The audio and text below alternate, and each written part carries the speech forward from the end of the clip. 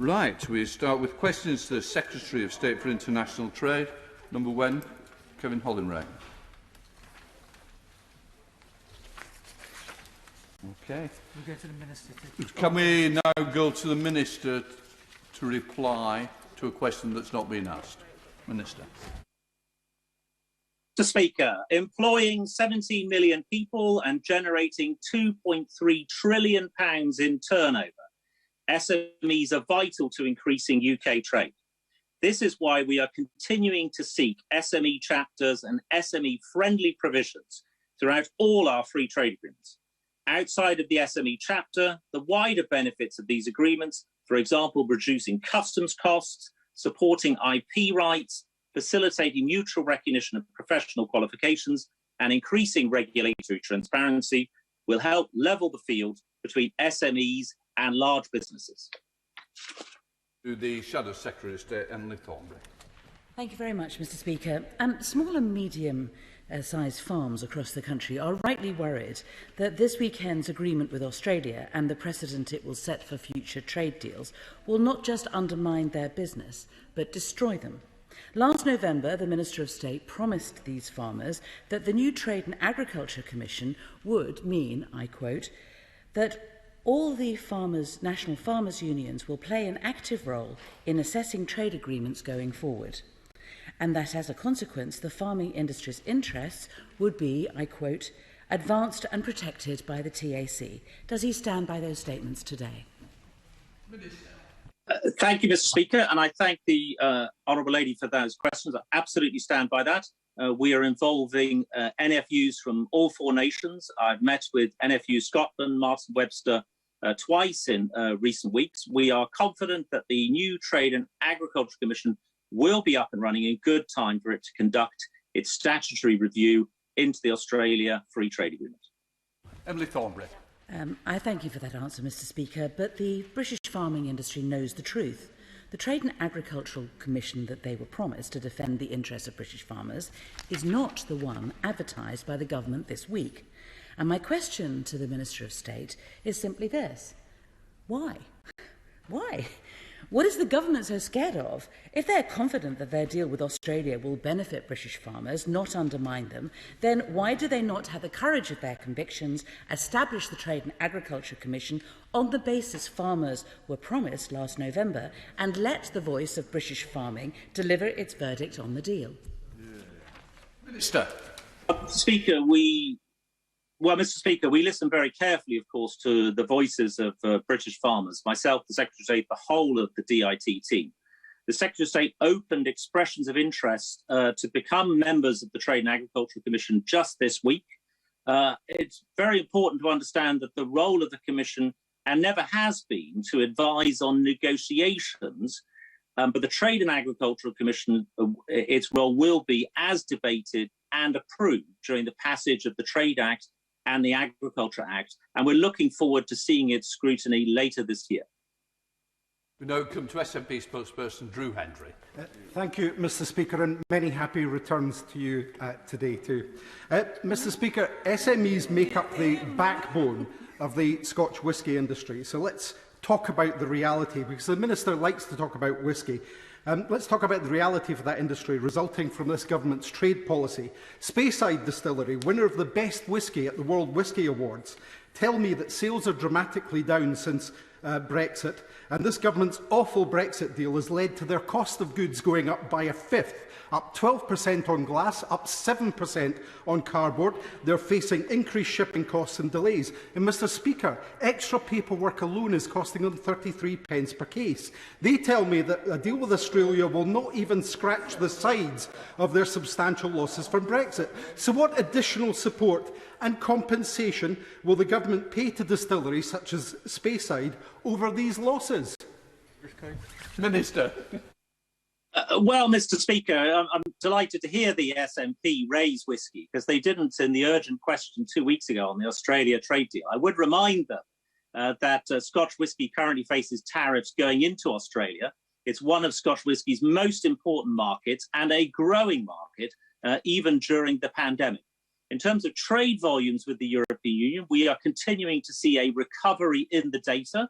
This is, of course, volatile data, but nonetheless was a 46% increase in exports to the EU in February, a further 9% increase in March. There'll be further data coming out in due course.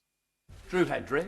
As ever, Mr Speaker, when presented with the realities, the Minister just spins into Brexit fantasy.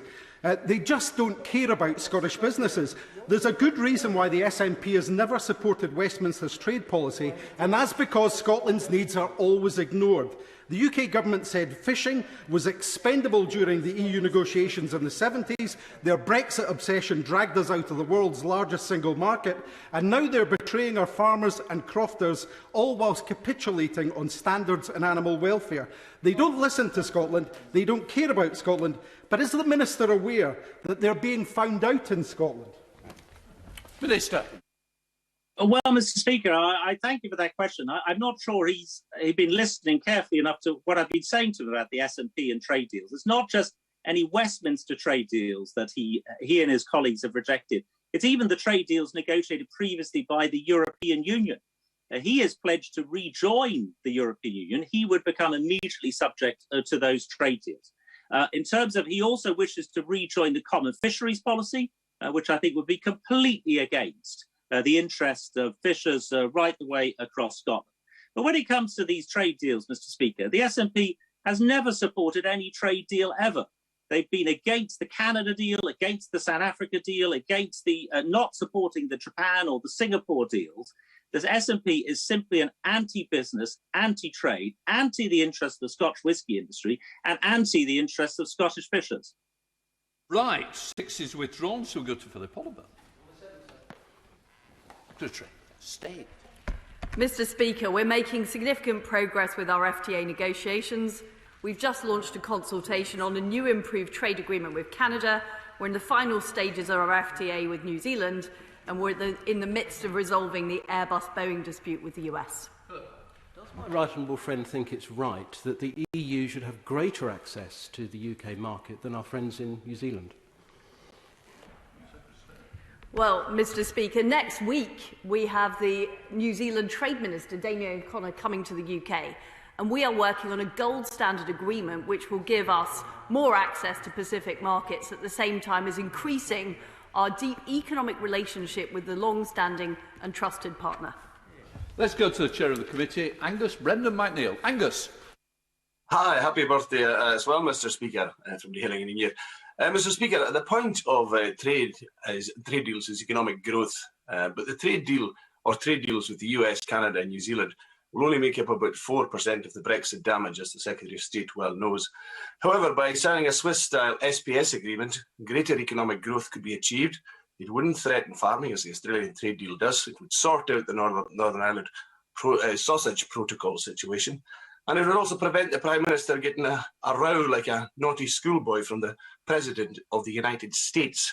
Given those 4 advantages, has she considered lifting the pen and signing a Swiss-style SPS agreement to make things a whole lot better on a whole number of other fronts? My colleague Lord Frost is very clear that we need to see pragmatism from the EU in order to resolve this issue. But the Honourable Gentleman doesn't seem to acknowledge that the parts of the world we're talking about, whether that's Asia-Pacific and the CPTPP, whether it's the deals that we're striking with countries like India and the Gulf, those are the fast-growing parts of the world. He is living in a static past. We are living in a dynamic future. Right, we have a substantive question to Minister Stewart. Thank you, Mr Speaker, and happy birthday. Recognising the challenges that the sector faces, both I and my co-chair of the Education Sector Advisory Group, the Universities Minister, continue to engage with colleagues across government in order to explore options for further support for the sector. Let's go to Caroline Ansell. Caroline. Thank you, Mr Speaker.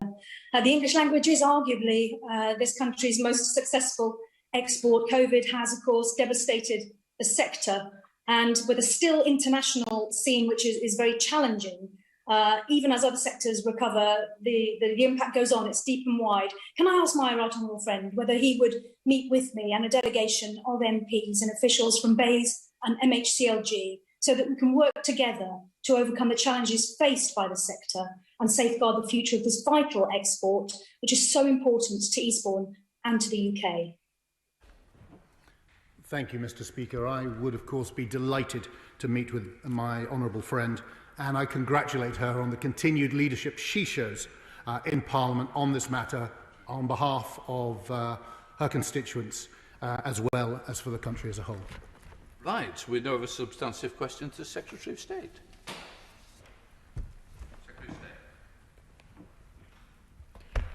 We've signed trade deals covering 67 countries plus the EU.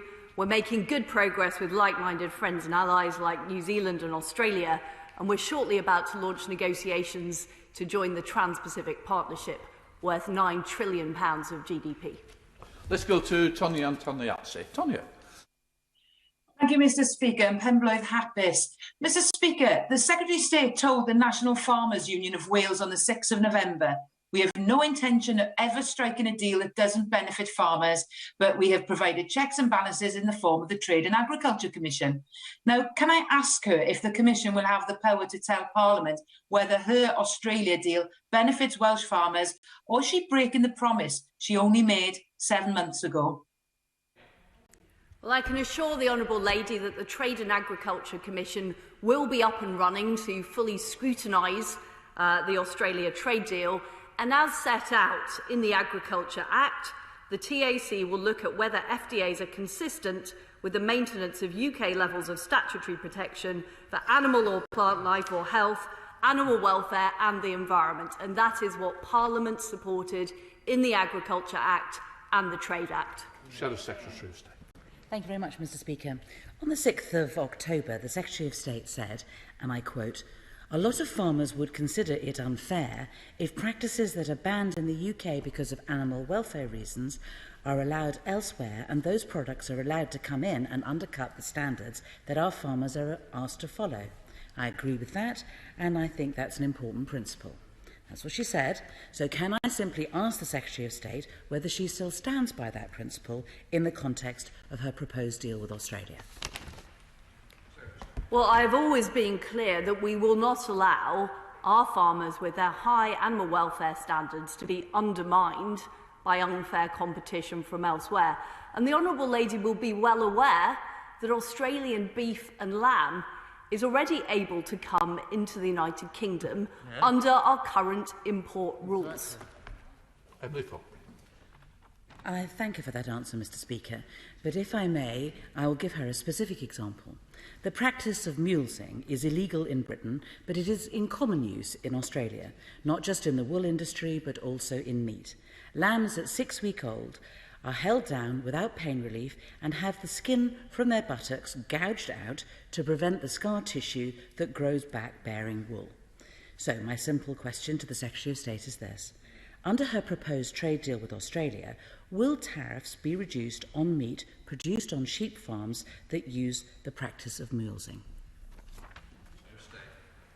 Well, we are still in negotiations about the final stage of the deal, but I can assure the Honourable Lady that British farmers with their high animal welfare standards won't be undermined. But I'm sure she's aware of World Trade Organization rules that prevent discrimination on the basis of production methods. And what the Honourable Lady seems to be advocating is leaving the World Trade Organization. And by the way, the Honourable Lady might be interested to know that foie gras is already banned in Australia. Dr. Kieran Mullen. Number 13, Mr. Speaker. Happy birthday, Mr. Speaker. The United Kingdom now has a fully operational trade remedy system that can take action if foreign subsidies harm British businesses. In addition, last month, my right honourable friend, the Trade Secretary, chaired a meeting of G7 trade ministers that called for the start of negotiations to develop stronger international rules on market-distorting subsidies and trade-distorting actions by state-owned enterprises, such as the forced transfer of technology. Dr. Kieran. Happy birthday, Mr. Speaker. With 9 out of 10 of the largest Chinese firms being state-owned enterprises, it's clear that the international rulebook is not keeping up with the latest player tactics. And I don't want to see, I don't think anybody here wants to see British businesses undercut. Would the Minister elaborate on what more we can do working with like-minded allies in the WTO and the G7 to tackle these unfair practices? I'm grateful to my honourable friend for that question. He is right that global trading rules have not adapted to take account of China's growth, nor their different economic model. So Britain cannot and will not allow her businesses to be damaged or undercut by those who do not play by the rules, such as through the non-transparent granting of different forms of industrial subsidies. We will work with like-minded partners at the G7, the G20, the WTO and elsewhere to address the harmful impacts of these unfair practices. Let's go to Shadow Minister Bill Esterson. Bill. Happy birthday, Mr. Speaker.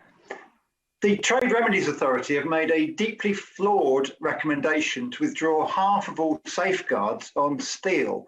If the recommendation is implemented, it's likely to lead to a flood of steel imports with potentially disastrous consequences for the steel industry, communities and livelihoods. The government's own regulations don't allow them to retain the safeguards unless the Trade Remedies Authority advises them to do so. The Secretary of State has already said the regulations need to be reviewed. So will ministers accept our offer to work together, find a way to retain these vital safeguards, and in so doing, live up to the commitment made by the Trade Secretary to do whatever it takes to protect our steel industry? Well, Mr. Speaker, I'm delighted to hear what the Shadow Minister says because, indeed, what he is asking, which is the imposition of measures against the independent recommendation of the TRA, is not within the Secretary of State's powers today. But his party did, in fact, argue that the Secretary of State should have fewer powers when the legislation was going through the House under the last government. In fact, they wanted to curtail her powers further and were robust on this. So we will not hesitate to defend British industry. That is our policy. The world has changed since 2018 when these powers were put in place, and the Trade Secretary is exploring what else might be needed in Britain's toolkit to defend British industry. We have Rob Butler. Many happy returns, Mr. Speaker. Question 15, please. Minister. Mr. Speaker, there will be opportunities for businesses across Buckinghamshire as part of the 2,600 businesses in the South East which already export goods to Australia last year. They are set to benefit from action on tariffs in areas like cars, food and drink and machinery, as well as benefits in services, including digital, data and innovation provisions which future-proof the FTA for businesses in Buckinghamshire and across the United Kingdom. Mr. Speaker, and I thank the Minister for his answer. Buckinghamshire has more micro businesses than any other county in the country. So now that we are a free sovereign trading nation once again, what help can my right honourable friend give to those very small businesses that want to export to Australia but might not yet have the expertise and experience to do so? Minister. Well, Mr. Speaker, I'm well aware of the situation in Buckinghamshire. My father set up a micro business in Buckinghamshire now 40-odd years ago. But I can tell him that our refreshed export strategy will raise the exporting culture of the UK, taking advantage of our new independent trade policy by providing SMEs and micro businesses across Buckinghamshire with new opportunities to build their exporting capability in both goods and services through enhanced support, strengthened one-to-many digital services, and improved access to finance. Right, let's come to Beth Winter. Question 16, Speaker. With your permission, Mr. Speaker, I will answer questions 16, 17, 18, 19 and 20 together. The United Kingdom has long supported the promotion of her values globally. We are clear that more trade does not need to come at the expense of rights or responsibilities. And although our approach to agreements will vary between partners, our strong economic relationships allow us to have open discussions on a range of issues. Thank you, Mr. Speaker, and Penrith Harpers. Given the ongoing violations of international law by the Israeli government, the attacks on the human rights of Palestinian people and their suffering, Israel's recent bombardment of the Gaza Strip in May killed over 240 Palestinians, over a quarter of them children, thousands more were injured and over 90,000 people displaced. So will the Minister agree it is now essential there is an investigation into whether UK-made arms or components have been used in the recent violence and destruction of homes, businesses and health facilities in Gaza? And, in the meantime, will the government cease immediately the export of arms to Israel? Well, Mr. Speaker, every Israeli and Palestinian has the right to live in peace and security. We do understand the deep frustration on all sides at the lack of progress in the Middle East peace process. The ongoing violence just underlines that a lasting resolution that ends these problems is long overdue. In respect of our arms exports, we have a robust arms export control process in the United Kingdom, which is governed by the consolidated criteria, and no exports occur where the consolidated criteria are not met. Liz Truss. Thank you, Mr. Speaker. Mr. Speaker, the UK's deal with Cameroon will complete its ratification process today, with no vote by MPs and no apparent concern from ministers for the abuses taking place in that country. Can I ask the Minister of State whether he thinks the US government was wrong to end preferential trade with Cameroon because of the Biya regime's abuses? And if not, why are we ratifying a deal to do the opposite? Well, my honourable friend spoke in an adjournment debate yesterday on this topic, and the opposition could, of course, have used an opposition day debate in this area. But we have a strong history of protecting rights around the world, promoting our values globally, and we will continue to do so by having an economic partnership agreement in place and encouraging trade. We are continuing to support some of the most vulnerable people in Cameroon, providing valuable employment and helping to lift them out of poverty. Mary Rimmer. Thank you, Mr. Speaker, and a very happy birthday. Mass torture, rape, forced sterilisation. This is the testimony of dozens of survivors of the Uyghur Tribunal in London, chaired by the former lead prosecutor at The Hague, Sir Geoffrey Nice QC. Does the Minister really think the British government should be turning a blind eye to the suffering of the human race for the sake of trade deals? Minister. We haven't, Mr. Speaker. We have proven our leadership and commitment time again. We have ramped up pressure on China in multilateral fora. We are taking targeted action in respect of supply chains, and our approach to China remains clear-eyed. We remain rooted in our values and in our interests. The truth is that we have announced a series of measures to help make sure that British businesses and the public sector are in no way complicit in the rights violations in Xinjiang, and that includes making sure that there is a review of export controls as they apply to the situation there. Let's go to Geraint Davies. Geraint. Happy birthday, Mr. Speaker. The English-speaking population in Cameroon faces mass killings, atrocities and torture. As we've heard, the US has now invoked trade sanctions, but the UK has signed a trade deal without parliamentary approval. So can I ask, has the EU's essential human rights clause now been removed from all future trade deals so that abuses, however abhorrent and widespread, will now be supported by the British economy through secret deals, thereby taking control back from Parliament and giving it to those with blood on their hands? I'm not entirely sure what the honourable gentleman was referring to in respect of secret deals. This is an agreement that the EU had originally. We have continued an agreement here to provide certainty to businesses in both countries. And to date, the EU has not taken measures against Cameroon. I know how fond he is of the EU. Alex Cunningham. Mr. Speaker, in response to the adjournment debate last night, the Minister, the member for Beverley and Holderness, told the House in relation to Cameroon, and I quote, "Violence does appear to have decreased in recent months compared with the peak of the conflict," as if the fact that the Biya regime are now killing and maiming fewer of its citizens was justification for our trade deal with them. Is it really the government's position that it's fine to do trade deals with murderous regimes if they're now killing fewer of their own people than they were?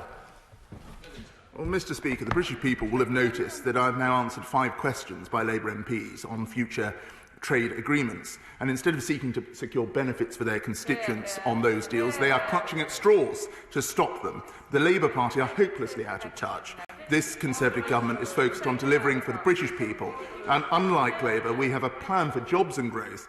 Trade is central to that. We've secured trade deals with 67 countries around the world, plus the EU, covering trade worth £730 billion last year, and we're just getting started. Right, let's go to Jessica Morgan. 21 and another Pembroke happens to you, Mr. Speaker. Thank you, Mr. Speaker. We are working to de-escalate trade tensions that negatively impact steel exporters, including our pursuit of a permanent resolution to the US Section 232 tariffs, which so unfairly harm the UK steel industry.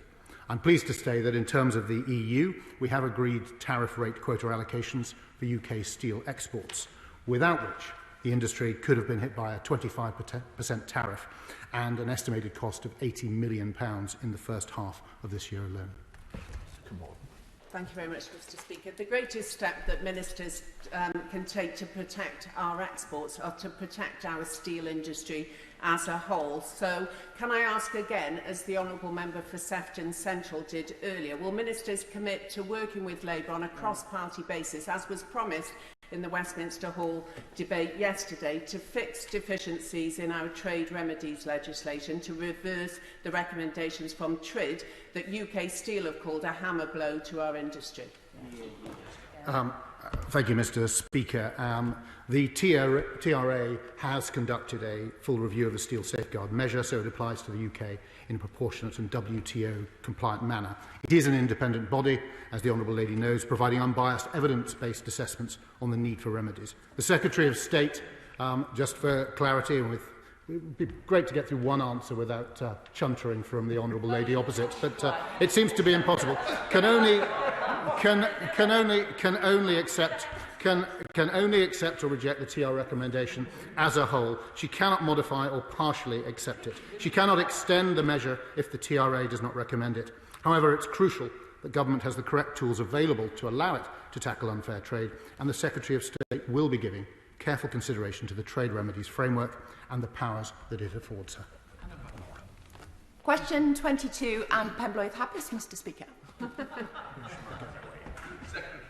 Mr. Speaker, happy birthday. I'm sorry I didn't mention it earlier. With your permission, Mr. Speaker, I'll answer questions 22 and 23 together.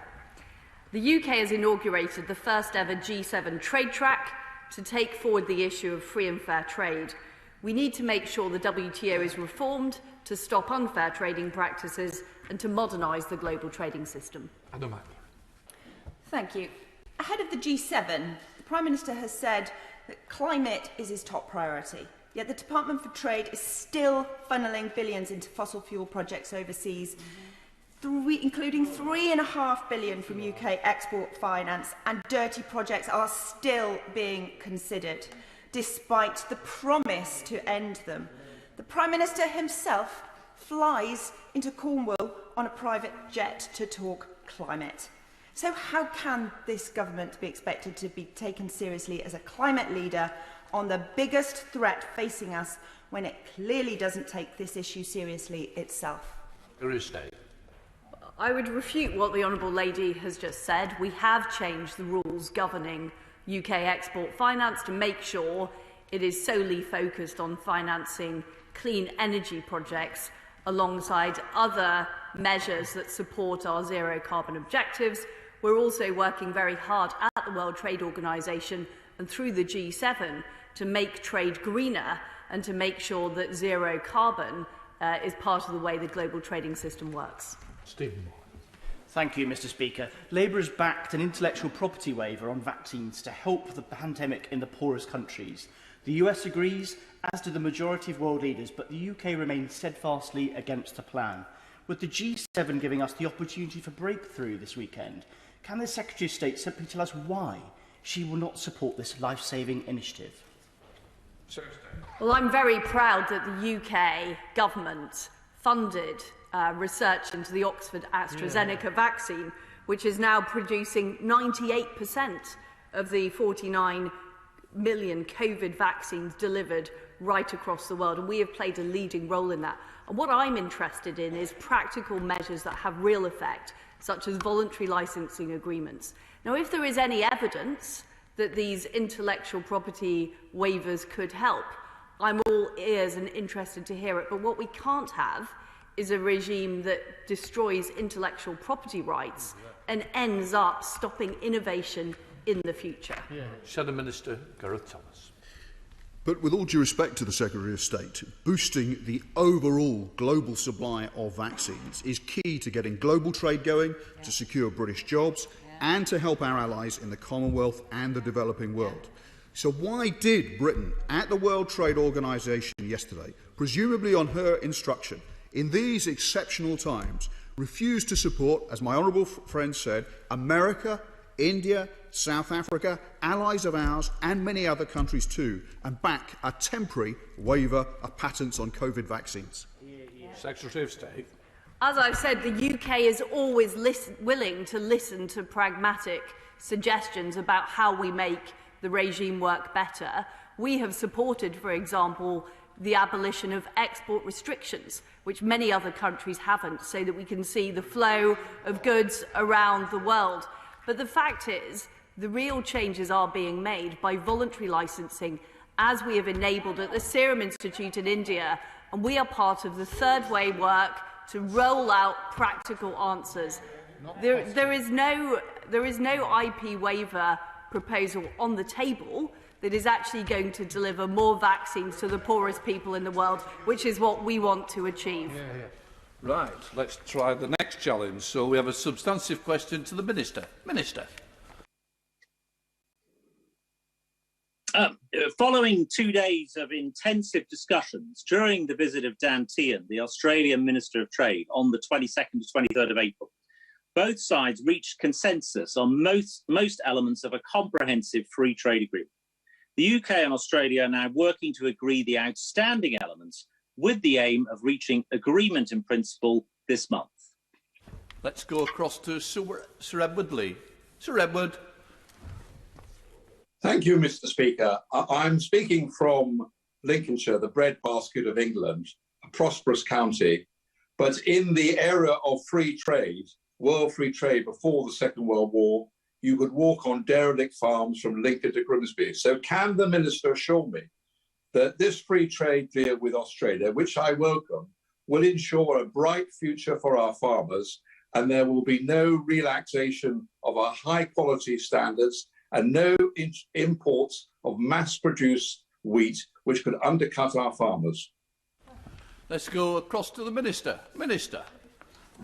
Well, I thank my honourable friend for that question. He's quite right to point to the brilliance of the Lincolnshire farmers and their industry in helping both feed this country and also to export.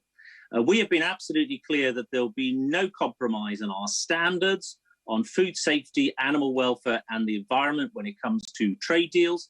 And I agree with him. There's an opportunity here for Lincolnshire to be exporting more. We've secured more access last week in the Norway, Iceland and Liechtenstein deal. We're looking forward to joining CPTPP, which has big opportunities for UK agriculture and future free trade agreements going forward. Right, Richard Thompson. Thank you, Mr. Speaker. Australia's... Sorry? 26. Minister. With your permission, Mr. Speaker, I will answer questions 26 and 27 together. This is a deal for the whole Union.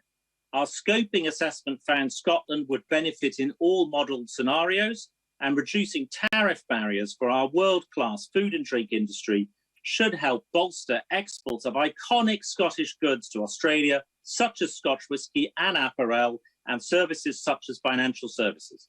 And once we accede to CPTPP, Scottish farmers will also gain access to the increasing middle class in Asia. Richard Thompson. Thank you, Mr. Speaker. Australia's red meat industry has a goal of doubling its sales by 2030, and that's a goal which requires access to UK markets.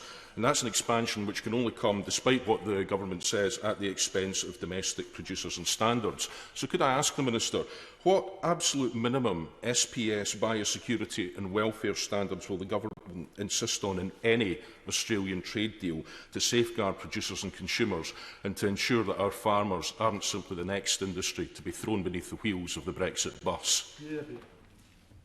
Minister. Well, Mr. Speaker, I've met with NFU Scotland a few times in recent weeks, and to be honest, it would be nice to hear him and his colleagues for once sticking up for agriculture in Scotland and the opportunities that come from trade, rather than being against every single trade agreement. I would say to him that Australia currently exports a lot into Asia, 75% of its beef exports, 70% of its lamb exports, only 0.15% into the UK.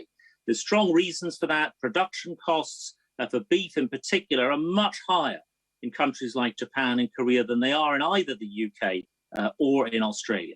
Staged over time, tariff reductions and making sure that the safeguards in place, we are confident we will have the ability to protect UK farmers from any unforeseen increases in Australian imports into this country. Let's go to Amy Callaghan. Amy. Thank you, Mr. Speaker, and I have to wish you a very happy birthday. Currently, the UK doesn't have specific legislation to ban meat from animals raised by inhumane methods such as battery cages, methods that are utterly intolerable here but permitted and used extensively in Australia. The Department for International Trade has also never set out if or how it might inspect animal welfare and food standards in countries we may sign new post-Brexit trade deals with. Does the Minister truly believe that the people of Scotland are prepared to see food on their supermarket shelves reared in appalling conditions, all for the additional 0.01 to 0.02% of GDP over 15 years, as per his department's own assessment? Minister. Well, Mr. Speaker, I've never heard the SNP support any trade deal ever. They even voted for a no-deal Brexit last December. She mentioned standards, and we've been absolutely clear, no compromise on our standards. However, Australia, in its standards on animal welfare, is actually ranked 5 out of 5 by the World Organization on Animal Health for its performance of veterinary services across 38 categories. When she says meeting our standards, our import standards remain high. Those will be unchanged as a result of this or any other trade agreement. Australian produce, as indeed other produce, must continue to meet our high import standards. Substantive question to the Minister. Mr. Speaker, we recognise the importance of domestic battery development and manufacturing, and that's why we have engaged with business to understand their needs and make sure that our free trade agreements deliver. This includes negotiating rules of origin that consider the transition to electric vehicles and enable British manufacturers such as Jaguar Land Rover and Nissan to access global markets. Let's go to Steve McCabe. Steve. Thank you. Happy birthday, Mr. Speaker. Mr. Speaker, as the Minister acknowledges, the future of our car industry in the West Midlands is dependent on battery production and the government giving the go-ahead for a gigafactory. But battery production requires ready access to materials like cobalt, lithium and manganese. Can the Minister say which countries he's talking to about trade deals that would secure these supplies? Minister. We're talking to friends around the world on making sure that our supply chains are more resilient than ever before.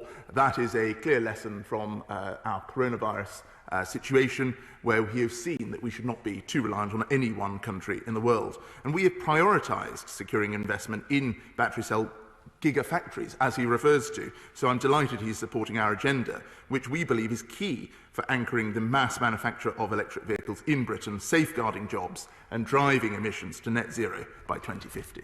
29 withdrawn. Deanna Davis. Thank you, Mr. Speaker. Number 30, please.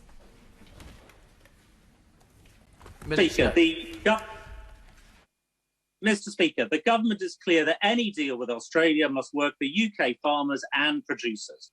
We will use a range of tools to defend British farmers.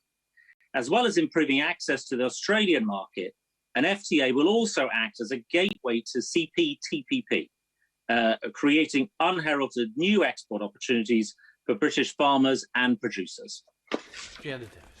Thank you, Mr. Speaker. Last summer, the Secretary of State visited Grange Hill Farm in Bishop Auckland, where John and Jane, the leading farmers, are rightly proud of the fabulous beef that they produce. So can my right honourable friend please tell the House how a gateway to the CPTPP, a deal with Australia, will open up new markets for British beef farmers? Minister. Well, Mr. Speaker, I thank her for that question. And the Secretary of State, I know, greatly enjoyed her visit last year to her farms. CPTPP is a great opportunity. I'd already referenced in an earlier question growing Asian demand for products like meat, but also other British agri-food products. We see there being tremendous opportunities in that fast-growing market, 13% of global GDP across 4 continents, a real opportunity to be able to sell British farming produce into those fast-growing Asian and American markets. Substantive question to the Minister. Thank you, Mr. Speaker. China is an important trading partner for the UK, with bilateral trade worth £78.8 billion in 2020. In fact, they were our 3rd largest overall trading partner and 7th largest export market last year, with UK exports to China amounting to £22.9 billion. The UK also remains a leading destination for Chinese outbound investment in Europe. Go to Joanna Cherry. Joanna. I thank the Minister for his answer. Coda Octopus are a company based in my constituency, and they've been encouraged by successive Tory governments to expand their sales to China. Their world-leading Echoscope is used in underwater port construction and in renewable energy projects, and it doesn't have a military use. Yet, despite a 23-year track record of exports, they're now losing millions of pounds in orders due to a change in attitude on export licences.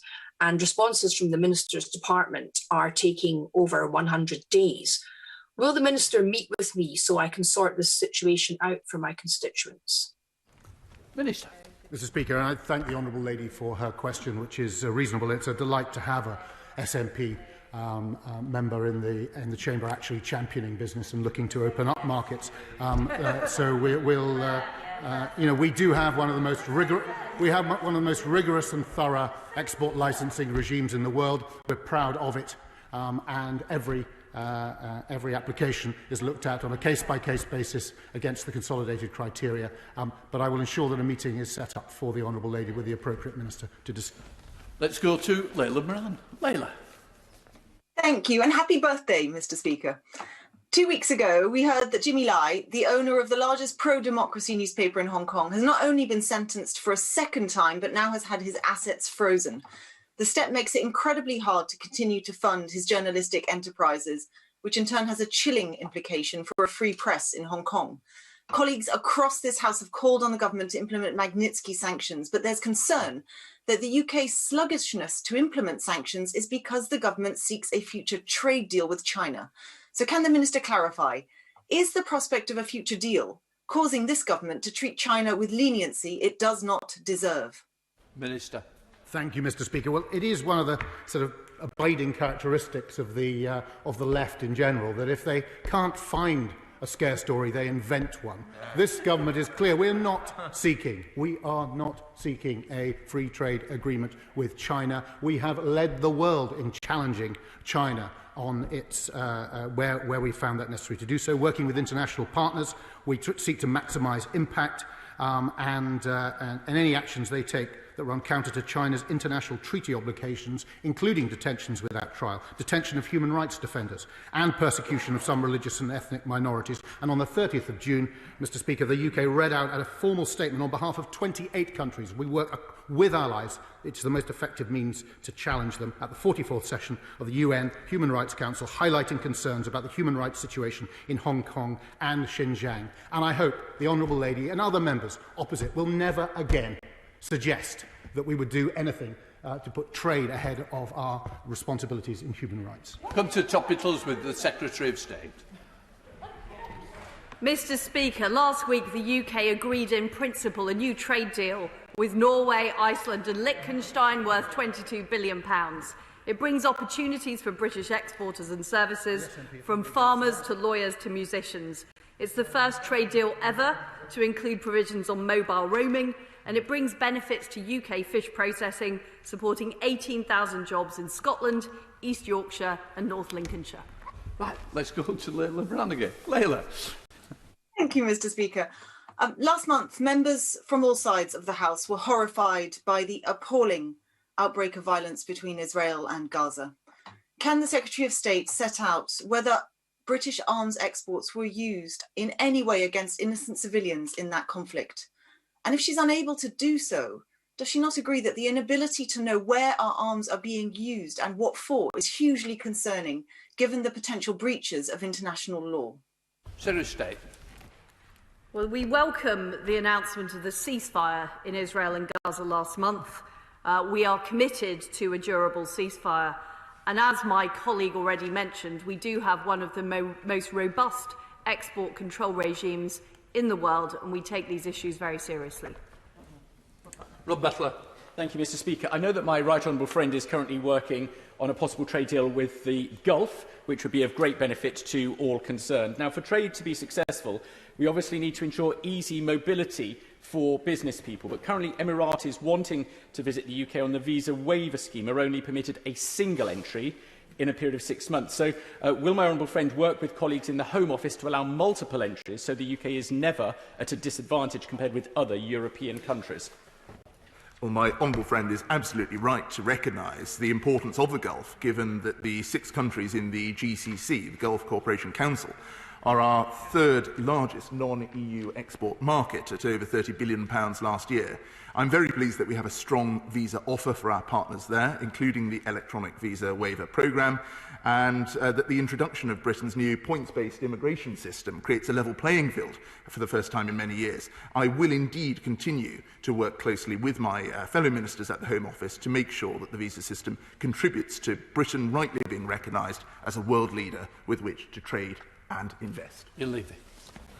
Thank you, Mr. Speaker, and a happy birthday from Blythe Valley. I recently had the pleasure to visit B&B Attachments, a fantastic firm in Cramlington that designs and constructs stock handling machinery for the front of forklift trucks. During my visit, it became evident, now more than ever, that we need to showcase the ability of such firms on a global stage. Would my right honourable friend agree with me that she is doing all she can to support and promote the achievements of our homegrown manufacturing? Thank you. Minister. Mr. Speaker, I'd like to thank my honourable friend for his continued support for businesses in his constituency and would agree with him that B&B Attachments is an example of UK manufacturing at its best. My department was delighted to help B&B grow its business overseas by providing specialised advice, dedicated funding, and is doing all it can to help other manufacturing suppliers from across the regions and nations of the UK to achieve success overseas, including with grants from our £38 million internationalisation fund. Taiwo Awatami. Taiwo. Thank you, dear Mr. Speaker. Given that there are physical trade shows taking place in the EU as early as July, and so far there has not been any confirmation on what support will be provided to UK exporters, can the Minister provide clarity on when his department will publish its trade show access programme for the financial year of 2021 and 2022? I'm sure the Minister knows that continuous delay will be disastrous for our UK exporters, as the UK is supposed to be showing the world that it is ready for export and keen to forge new commercial relationships with the rest of the world. Minister. Thank the Honourable Lady for her excellent question, because trade show support is really important to putting British business on the front foot. We have worked across multiple industries to improve our digital and virtual offer, and I'm delighted to say in some areas that's actually led to higher levels of activity than we had before, and I will make sure that the House is informed as soon as we have further to say about the plan possibly following June the 21st. Anam Kerzar Javid. Razan, a medic. Yasin, aged 9. These are only 2 names of many children in frontline medics who have been killed during systematic oppression of the Palestinian people by the Israeli government. Export licences to sell arms to Israel worth £80 million. £80 million have been granted by ministers in this department over the last 3 years. Lives have been lost, businesses attacked, homes are in rubble and families have been torn apart, yet the UK government is still selling British-made weapons to Israel. Will the Minister please clarify if it's UK government policy to sell arms to those complicit in violations of international law? Secretary of State. The UK has one of the most robust arms exports control regimes in the world. We rigorously examine every application on a case-by-case basis, and the criteria is very clearly laid out in legislation to make sure it's completely compliant with international law. Let's go to Matt Vickers. Matt. Thank you, Mr. Speaker, and happy birthday. Can I congratulate my right honourable friend for the work she is doing to secure a free trade agreement with Australia? Does she agree that an agreement with our friends in Australia will deliver for the whole of the Union, bringing huge benefits to businesses and jobs, not only in my patch of Stockton South, but in every corner of our United Kingdom? Secretary of State. Well, I welcome my honourable friend's enthusiasm for a deal with Australia, and also the fact that it will lead to entry to the CPTPP, a vast Pacific market of huge benefit to the manufacturing industry in the northeast of England and beyond. So thank you very much for his support. Let's go to Paula Baker. Paula Barker. Paula. Thank you, Mr. Speaker. The Secretary of State will be aware that post-Brexit there have been substantial changes to checks being undertaken on products of animal origin. However, an abundance of red tape, including the need for certified veterinarians to sign off dairy products rather than a dairy inspector, as required by most non-EU countries, is creating an additional burden and extensive time delays on the processing of crucial consumer products. Can I ask the ministers to impress on their cabinet colleagues the need to resolve these delays and press for a speedy resolution in order to facilitate efficient trade across borders? Thank you. Minister. The Labour Party is actually the party of red tape. We are the ones that are getting rid of it. And we have called for pragmatism in this area. We are a sovereign nation. We are British and we are proud of it. And we are going to stand by every corner of this country as we deliver trade benefits and create jobs. And in respect of the issues around meat, it is wrong that anyone should be threatening the British sausage. We will stand up for the British sausage, and no one will ever be able to destroy it. Thank you very much, Mr. Speaker, and a very happy birthday as well. In Burnley and Padiham, we have world-class skills and products, and when we export those, it's phenomenally successful. But we know one of the things businesses struggle with is having the confidence and the knowledge to export for the first time if they've never done it before. So could my right honourable friends set out what steps the Department for International Trade is taking to give businesses the support they need if they're going to go and export for the very first time, so that we can push the Made in Burnley message even further around the world? Mr. Speaker, I'm pleased to say that my department has recently created the new Export Academy, designed precisely in order to equip businesses with capabilities and confidence to export successfully. And my honourable friend, who is such a champion of his local exporters, it's so refreshing to have on this side of the House members like him championing local business. I believe he's holding an exporters fair shortly, and I congratulate him on that. You'll be pleased to hear that 259 businesses from the North West have joined the SME Pilot Export Academy since it began, including 15 from the Burnley area. We have international trade advisors for the Northern Powerhouse. Additional resource has gone in there, and with his help we will continue to champion northern businesses and businesses from Burnley in particular over coming months and years. Paul Blomfield. Paul. The International Trade Secretary described her new deal with Norway, Iceland and Liechtenstein as a major boost for our trade. But the Norwegian government was more realistic.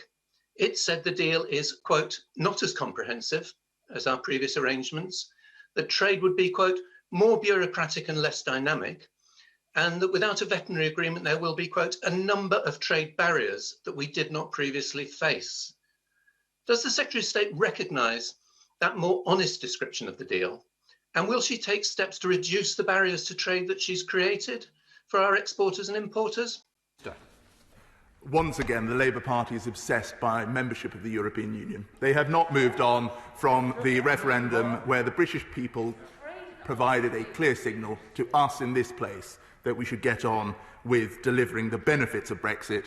This deal is a world leader in digital trade, eliminating the need for paperwork, and indeed many countries and many trade blocs could learn from that. Jeremy Wright.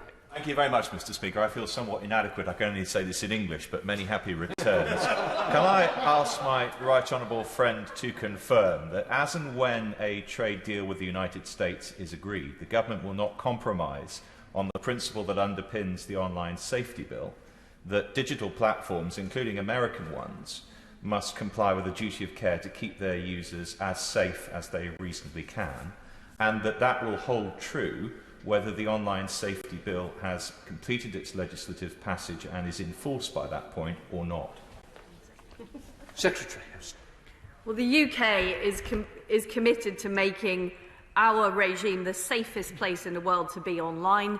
In trade negotiations, we will protect our online safety regime whilst also promoting our thriving digital industry. And I'm very pleased that already in free trade agreements with Japan and the EEA, we've agreed free flow of data alongside protecting Britain's high standards, and that is exactly what we would do in an agreement with the United States. Wendy Chen.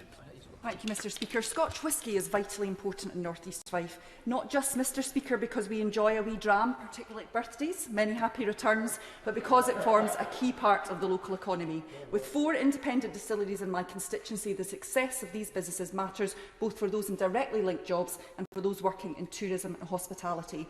So can the Secretary of State confirm that the Prime Minister will use his bilateral meeting with President Biden this week to agree and publish a clear roadmap for the permanent settlement of the Boeing-Airbus dispute, which would remove Scotch whisky and other sectors from the risk of tariffs being reimposed? It was very positive news earlier this year when the tariffs were lifted.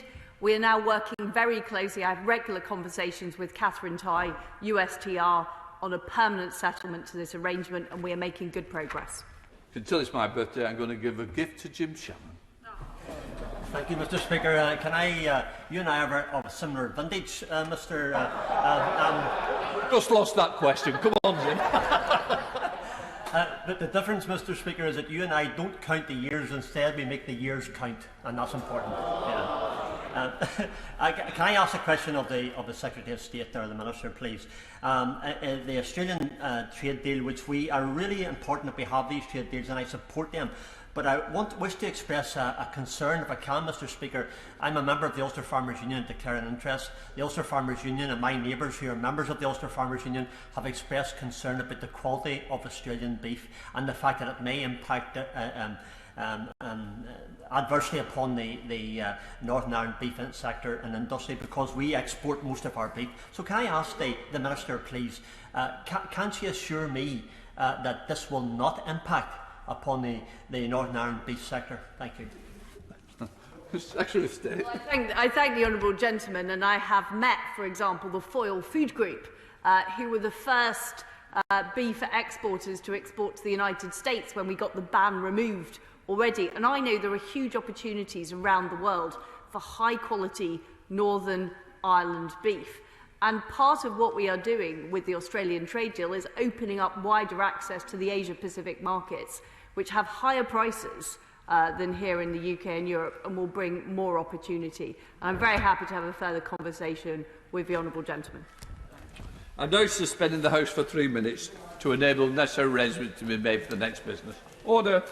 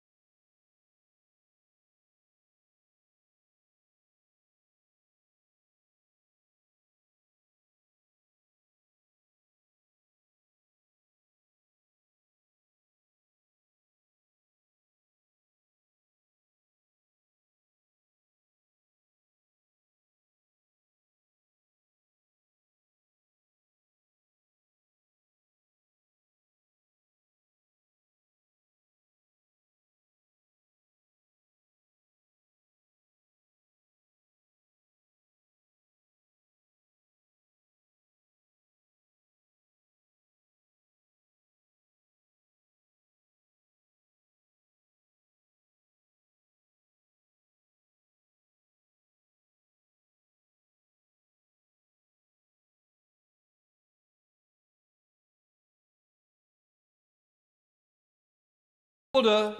I call Yvette Cooper to ask the urgent question. Thank you, Mr Speaker, and happy birthday. To ask the Home Secretary to make a statement on the court judgment on Napier Barracks. Minister. Thank you, Mr Speaker. Happy birthday as well. I made my maiden speech on your birthday when you were in the chair as Deputy Speaker 6 years ago. Mr Speaker, I'm answering this question on behalf of the Honourable Member for Torbay, who has sadly suffered a family bereavement and therefore can't be here this morning. COVID-19 has had a major and unprecedented impact on the asylum system. We make absolutely no apology for doing everything in our power to provide shelter to those in need during these exceptional times. Between March and October of last year, nearly 12,000 extra people needed to be housed as a result of the pandemic, nearly 10,000 of whom ended up in hotels at huge public expense. Every accommodation option had to be considered. Those accommodated at Napier Barracks are catered with 3 nutritious meals per day, with options for special dietary or religious requirements. There is a recreational building with a library. Prayer rooms are available, and scheduled activities now include yoga, English conversation, and art. There is a nurse on site and access to a GP. All asylum seekers housed at Napier have access to a 24/7 advice service provided for the Home Office by Migrant Help. Napier Barracks has been happily used for many years by army and police personnel. The army itself has continued to use barrack accommodation around the country during the pandemic when needed. While we are disappointed by some elements of the judgment, the High Court found in the Home Office's favour in a number of areas. It rejected the claim that conditions at Napier amounted to inhuman or degrading treatment. The judge declined to rule that dormitories or barrack accommodation could never provide adequate accommodation for asylum seekers, and the judge rejected the claim that the expectation residents would be back on site by 10 p.m. amounted to a curfew or unlawful imprisonment. Furthermore, Mr Speaker, the judgment was based on conditions in the past, before several significant improvements. These include a stronger cleaning regime, reopening of communal areas with staggered access times, limiting the period of residency, and using lateral flow tests now 3 times a week. The overall capacity of the site has also been reduced. At all stages, the Home Office believed it was taking reasonable steps to respond to PHE suggestions on public health where possible. We have published the suitability criteria that we use for assessing who is suitable to be accommodated at Napier.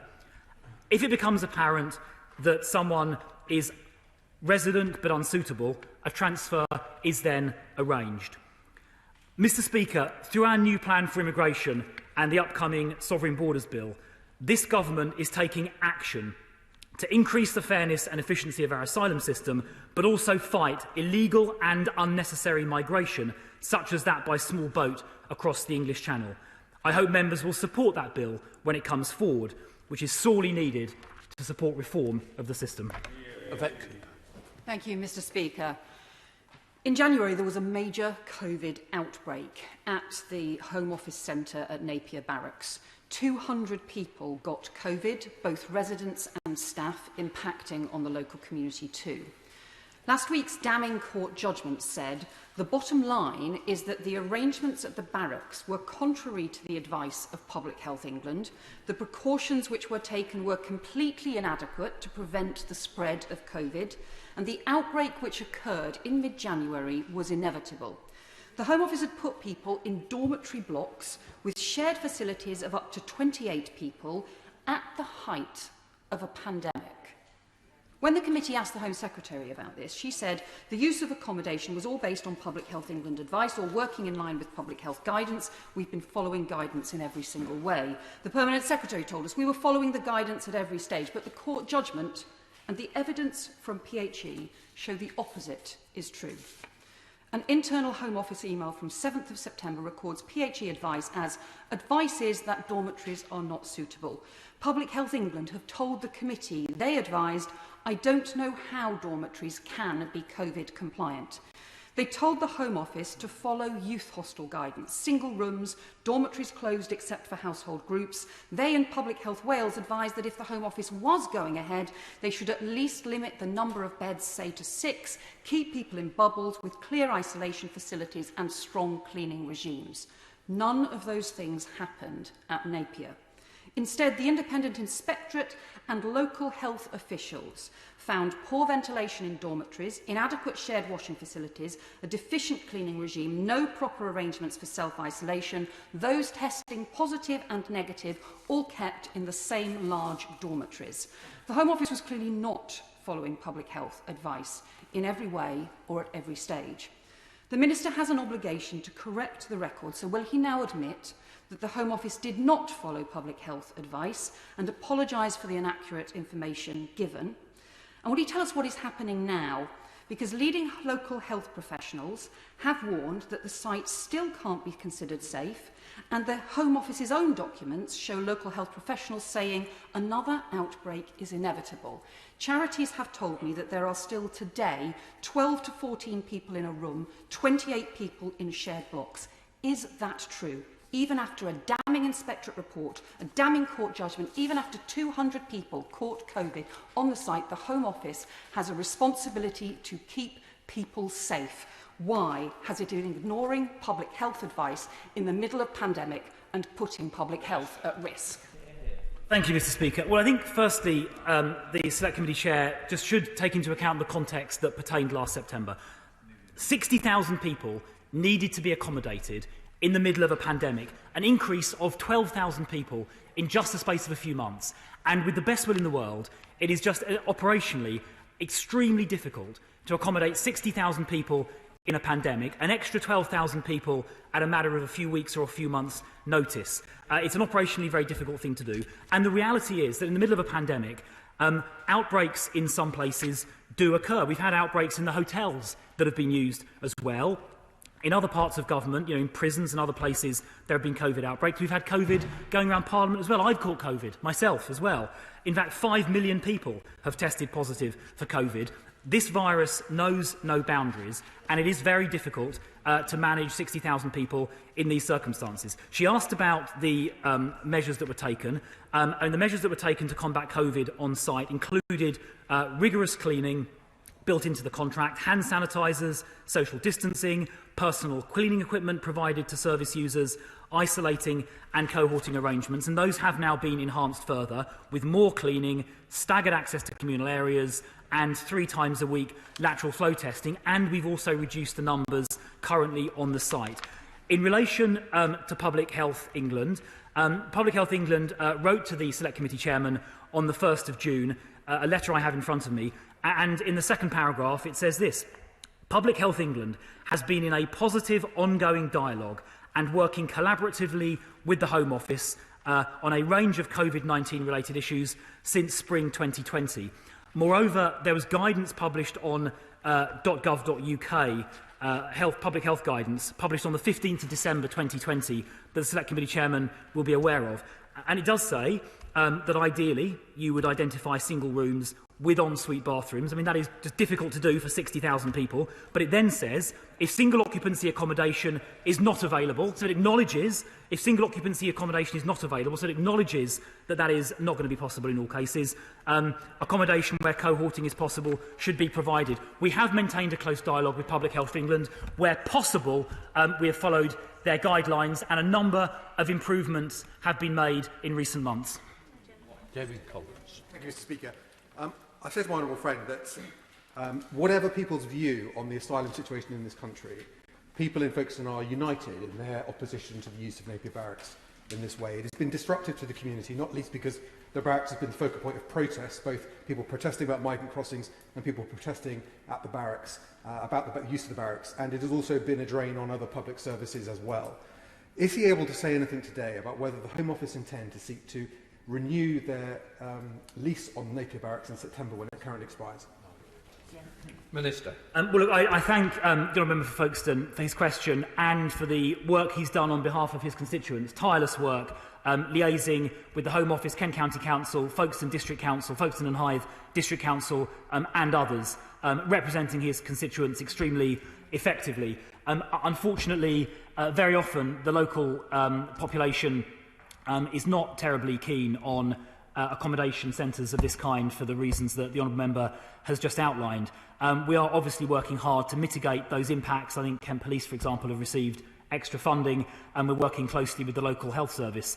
The current arrangements on the site, I think, are due to run until September, and no decision has been made beyond that, but I can certainly assure my honourable friend that he will be absolutely closely engaged with at all stages as any further decision gets taken. Thank you, Mr. Speaker, and I too want to wish you a very happy birthday as well. I want to congratulate my right honourable friend, the member for Normanton, Pontefract and Castleford, for securing this urgent question. The recent High Court judgment was a further shameful indictment of the government's approach to asylum accommodation. In her question, my right honourable friend highlighted the failure of the Home Office to listen to the public health advice about Napier Barracks that led to the COVID outbreak affecting 197 asylum seekers and staff and posed a danger to the wider community. On the 30th of November, as a result of a fire safety inspection at Napier, the Crown Premises Fire Safety Inspectorate concluded that identified individuals or groups of people would be at risk in case of fire. In January, a fire broke out in Napier. The Independent Chief Inspector of Borders and Immigration noted that CPFSI's concerns had not been addressed prior to the fire. So can the Minister tell me, why did the Home Office ignore the advice of Public Health England and CPFSI? And can the Minister give me a categoric assurance that the Home Office will now follow all future advice from PHE and CPFSI and publish the PHE advice given to the Home Office? Mr. Speaker, the Kent and Medway Clinical Commissioning Group's infection prevention report outlined that the site did not facilitate effective social distancing. Quite simply, how on earth did this happen in the middle of a global pandemic? Minister.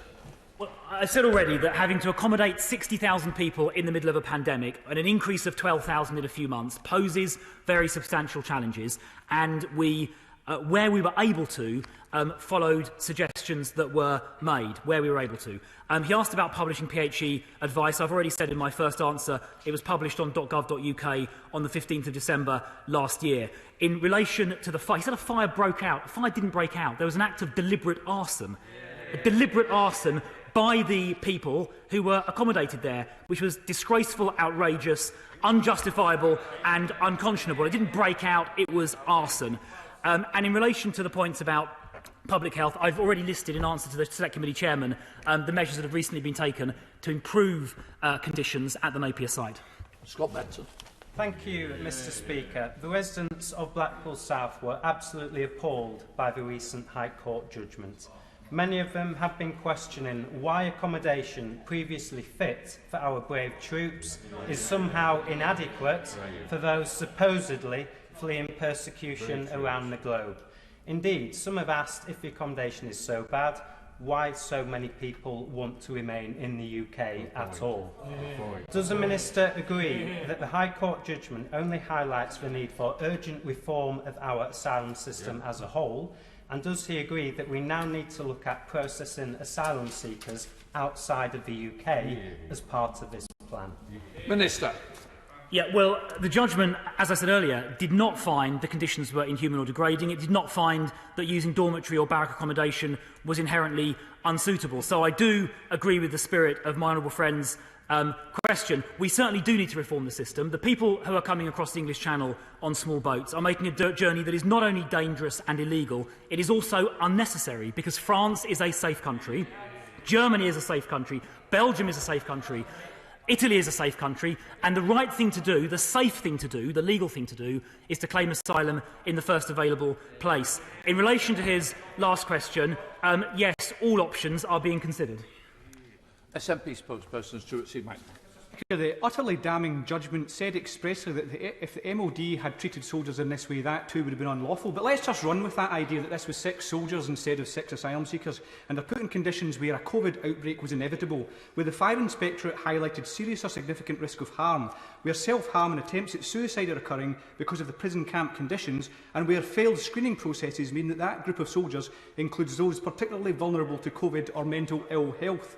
Imagine MPs are then told that use of the accommodation was all based on Public Health England advice without us ever getting actually to see that advice, and then a court case established the opposite was true.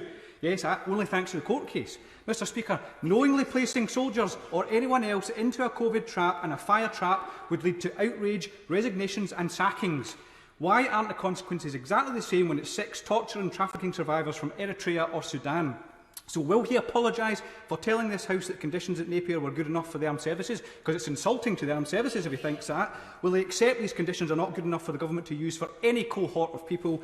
And what does he think the Home Secretary can learn from the precedent of Amber Rudd's resignation for inadvertently misleading the Home Affairs Committee? Minister. Of the public health guidance. It was published online. He said it was only published because of the court case. It was published on the 15th of December, long before the court case was registered. He said the people there were sick. There are screening criteria to make sure that people who shouldn't go there don't go there. And if they become vulnerable during the time of occupation, then they get moved out. I should also add that the people accommodated there are all young single men, almost entirely aged between 18 and 40.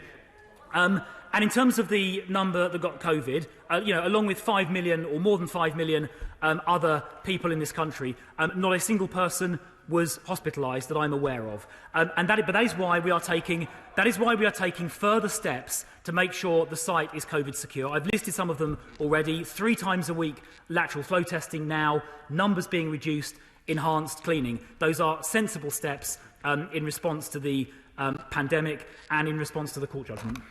Right, let's go to Dr Andrew Morrison. Andrew. Thank you, Mr Speaker, and a very happy birthday to you. Mr Speaker, the Home Office has worked incredibly hard in very difficult circumstances to improve conditions and COVID security, particularly for the men temporarily housed at Napier Barracks since the evidence informing the High Court ruling was submitted. However, Mr Speaker, I represent a large army community that will be wondering why conditions considered fine for servicemen and women are considered not good enough for asylum seekers, including those who have made the illegal and perilous journey across the Channel. How am I to advise my constituents? Minister. Well, I think the honourable gentleman is raising an extremely good question, and it's precisely because of that question we're going to be introducing a bill in the near future, announced in the Queen's speech, to reform our system, to make sure that the asylum system, of course, is fair, as it should be, to those in genuine need, but we deal with these claims quickly, effectively and fairly, but also prevent unnecessary illegal migration, which puts enormous pressure on the system of the kind that we're discussing today. Alistair Carmichael. Thank you, Mr Speaker. The British Red Cross, who I think we would all acknowledge as the experts in the area of provision of accommodation of this sort, in their recent report made a recommendation that the Home Office should introduce a formal independent inspection regime for asylum accommodation with publicly available reports in order to better monitor the quality and effectiveness of support provided and improve transparency and accountability for decisions. Surely, in the Home Office's own interests, that would be preferable to a status quo where they are left to mark their own homework or to be called out by the courts. Well, we don't mark our own homework. We're very widely inspected. In fact, there was an inspection by the Independent Chief Inspector of Borders and Immigrations just a few months ago into Napier. Maria Kelly-Foy. Many happy returns, Mr Speaker. One of the most shocking aspects of Napier Barracks was the detention of vulnerable people who've already survived serious human rights abuses, including torture and trafficking. Given that people's immigration cases can be resolved more humanely, efficiently and cost-effectively by supporting them in the community, why is the Home Office opening a new detention centre for vulnerable women in County Durham? Minister. Say the honourable lady's getting a little muddled up there. So the Napier site is not detention, it's an accommodation centre. People are free to come and go as the court case found. The centre up in Hassexfield in Durham is a detention centre prior to removal for people whose appeal rights are exhausted and have no legal right to be in the country. They're two completely different things. Peter Bell. Thank you, Mr Speaker. Would the Minister agree with me? The problem isn't Napier Barracks, it's the problem of people crossing the Channel illegally from France. Isn't a simple solution, when these people arrive in England, we put them on a Royal Navy boat, taken back to France, because France is a safe country and that's where asylum should be claimed, and if we did it, it would stop the problem. Minister. Yeah, well, I mean, the honourable member is absolutely right to say that these channel crossings, which are now running at extremely unacceptably high levels, are completely unnecessary because France is a safe country. You don't need to make the crossing. It is also dangerous and it is also illegal. So I completely agree with those sentiments. In relation to the action needed, decisive action needed to stop these crossings completely, I can assure the honourable member that every single option is under very active consideration.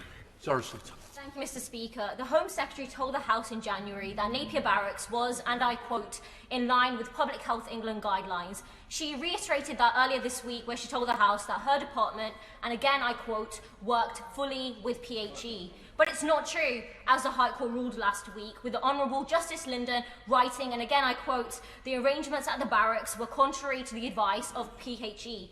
The Ministerial Code states that ministers give accurate and truthful information to Parliament, correcting any inadvertent error at the earliest opportunity. So I ask the Minister, given this blatant discrepancy between the facts and what the Home Secretary said, why is she not here today to correct the record, or will she learn from her predecessor who resigned as Home Secretary for inadvertently misleading MPs?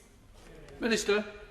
Well, I've already read the quote from the letter from Public Health England to the chair of the Home Affairs Select Committee, dated the 1st of June, in terms of the work we've been doing with them. And that letter says in the second paragraph, PHE has been in positive ongoing dialogue and working collaboratively with the Home Office on a range of COVID-19 related issues since spring 2020. Let's go to Bob Blackman.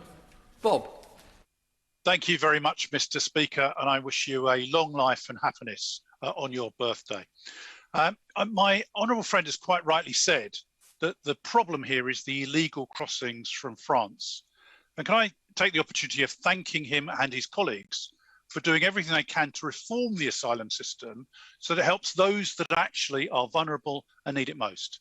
Can he confirm that under the new proposals, we'll be opening more safe routes to the UK whilst we're damping down on the people smugglers who prey on the most vulnerable? Minister. My honourable friend, as always, puts it exactly right. We intend to stand by those who are in genuine need with schemes like the resettlement scheme, which have taken vulnerable people directly from places of danger and resettled them more than any other country in Europe. More than any other country in Europe. But when it comes to illegal migration, we intend to, Mr. Speaker, clamp down hard. Rosie Duffield. Oh. Right, Marco Longi. Mr. Speaker, happy birthday to you. Yesterday I was made aware of quite a serious matter that could revolutionise our equality laws.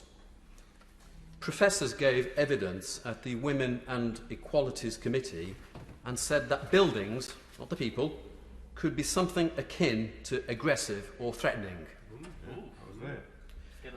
So I think the illegal immigrants at Napier may have acted perhaps in self-defence when trashing and torching the barracks. We should all be aware of their vulnerabilities and sensibilities. So will the Minister agree to perhaps send a delegation from the Equalities Committee to assess this building aggression, in particular the Honourable Member for Ashfield, whose sensibilities make him ideally suited for the job? Minister.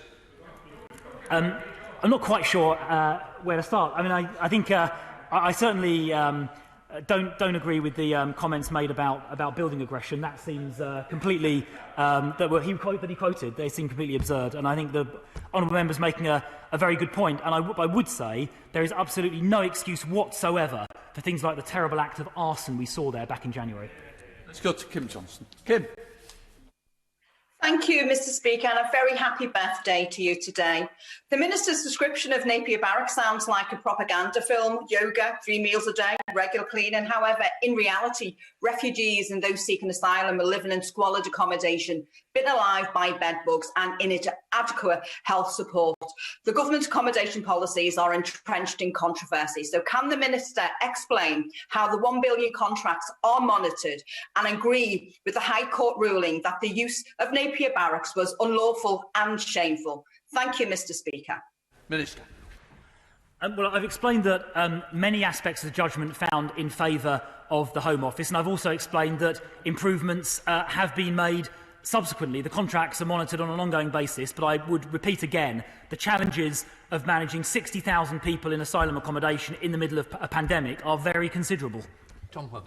Mr. Speaker, I mean, I do see this issue about public health in a pandemic as a little bit of a distraction technique. Frankly, I think pandemic, no pandemic, I'm pretty sure most Labour members would rather have these who are largely illegal immigrants in elaborate hotel accommodation for as long as potentially indefinitely. Does the Minister here agree with me that it might be necessary in time that if we are going to do what the elected government was asked to do, which is take back control of our borders, that we may need to be open to looking at human rights law, because it does seem that these judges who are so often out of step with public opinion are a blockage to us doing what we need to do. Minister.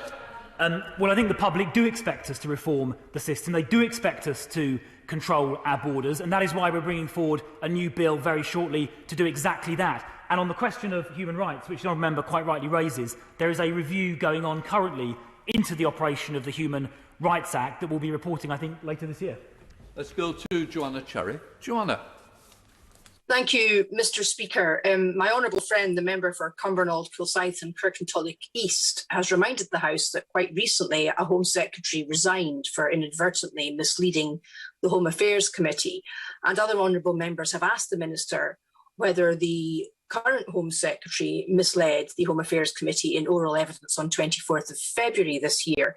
In response to those questions, the Minister keeps referring to a Public Health England letter from June of this year, which talks about full cooperation from the Home Office since spring of this year. But of course, when the Home Secretary gave evidence on the 24th of February, she was talking about what had happened before then, not what happened this spring. And evidence presented to the High Court suggests that what she said, that the department had previously followed public health guidance regarding Napier Barracks in every single way, was simply not factually correct. And the High Court have said that the fact that that public health evidence was ignored meant that the COVID outbreak was inevitable. So why isn't the Home Secretary tendering her resignation as Amber Rudd had the grace and decency to do? Minister. The Honourable and Learned Lady refers to the letter of the 1st of June and says that post-dated the Home Affairs Select Committee appearance on the 24th of February, which it does. However, the paragraph I quoted said that the positive ongoing dialogue and collaborative working had been ongoing since spring 2020.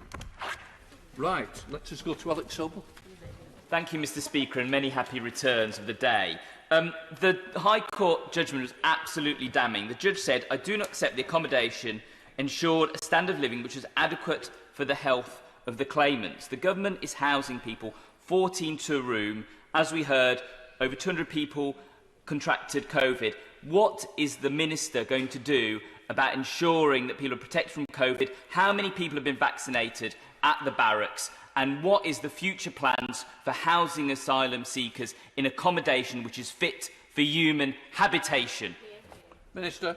Well, just to be clear, the court judgment found that there was no Article 3 infringement. It didn't find that the conditions amounted to inhuman or degrading treatment. Moreover, the judgment did not find, in relation to the requirement to be back at 10 o'clock, that a curfew had been imposed, nor did the judgment find that barracks or dormitory accommodation were inherently inadequate in the context of asylum accommodation. It's important, I think, that the House understands those important aspects of the judgment.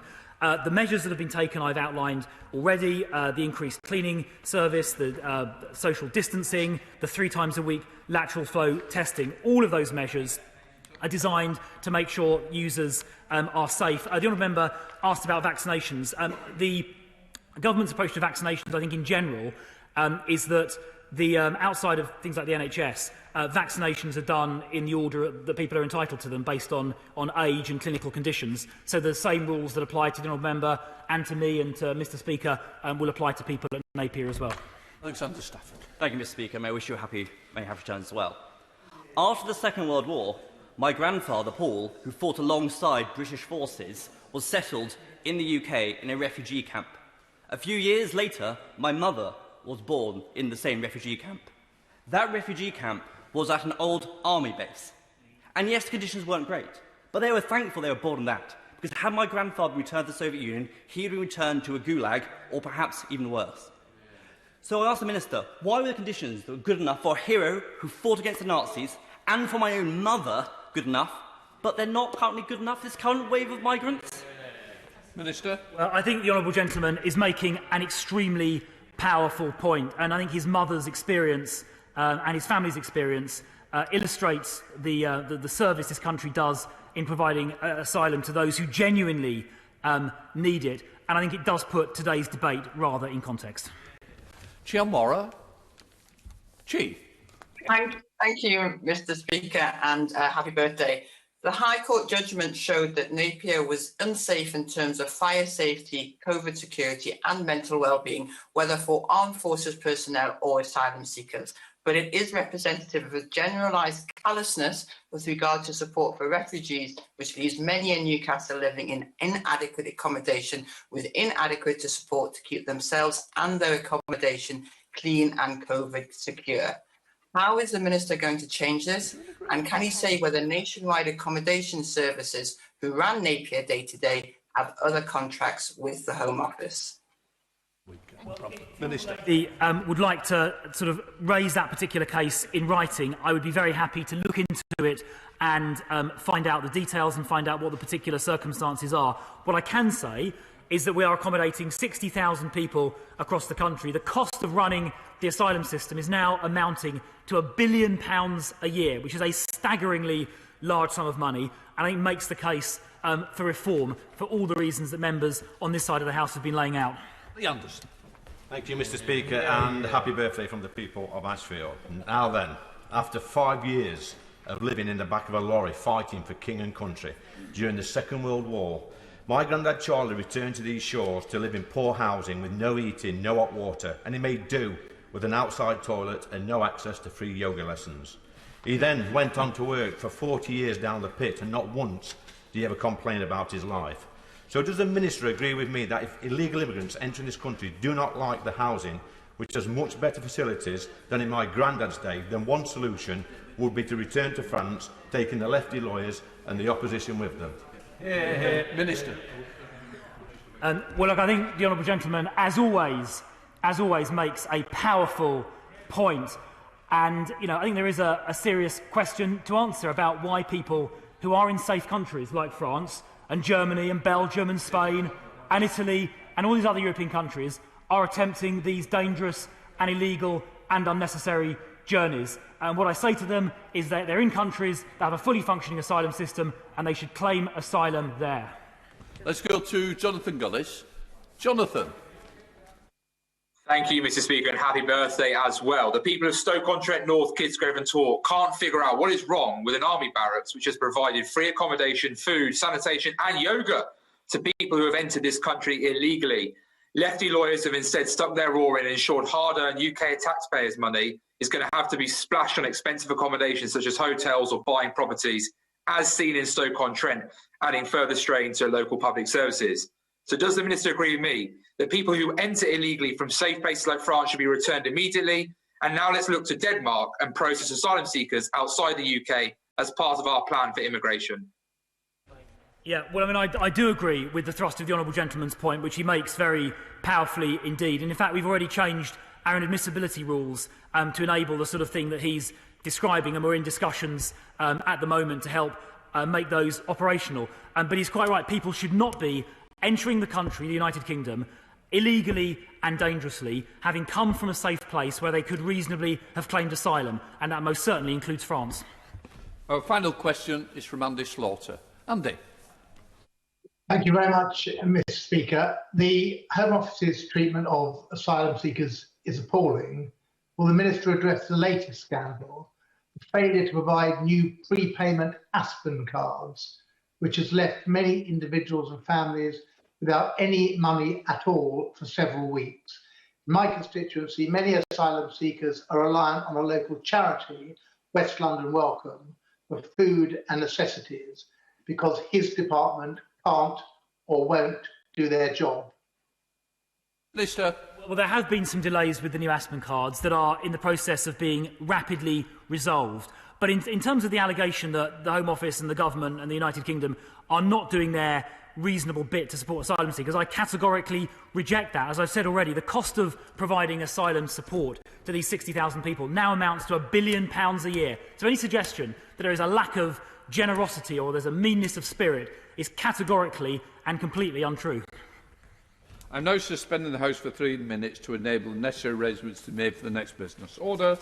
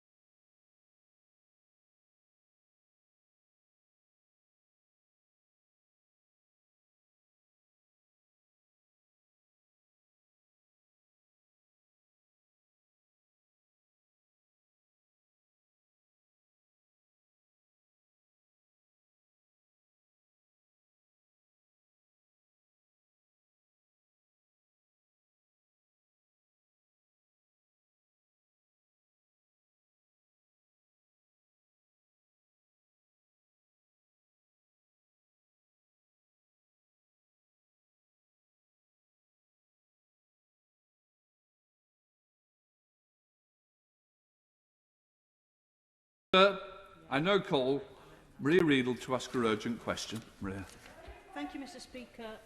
Will the Lord Chancellor make a statement about the collapse of trials relating to the Hillsborough disaster and subsequent developments? Minister. Mr. Speaker, I'm sure that the whole House would want to join me in paying tribute to the immense courage, determination and patience of the families of the 96 people who died in the Hillsborough disaster, and those injured who, 32 years on, continue to grieve about the events of that truly terrible day. The collapse of the case concerning 2 former police officers and a solicitor who were charged with perverting the course of justice for allegedly having altered statements to be provided to the 1990 Taylor inquiry was the final opportunity for the families seeking justice for what happened at Hillsborough.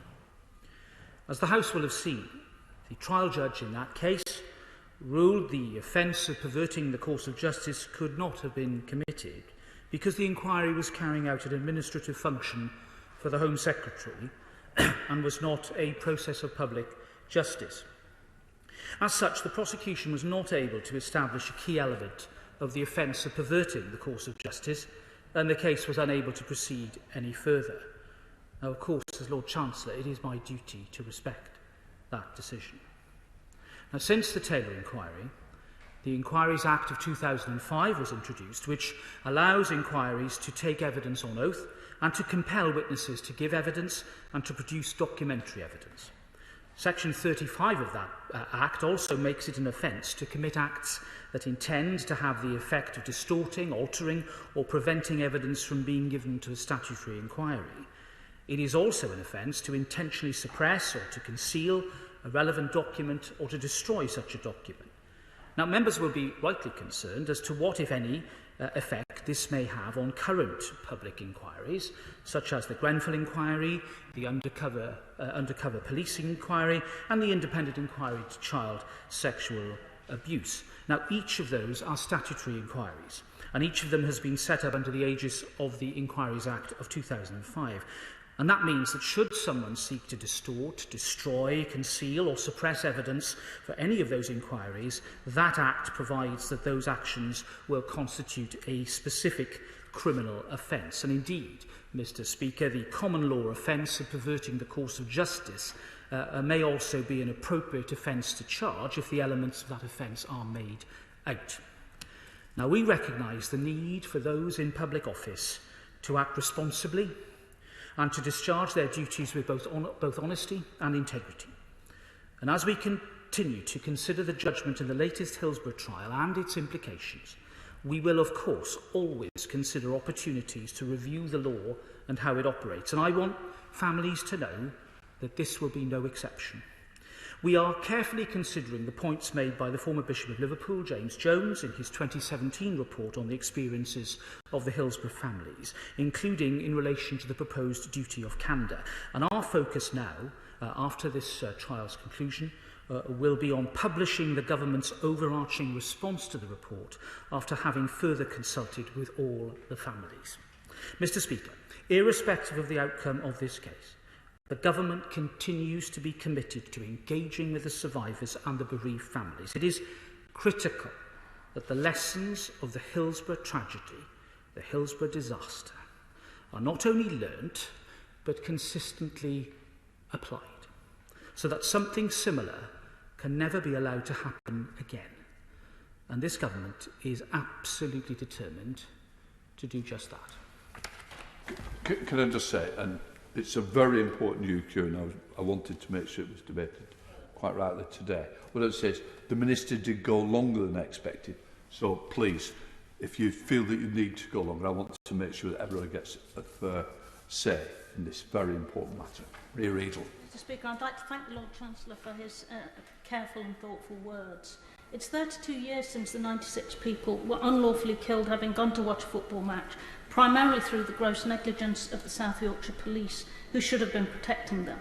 5 years since the inquest verdicts, after 6 men were charged with 14 offences, only 2 charges were even put to the jury. 12 charges were thrown out or withdrawn, and just 1 conviction was secured for a health and safety breach, resulting in a £6,500 fine. Yet since 2016, the families and survivors have been silenced to prevent any prejudice to these criminal proceedings, necessitating the cancellation of all public memorial services, including the 30th anniversary, and preventing them from correcting the record when the Hillsborough slurs about fans causing the disaster have been repeated, and they have been repeated in court and outside of court. Does he agree that it's a catastrophic failure of our criminal justice system that nobody's been held accountable for these killings, and that it's taken 32 years to fail so badly? Does he think that the Crown Prosecution Service has any questions to answer about the charges laid, the vigour with which they were fought, and their failure to challenge the reintroduction of the Hillsborough slurs when the families themselves could not because they were silenced? Does he accept that the utter failure over 32 years of our criminal justice system to do justice to these people requires changes in the law to make families bereaved in public disasters never again have to endure this extended ordeal after so many years to get to truth and justice? He seemed to be saying that he wants to learn lessons, and I welcome that. Will he consider enacting, therefore, measures in the Public Advocate Bill, which is designed to stop things going wrong in the first place? That is the key to stopping things going wrong in public disasters, and in the Public Authority Accountability Bill. And will he work with those of us in this House who've been campaigning on this to get it right for the future? Since the collapse of the trials, 2 defence barristers have repeated the Hillsborough slurs in public. This matters so much to the families. The cover-up has been denied. So does the Lord Chancellor agree with me that this now has to stop? Will he make it clear that it must stop and that the apology that the former Prime Minister David Cameron gave in this House matters now as much as it did then and sets the record straight? And does he agree with me that the idea that it's lawful for a public authority to withhold information from an inquiry established to identify why 96 people died at a football event and to learn lessons, and for a solicitor to advise such a step cannot be right and must be changed? Secretary Buckland. Well, I'm very grateful to the Honourable Lady, and can I pay tribute to her for the consistent work that she continues to do in this area. She's asked a number of questions. She'll forgive me perhaps if I can't answer them in absolute specificity, but I will do of course, my very best. I will start, Mr. Speaker, by reiterating the apology that David Cameron made. That is the government's position. No ifs, no buts. With regard to the prosecution, clearly it was right for the case to be brought. As I've already said, as Lord Chancellor, I have to respect the process. However, that has had quite a consequence for the families.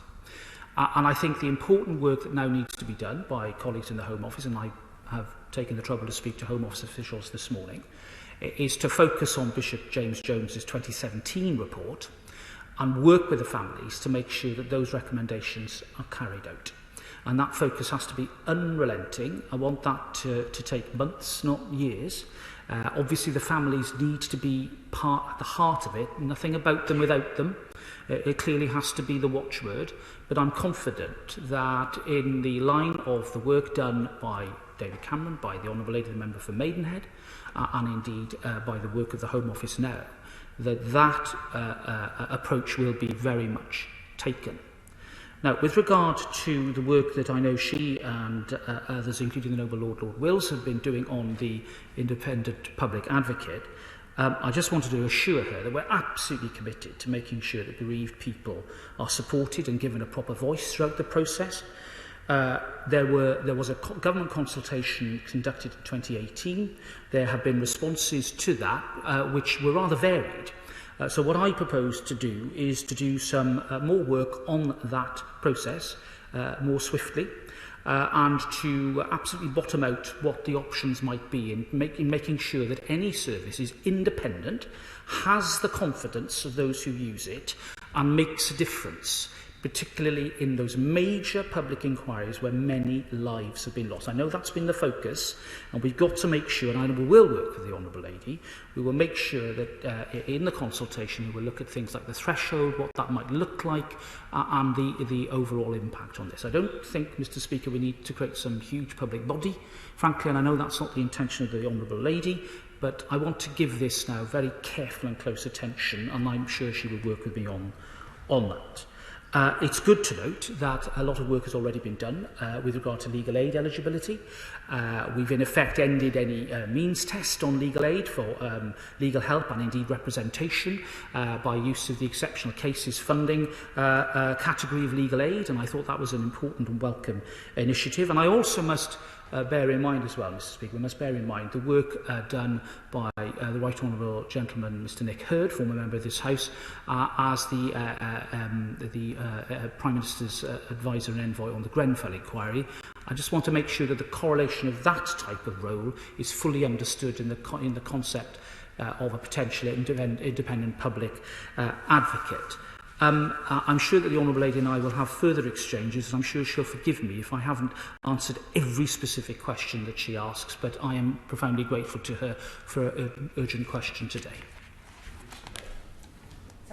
Speaker, my right honourable friend, the Lord Chancellor, has acknowledged that this collapse of this trial has been the final blow to the Hillsborough families in their desperate search over so many years for justice.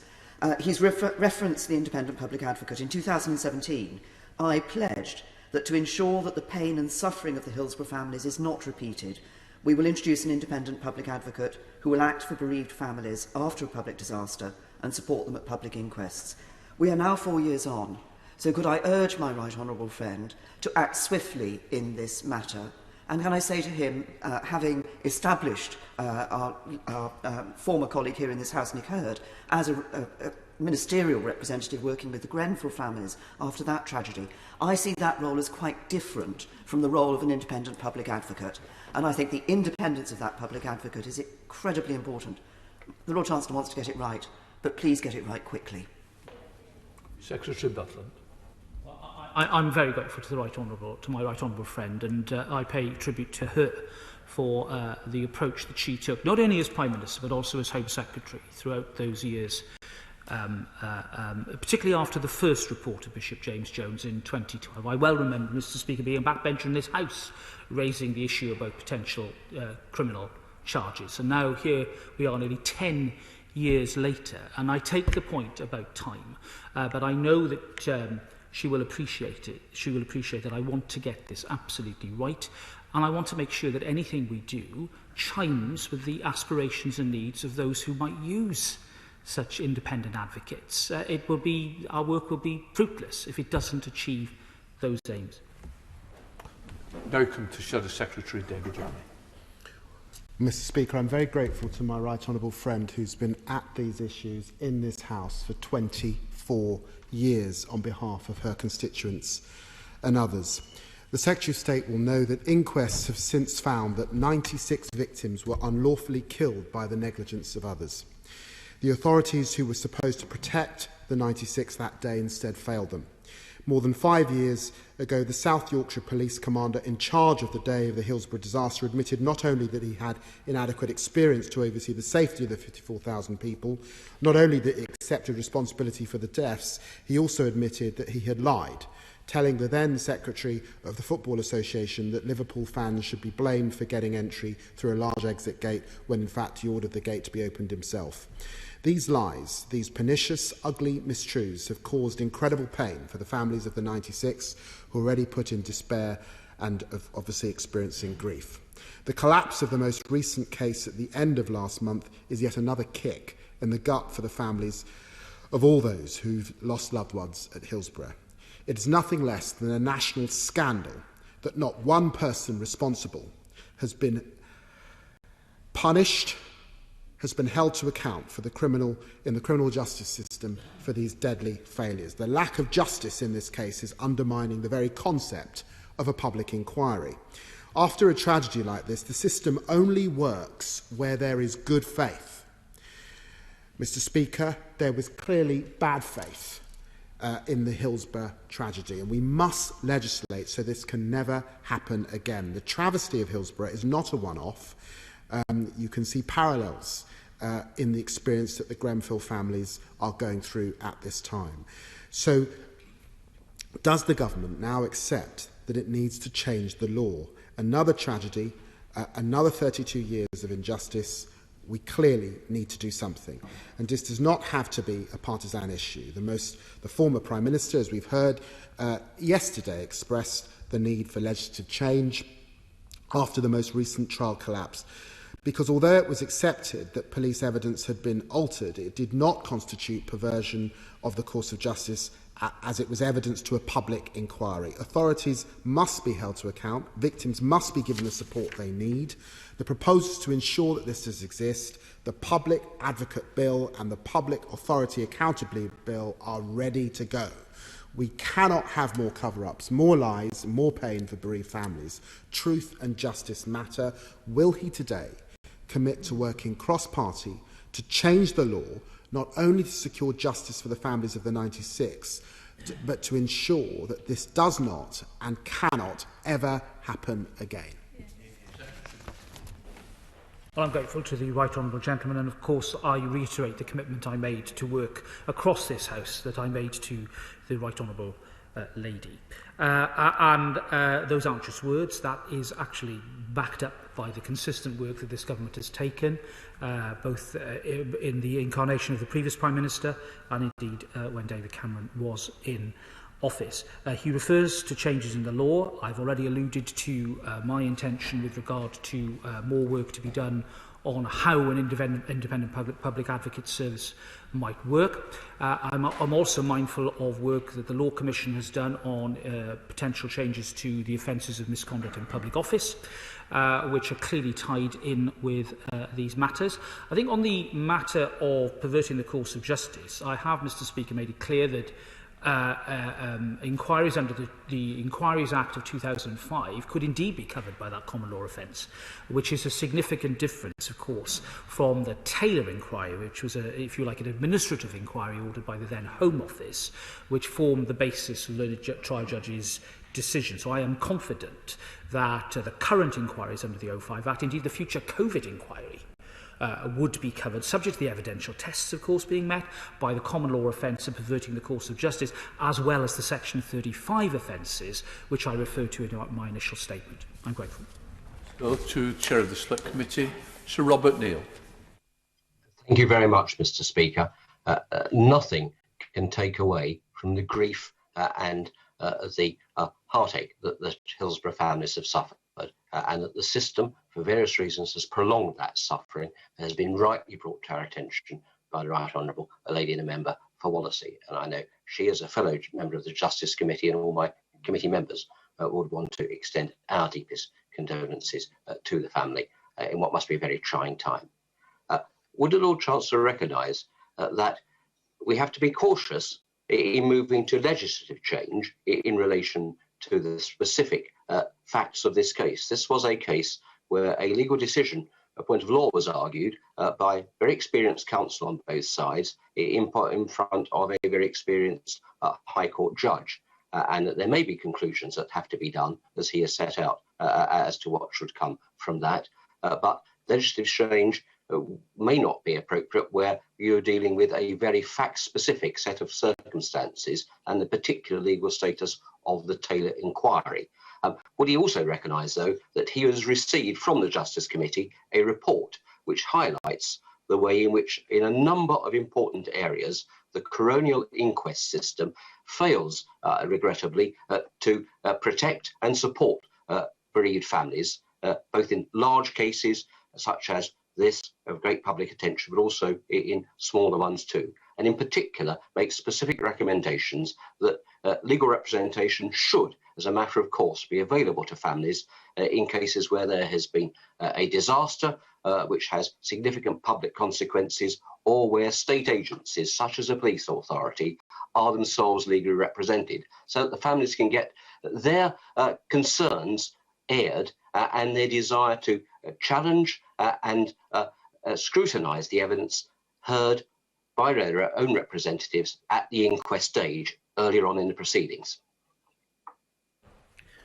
I'm grateful to the Chair of the Justice Select Committee. I think I should correct the record. It is, of course, the Right Honourable Lady the Member for Garston Hillwood who presents. I know that the Right Honourable Lady the Member for Wallasey is indeed similarly supportive, and I'm sure she's more than grateful to be referred to, but I'm grateful to the Right Honourable Lady who's in the chamber. My honourable friend is right to talk about the excellent report that his committee have done. We are going to respond to that by the end of July. My officials are working on that response. His question does, I think, draw out some very important points that we should all remember when it comes to inquests. Inquests are processes that are designed to uncover the facts. They're not trials.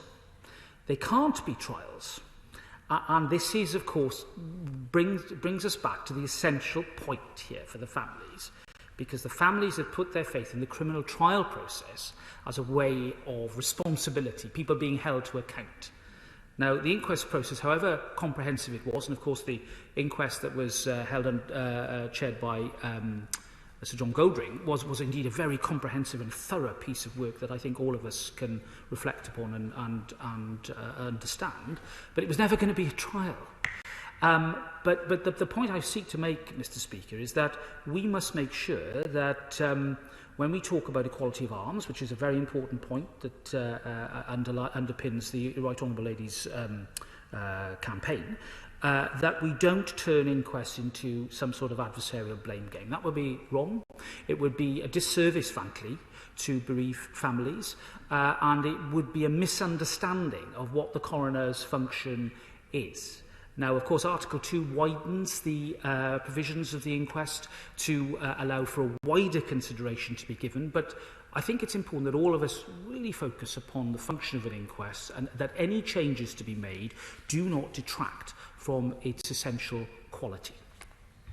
Let's go to SNP spokesperson Angela Crawley. Angela. Thank you, Mr. Speaker.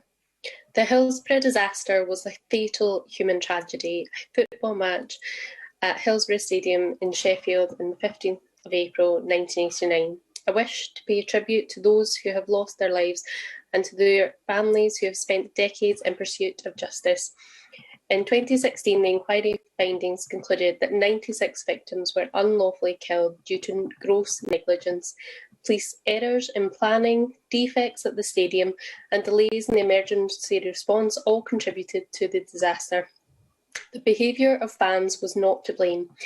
The 32-year-long battle for justice for the families shows the English legal system is in dire need of reform. It has failed to provide any real accountability for these unlawful deaths and a cover-up which extended from police lying and omitting crucial details, the media narrative shifting, blaming fans for their deaths, and a long, hard fight for the truth. The collapse of the latest trial means no one will be held criminally responsible. Margaret Aspinall, who lost her 18-year-old son in the disaster, who is the former chair of the Hillsborough Family Support Group, has called this outcome a cover-up of the cover-up of the cover-up, stating that families have been put through a 32-year legal nightmare looking for truth and accountability. Given the collapse of this trial, how does the Minister plan to promote confidence in policing accountability and public servants and fair justice is ensured in the English legal system? Now, the ruling that the government inquiries are not a course of public justice and that in effect public servants cannot be held legally to account for evidence provided to them is incorrect. It risks creating dangerous precedent for those who wish to withhold or amend evidence from future inquiries. What action will the Minister take to ensure that the system of inquiries are not compromised by this ruling? This is the end of the legal line for the Hillsborough campaigners. Fair reviews, inquiries and inquests and criminal trials have allowed the record to be set straight and established that fans were not to blame for the disaster. However, no convictions have been made and many still feel that justice has not been served. What assurances can the government give to those victims and their families that the lessons of Hillsborough have been learned and that justice and accountability remain unequivocally guaranteed in the English legal system? Mr. Speaker, no one should go to a football match and not return home afterwards. It is right that the matter is considered carefully and sensitively.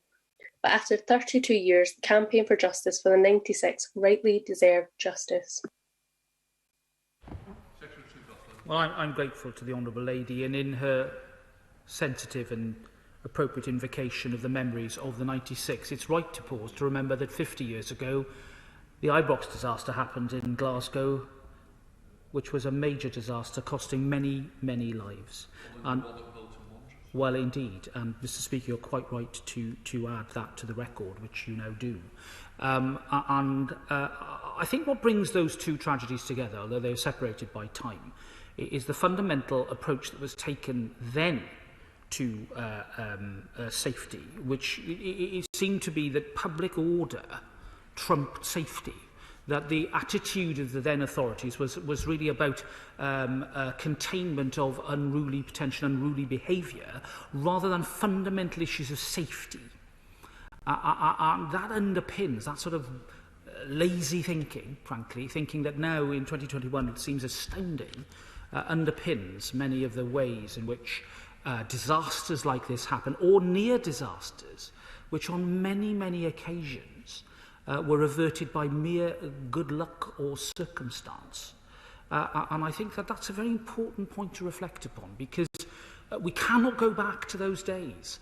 The care and safety of fans at matches has to be paramount. It has to be at the centre of any considerations by the police or other agencies responsible for safety at on these important occasions. I have, in my previous answers, already dealt with many of the proper points she raises. I will reflect in this way. With regard to the question of the inquest process, I think she would appreciate, and I think she does appreciate, the important need for me to balance out the imperative of making sure that those who have been voiceless have a voice, whilst at the same time making sure that we don't do anything inadvertent to close down opportunities for frankness. And I think that whilst the Inquiries Act has done a very important role and done a very important job in making it clear what is covered by not just statute but by the common law offence of perverting the course of justice, that just because an inquiry might not be held under its aegis doesn't mean that there should be some retreat away from principles of honesty and openness and integrity. That shouldn't be the case. It shouldn't just be because the letter of the law is there. It should be within the spirit of behaviour by everybody. And that's what I want to see. And I know that's what honourable and right honourable members want to see too. It's hard to disagree with the reported comments of Deanna Matthews that it's ludicrous for the search for justice to have ended in this way, particularly when the community in Liverpool had to fight so hard for so long to uncover the truth. What does my right honourable friend consider is the key lesson for the department he leads to prevent things like this ever happening again? Well, the Honourable Gentleman does encapsulate very well, I think, the task that is before me and the government. The task is to make sure that we have finally moved away from the mindset, the public order mindset that I referred to earlier, but that secondly, in terms of response to any tragedy or disaster that might happen, there is that spirit of openness, there is that willingness and understanding that the needs of bereaved families must be at the heart of processes, and that in everything that we do with regard to future investigations, inquiries, criminal investigations, that people don't hide behind process and use that as a shield, because that's been the impression, the perception, the deep damage that has been done to the process that the families feel today. Thank you, Mr. Speaker. Bishop James Jones set out in his report one of the problems with the initial inquest was that there was no public funding for the families to get the representation and advice they needed. And the government has said that providing legal aid for inquests is too expensive. I've listened quite carefully to his response earlier about that an inquest is not criminal proceedings or like a court proceedings. But clearly, some legal advice is important in these cases and for families. And whatever you want to call it, will the Secretary listen to those families and prevent further injustices in future by providing legal aid for inquests? Well, I'm grateful to the Honourable Lady. I don't know whether she did hear my observations about what has already been done with regard to legal aid and legal eligibility, the effective removal of the upper threshold, the means test threshold with regard to exceptional case funding for legal help and indeed legal representation in circumstances just as this, which I think is a very important development. But I take the point that she makes, which is why I've already undertaken to not just present the response to the 2018 consultation, but to develop it further so that any potential change that can be made will be done with the fullest and most careful and early consideration.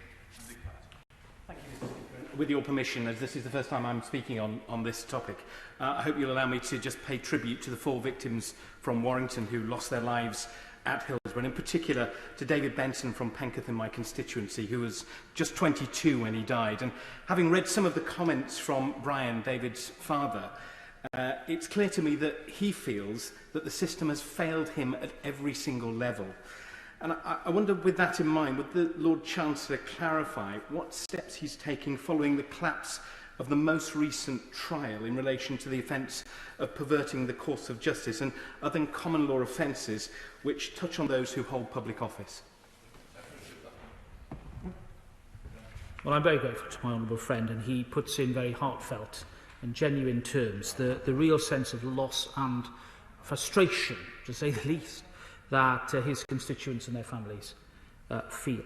I have already outlined the steps that I want to take with regard to looking at the public advocate role, and indeed, in line with that, the work of the Law Commission on the offences of misconduct in public office, published right at the end of last year, is being considered very, very carefully indeed by me and officials, and I want to aim to issue a response as soon as possible with regard to any next steps. There is a joint protocol that we've agreed between my Department of the Law, the Government of the Law Commission, and indeed I want to make sure that any potential changes are done in the round, so that we are not inadvertently missing out any particular issues that clearly need to be addressed. Let's go to Dan Carden. Dan. Thank you, Mr. Speaker, and may I pay my own tribute to the families and survivors.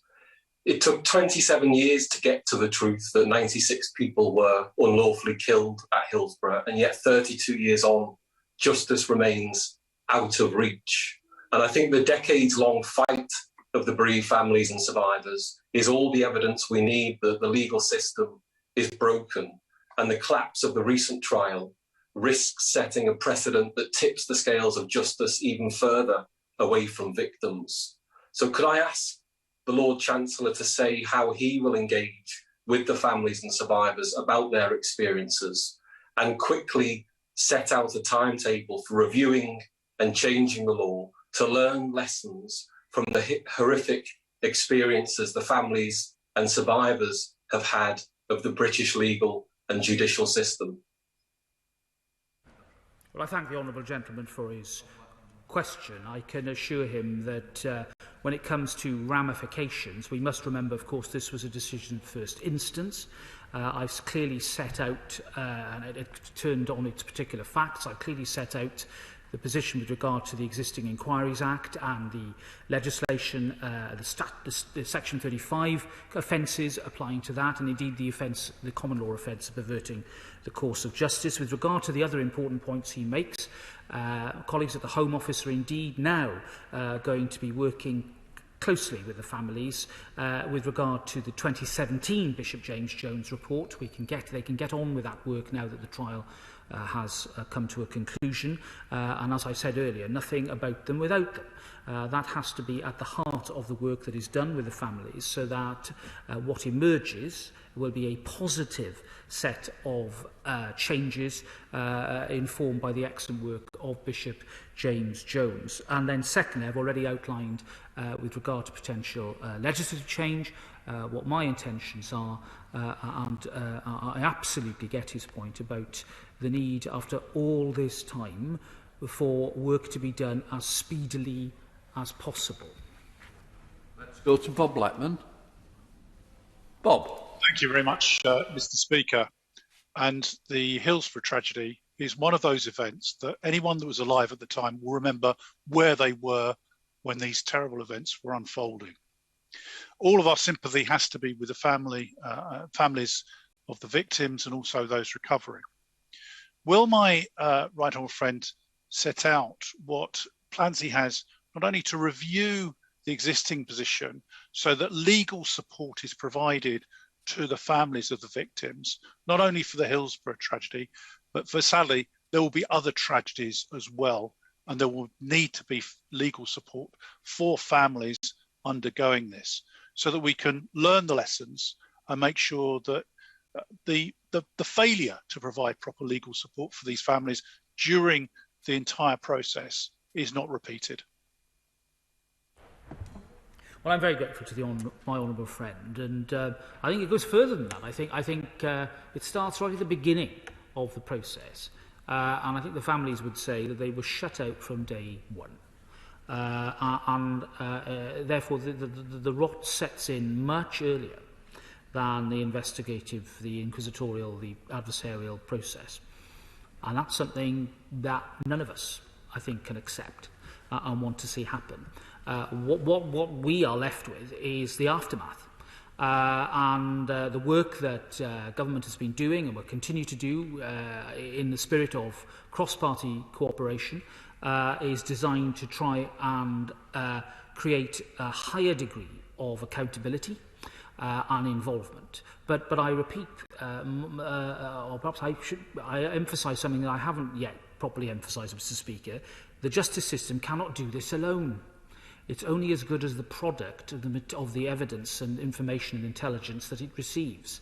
And that requires all arms of the state to act in a way that is responsible, open, accountable and honest. Let's go to Derek Twigg. Derek. Thank you, Mr. Speaker. Those of us who were at Hillsborough that April in 1989 will never forget the scenes that we witnessed that day, made all the worse by the deliberate attempt by the South Yorkshire Police to blame Liverpool fans and made the trauma of the families 10 times worse. It's worth putting on the record, Mr. Speaker, again, that what was found and what has been found is that the police lost control, the stadium was unfit for a match of that importance and the size of crowd, and of course, other agencies such as the ambulance service failed on the day. Now, what is important now is that we do take lessons forward, and this has been a terrible time again for the families, and I hear what the Secretary of State says. But I just want to put a specific question to the Secretary of State. Over the years as an MP on constituency cases, I've had some good and bad experiences with the coronial service. But I dealt with a case recently, which again raises questions about whether the sensitivity and openness to families is really there throughout the coronial service, and I would hope that we'd look at that again. The honourable gentleman, who as a Merseyside MP as well as a football fan has lived this experience along with all of us who have followed this tragedy over the years. And indeed, I will, of course, be more than happy to look at the particular case he raises. He knows that in the past I've always been happy to see him on particular issues, and this occasion will be no exception.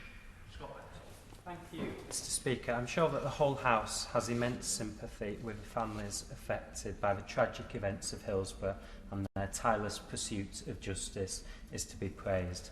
As my right honourable friend made an assessment of the adequacy of the financial package of support that is available to help bereaved families after such a tragic event. Well, my honourable friend makes a very important point, and I thank him for it.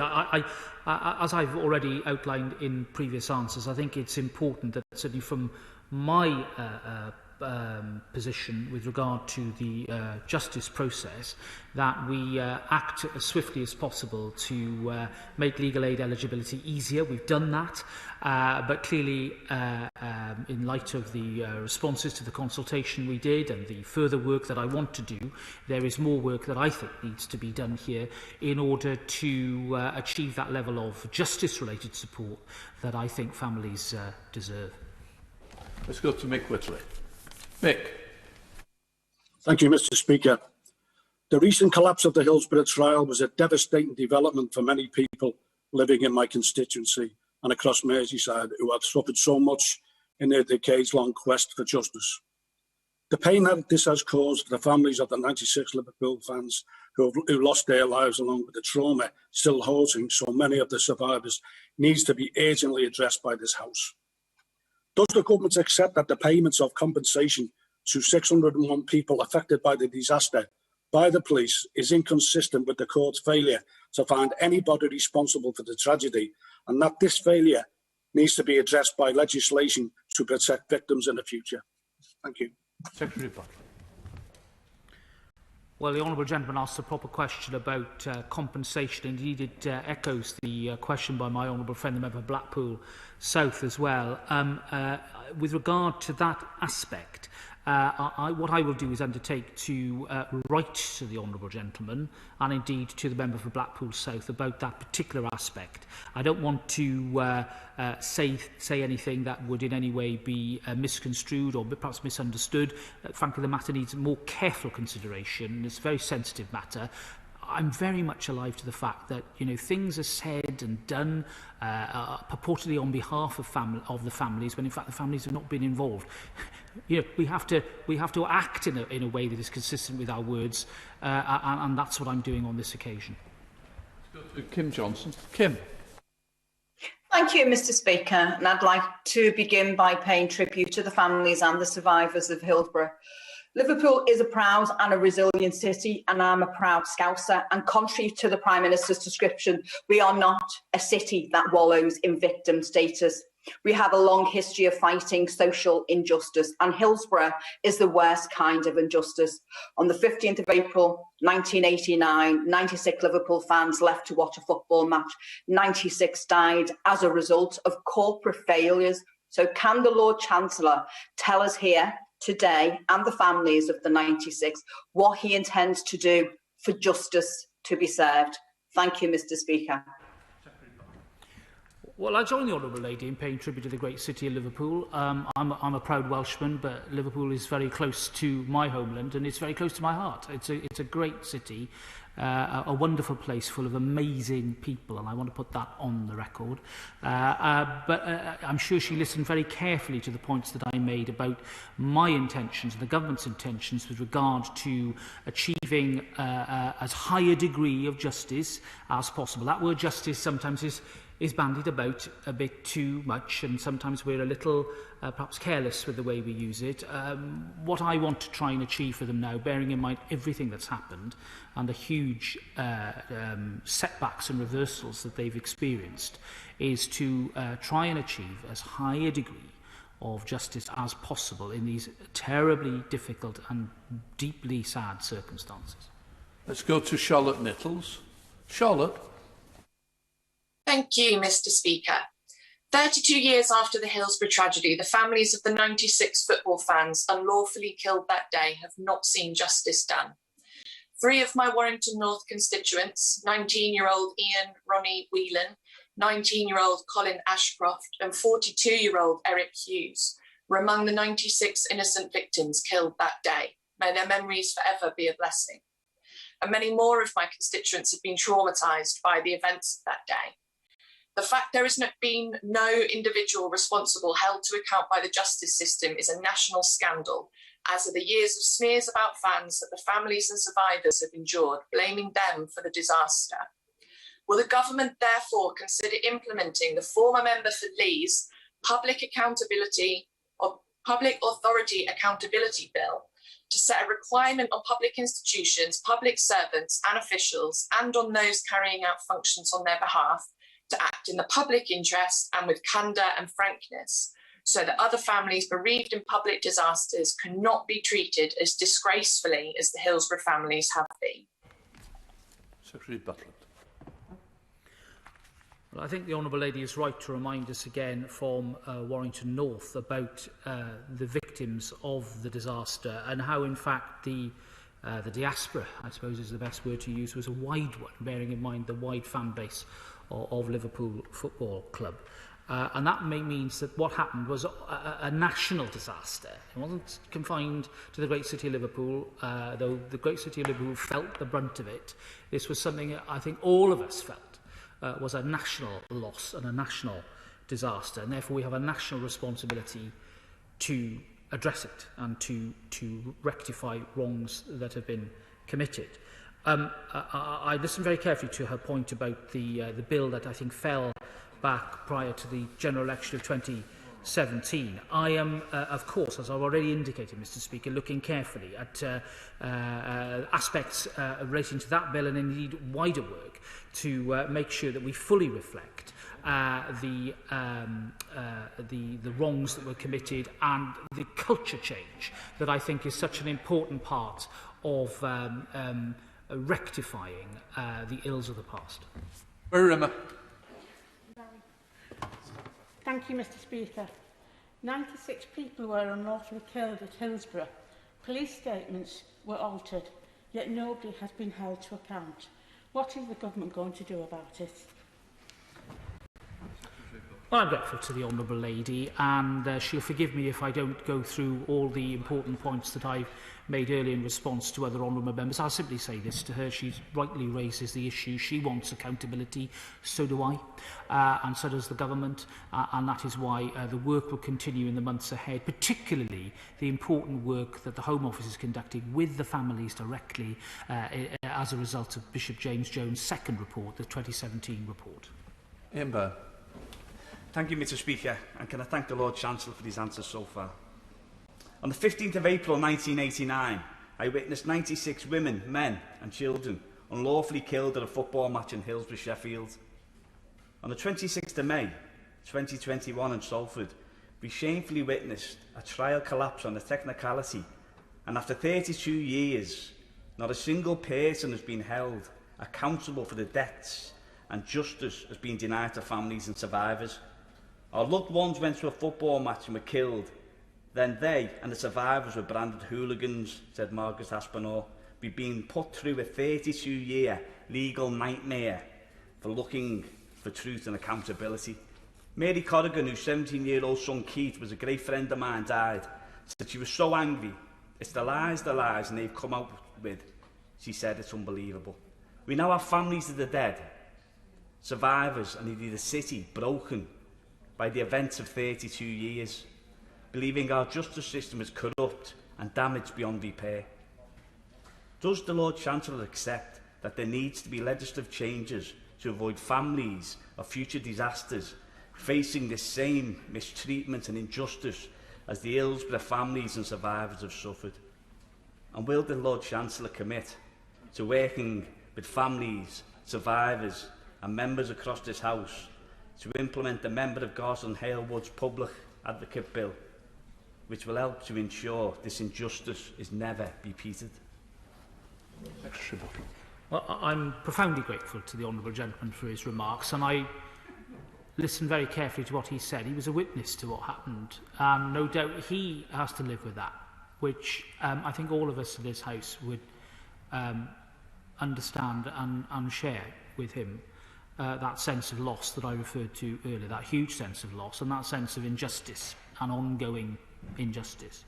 And I hope that he appreciates in the answers that I've given that I've set out the steps that the government wish to take with regard to the important work that's been done on many fronts, potential legislative change, the work of Bishop James Jones's inquiry, and importantly, the work that quietly but effectively goes on between the Home Office and families directly, because I'll say it again, Mr. Speaker, we have to act in accordance with our words, and doing things for or to or about the families is meaningless unless we do it with them. And it's got to be with them that we will make things better. Let's go to Alison McGovern. Alison. Thank you, Mr. Speaker. In asking my question today, I'm thinking of all of those who lost a loved one and all of those who were affected in any way by the Hillsborough disaster and all that they have been through. I want to thank the MP for Garston and Halewood and the Right Honourable Member for Maidenhead. Their incredible work on this is amazing, and I will support them every step of the way as they create a legal legacy for all of those affected in the most terrible way by the Hillsborough disaster. Both of them accurately captured the effective silencing in recent years of those who know the truth of Hillsborough during the recent proceedings. And that's why I want to ask about the Hillsborough archive, which is crucial to making sure that history correctly records the truth of Hillsborough. And will the Lord Chancellor and appropriate ministers meet with myself to discuss the future for that archive? Secretary Buckland.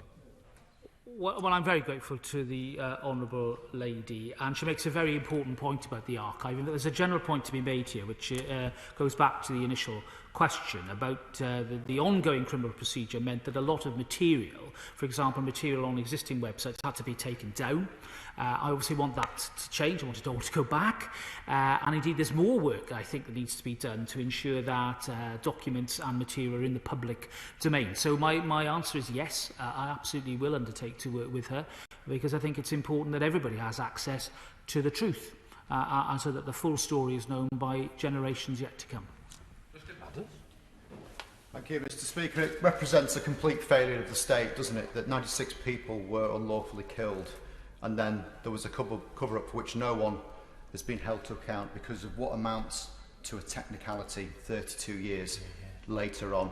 So does the Lord Chancellor agree that to the families of the bereaved, the idea that statements submitted by the police to an inquiry headed by a Lord Justice that wasn't in the course of public justice is a cruel absurdity on top of all the other injustices that they have suffered? And does he consider whether there is anything that could have been done to close this loophole long before we got to this point? Secretary. Well, I listened carefully to the careful question of the honourable gentleman. I think, of course, he appreciates with regard to criminal procedure, the law applicable at the time is the law that then is used with regard to the evidence and whether or not individuals might be guilty or not guilty of allegations. I made it very clear, Mr. Speaker, that the Inquiries Act of 2005, of course, passed many years after the Taylor inquiry, covers the major public inquiries that we're all very familiar with, the ongoing ones that we have, and indeed the future COVID inquiry. And I've made it clear as well that that common law offence, perverting the course of justice, would cover those types of inquiries. But clearly, as part of the work that we are doing, we will look very carefully to make sure that there aren't any inadvertent loopholes, whilst remembering the important point that there are going to be certain procedures which must be conducted in a spirit of openness and honesty that will benefit from being less adversarial and more fact-finding, and that of course does include the essence of the inquest process itself. So we must be very mindful of getting that balance right when we look at these things.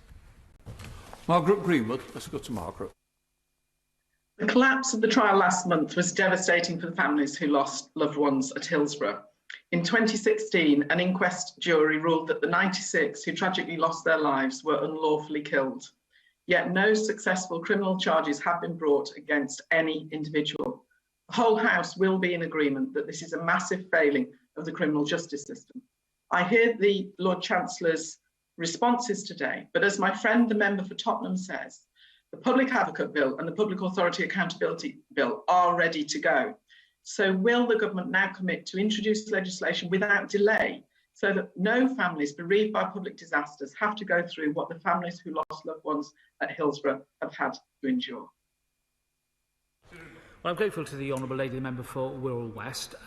Without seeking to repeat the points I made in answers earlier, I reiterate the commitment that I make to carefully considering the 2018 consultation and the responses that have been given, which were quite varied and had varied views about the merits of the proposal, and to make sure that I look at all ways of achieving that essential element of independence and making sure that a voice is provided to those who prior to this have been voiceless.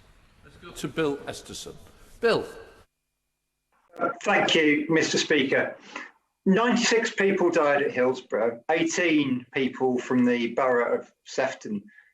That included Kevin Williams, one of the youngest victims, whose mum Anne campaigned so hard to achieve the new inquest.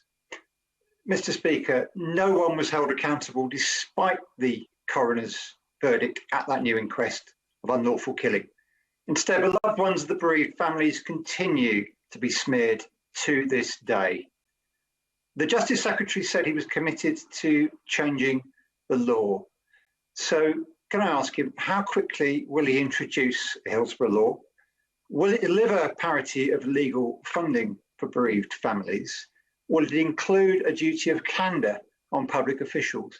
In short, Mr. Speaker, will it ensure no one is ever denied justice in such a cruel way ever again?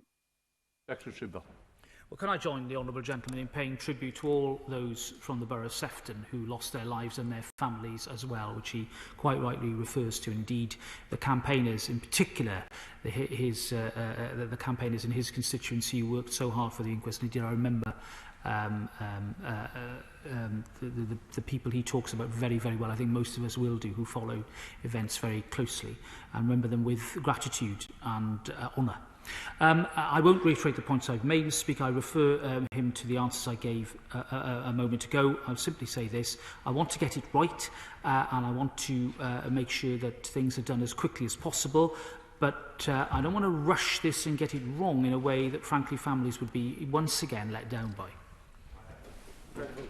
Mr. Speaker, I'd like to start by paying tribute to my honourable friend for the work that she's done assiduously over many years on behalf of her constituents and many others on this important issue.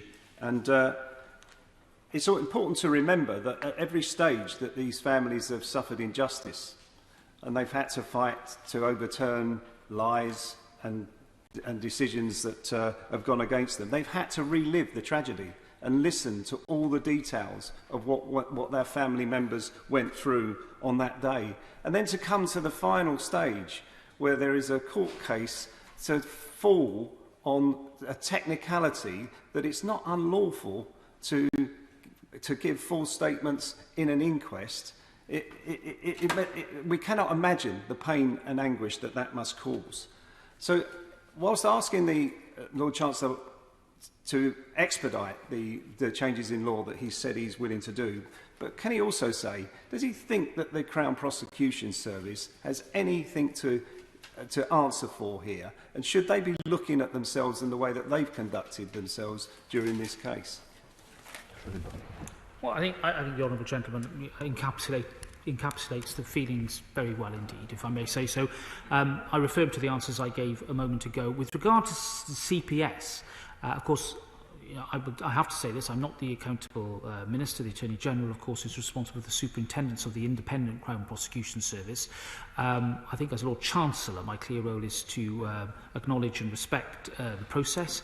And I think perhaps it wouldn't be right of me to make comments about an individual case not having been close to the facts. But the honourable gentleman knows that there are mechanisms by which further questions can be asked, primarily via the Attorney-General's office. Let's go to Paula Barker. Paula. Thank you, Mr. Speaker. Like other honourable members today, I would like to pay tribute to the families and survivors of Hillsborough for their dignity and tenacity in the pursuit of truth and justice, and of course my wider city of Liverpool. Hillsborough and the subsequent fight for justice show the great lengths state actors are willing to go to in avoiding accountability and truth. To act in their own self-interest and not the public's, not the survivors, and nor the families. The fact remains that 96 innocent men, women and children were unlawfully killed, and yet nobody has been held accountable and justice still awaits. I ask, Mr. Speaker, will the Secretary of State condemn Jonathan Goldberg's recent comments about the behaviour of Liverpool fans that day? A member of the Queen's Council should know better, and quite frankly, his empty apology just doesn't cut it. Secretary Buckland. Well, I can absolutely understand the strong feelings that have been articulated by the member for Wavertree. She's right to remind us that every time comments are made in public by people who should think very carefully, real hurt can be caused. The reliving of the events that the Honourable Gentleman Member for Eltham referred to is right, and the intense sensitivity of these matters cannot be underestimated. So my sage advice to everybody in public life, or anybody who wishes to pass comment about these dreadful events of 1989, just remember there are human people behind this who are still living with it. Show some respect. We now come to the final question from Peter Dowd. Peter. Thank you, Mr. Speaker. Can I pay tribute to the families and survivors and the victims? The Lord Chancellor referred to loopholes. I understand the expert witness, Sir Robert Francis QC, who has led or been involved in inquiries, for example, the Liverpool Alder Children's Hospital scandal and others, and as a champion of openness and transparency, told the jury, I expect with regret, that there was no legal duty of candour for police at a public inquiry. So can I be absolutely clear? Is the Lord Chancellor absolutely satisfied that the current legal provisions, those referred to earlier by himself, would cover all administrative inquiries in relation to breach of candour? And can I thank the Lord Chancellor today for his candour? Well, the Honourable Gentleman Member for Bootle asks a very important question, and indeed touches on some of the detail that I think my officials and I need to consider with regard to the not just the ruling, but also the evidence that was given in that trial. And it wouldn't be right, he knows it wouldn't be right of me to comment about the detail of that evidence. It's clear that that work needs to be carried out as part of a wider process in making sure that well-intentioned decisions to get on with important and expeditious work to uncover the truth do not end up further down the line in the sort of loopholes that can cause real misery to those who are seeking justice. But he knows my door is always open to him, and I'm sure that we will carry on having an active dialogue on these important matters. I now come to the Royal Assent. I have to notify the House in accordance with the Royal Assent Act 1967 that Her Majesty has signified her Royal Assent to the following Act: Finance Act 2021. I am now suspending the House for 2 minutes to enable the necessary arrangements to be made for the next business. Order.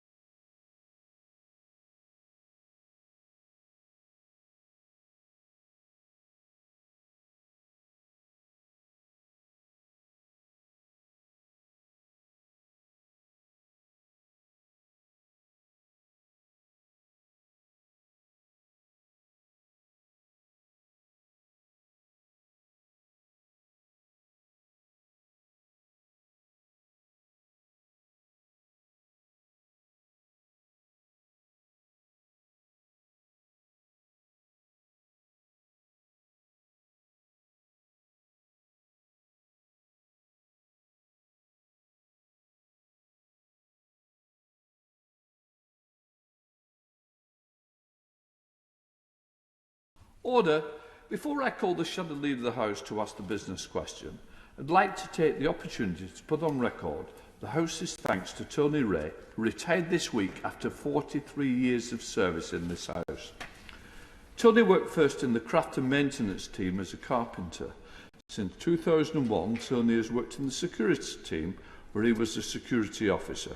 He was a very popular member of the team with colleagues, members and visitors alike. As one of his colleagues said, I've seen staff and the public entering with frown only to experience the Ray way, and then they will be leaving with a beaming smile or a howl with laughter. He will certainly be missed by the security family and the staff of this House. I'm sure we'd all like to wish Tony a very long and happy retirement. Right, let us start with the business. I now call the shadow leader of the House, Tangnan Debonnaire. Thank you, Mr. Speaker, and happy birthday, and I join you in your good wishes for Tony. Will the Leader of the House please give us the forthcoming business?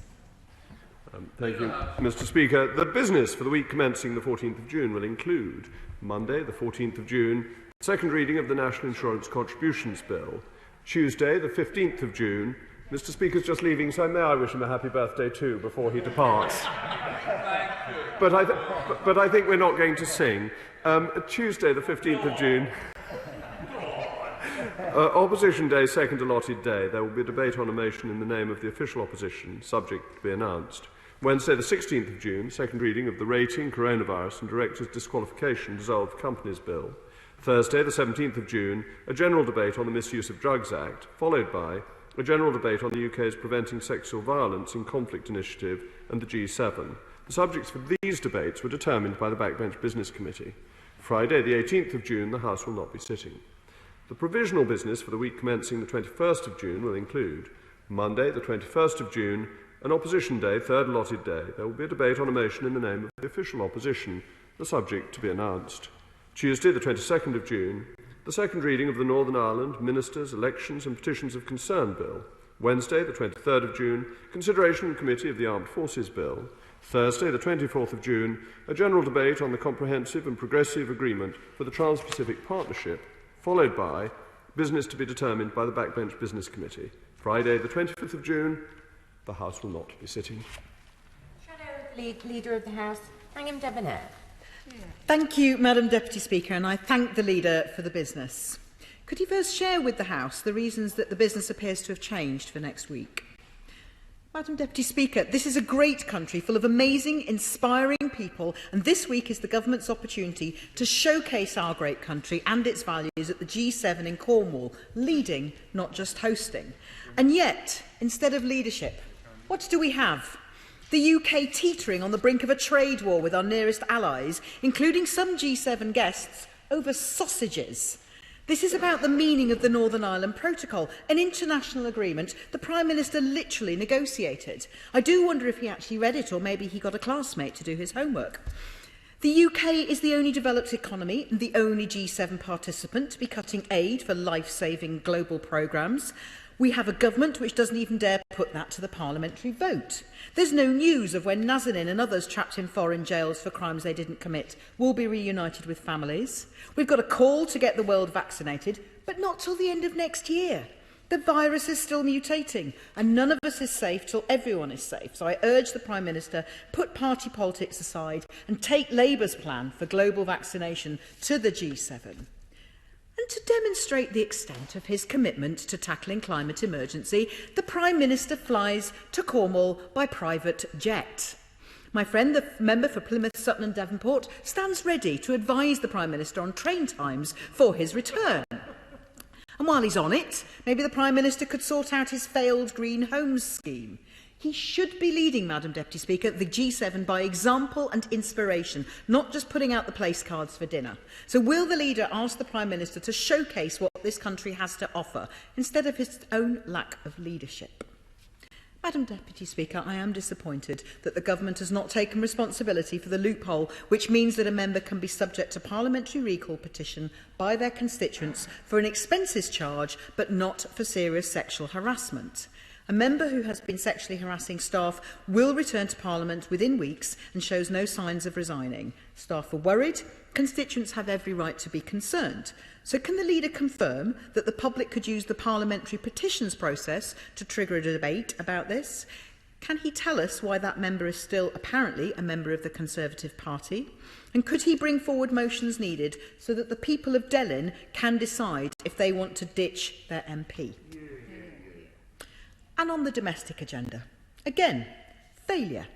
The Secretary of State for Education feels our children's future is worth just £50 per pupil, compared to £2,500 in the Netherlands.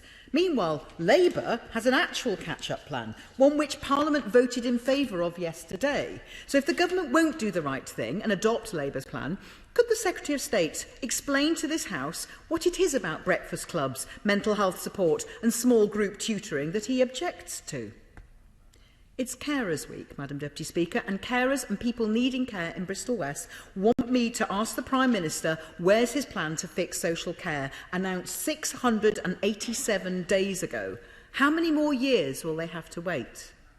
Madam Deputy Speaker, the Government repeatedly ignored crises in health and social care over the last decade. They failed to act on the 2016 Pandemic Preparedness Report. They continue to ignore disabled people, people with long-term illnesses and those needing mental health support during the pandemic. No attention to the exhaustion of heroic key workers who just keep on going and need hope things will get better soon.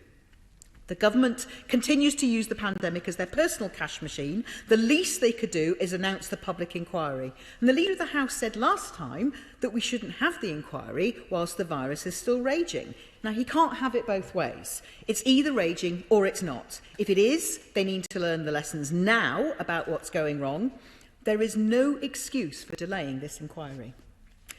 Madam Deputy Speaker, successive Tory governments ran down public services, eroded working people's ability to pay rent and feed their families, and have left productivity stagnant. This is a stark contrast to the last Labour government, who left the country with the brilliant Sure Start scheme for early years, thousands more police, nurses and doctors, the shortest waiting times on record for key treatments and low crime rates, plus an economy that was recovering well after the global financial crisis. But this government announces a few tutors here or some more nurses there, but it's a drop in the ocean compared to the destruction of the last 11 Tory years. It's not just the pandemic.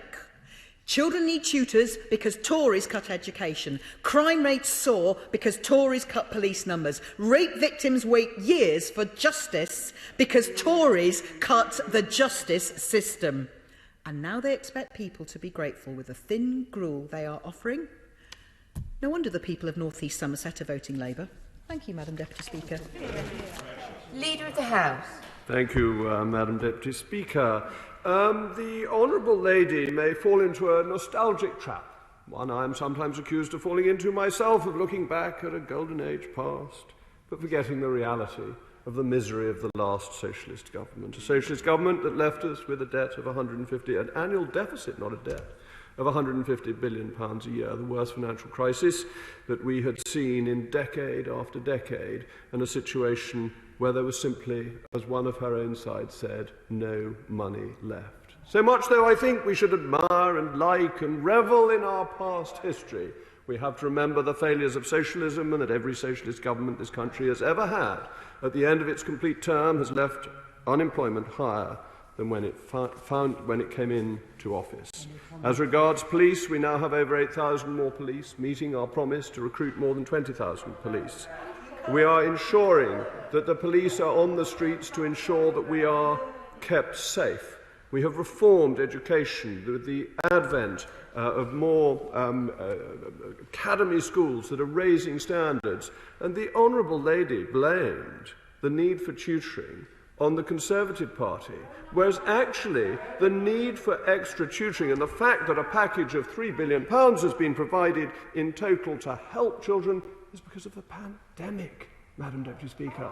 This seems to have passed from the Honourable Lady's mind, and it is quite right that the pandemic should have an inquiry, as the Prime Minister has promised, and that will be set up by the end of this parliamentary session, because it's right to look at it when the decisions have all been taken and we begin to see the proper consequences of it. And then the Honourable Lady talks about leading in the G7. Well, that is precisely what the Prime Minister is doing. He is showing the clearest possible leadership. The vaccine rollout in the rest of the world will be helped enormously, and particularly by the Oxford AstraZeneca drug. Why? Because of the agreement made with Oxford AstraZeneca to provide it at cost price. That's the fundamental difference that means that it can be afforded to allow it to spread across the world, helping millions upon millions of people. Leadership by the United Kingdom. And the Prime Minister will call upon the G7 leaders to make commitments to vaccinate the entire world against the coronavirus by the end of 2022. He's calling for emissions cuts and is hosting COP26 later in the year. It is an extraordinary degree of leadership that is being shown amongst the democratic nations that are showing the way, encouraging people to have freedom and democracy. Now the Honourable Lady seems to want to ban British sausages from Northern Ireland. But let's not fuss too much about sausages. Sausages are important, and they may be a nice thing to have breakfast. But the scandal, Madam Deputy Speaker, is that the European Union takes it upon itself to think that life-saving cancer drugs may not go freely between Great Britain and Northern Ireland. This is not the act of a friendly organisation. This is an act of an organisation playing games, playing ducks and drakes with the peace process. And there is a brilliant article by David Trimble in the newspaper today setting out the risk that the European Union is taking. And so we should be absolutely clear that the protocol was there to respect the integrity of the United Kingdom as well as to help the single market. They can't have one side but not the other. And then the Honourable Lady comes to things that can perfectly well be catered for by opposition days. That there are dates that have been announced over the next 2 weeks. If she wants to debate membership of this House for individual members, I call upon her to put down a motion. It's up to her to do it. If she wants to have a debate, on overseas aid, I call upon her to do it. But no sensible government would be continuing with overseas aid at its previous levels in the current financial circumstances. It is extremely sensible to cut our coat according to our cloth, and that is what Her Majesty's government is doing, and that is quite right. It is the proper thing to do, and it still means that as a percentage of GDP we are one of the most generous donors in the world, and we are giving more than was ever given by that socialist government of happy memory that we started with. Don't we remember what the Honourable Lady was saying at the end, how glorious it was prior to 2010? They gave away less money then, so they don't have that much to be proud of. We as Conservatives do. Vaughan Bailey. Thank you, Madam Deputy Speaker. Alongside the Arts Council, I had a really wonderful visit to meet Ong Song in Stroud. They're a fantastic music organisation that have used the Culture Recovery Grant to not only survive through the pandemic that caused them an awful lot of difficulties, but to actually help use their skills and diversify to reach many, many more people across the country and help them. It's hugely important government support. Yeah, I do know that other Stroud businesses in the supply side the supply chain side of events and culture are really struggling to be heard and understood for grants. I'm thinking about Freeman's Events Partners, Core Lighting, fantastic organisations in my patch. The reality is that big events, sporting festivals, exhibitions, weddings can't go ahead without them. Does my right honourable friend agree with me about the importance of supply chain businesses and consider granting a debate on the floor of the House to explore how we can bring their key expertise? Thank you, Madam Deputy Speaker, and I'm very grateful to my honourable friend both for her support for the Cultural Recovery Fund, which has so far distributed over £1.2 billion of taxpayers' money, supporting over 5,000 individual organisations and sites, and there will be a further £300 million in the Cultural Recovery Fund this year. She is right to say that there has been a severe effect of the pandemic on supply chain businesses, including ones in my own constituency. I believe they are eligible to apply for grants from local councils, and I would suggest businesses in her constituency do that.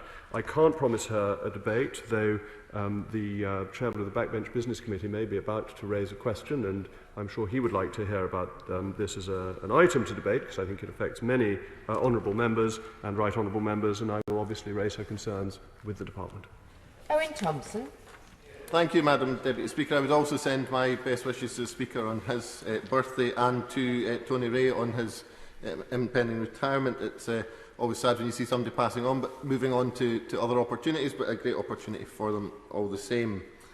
Madam Deputy Speaker, in previous weeks I've raised issues about openness and transparency, and again this week I find that here we go again.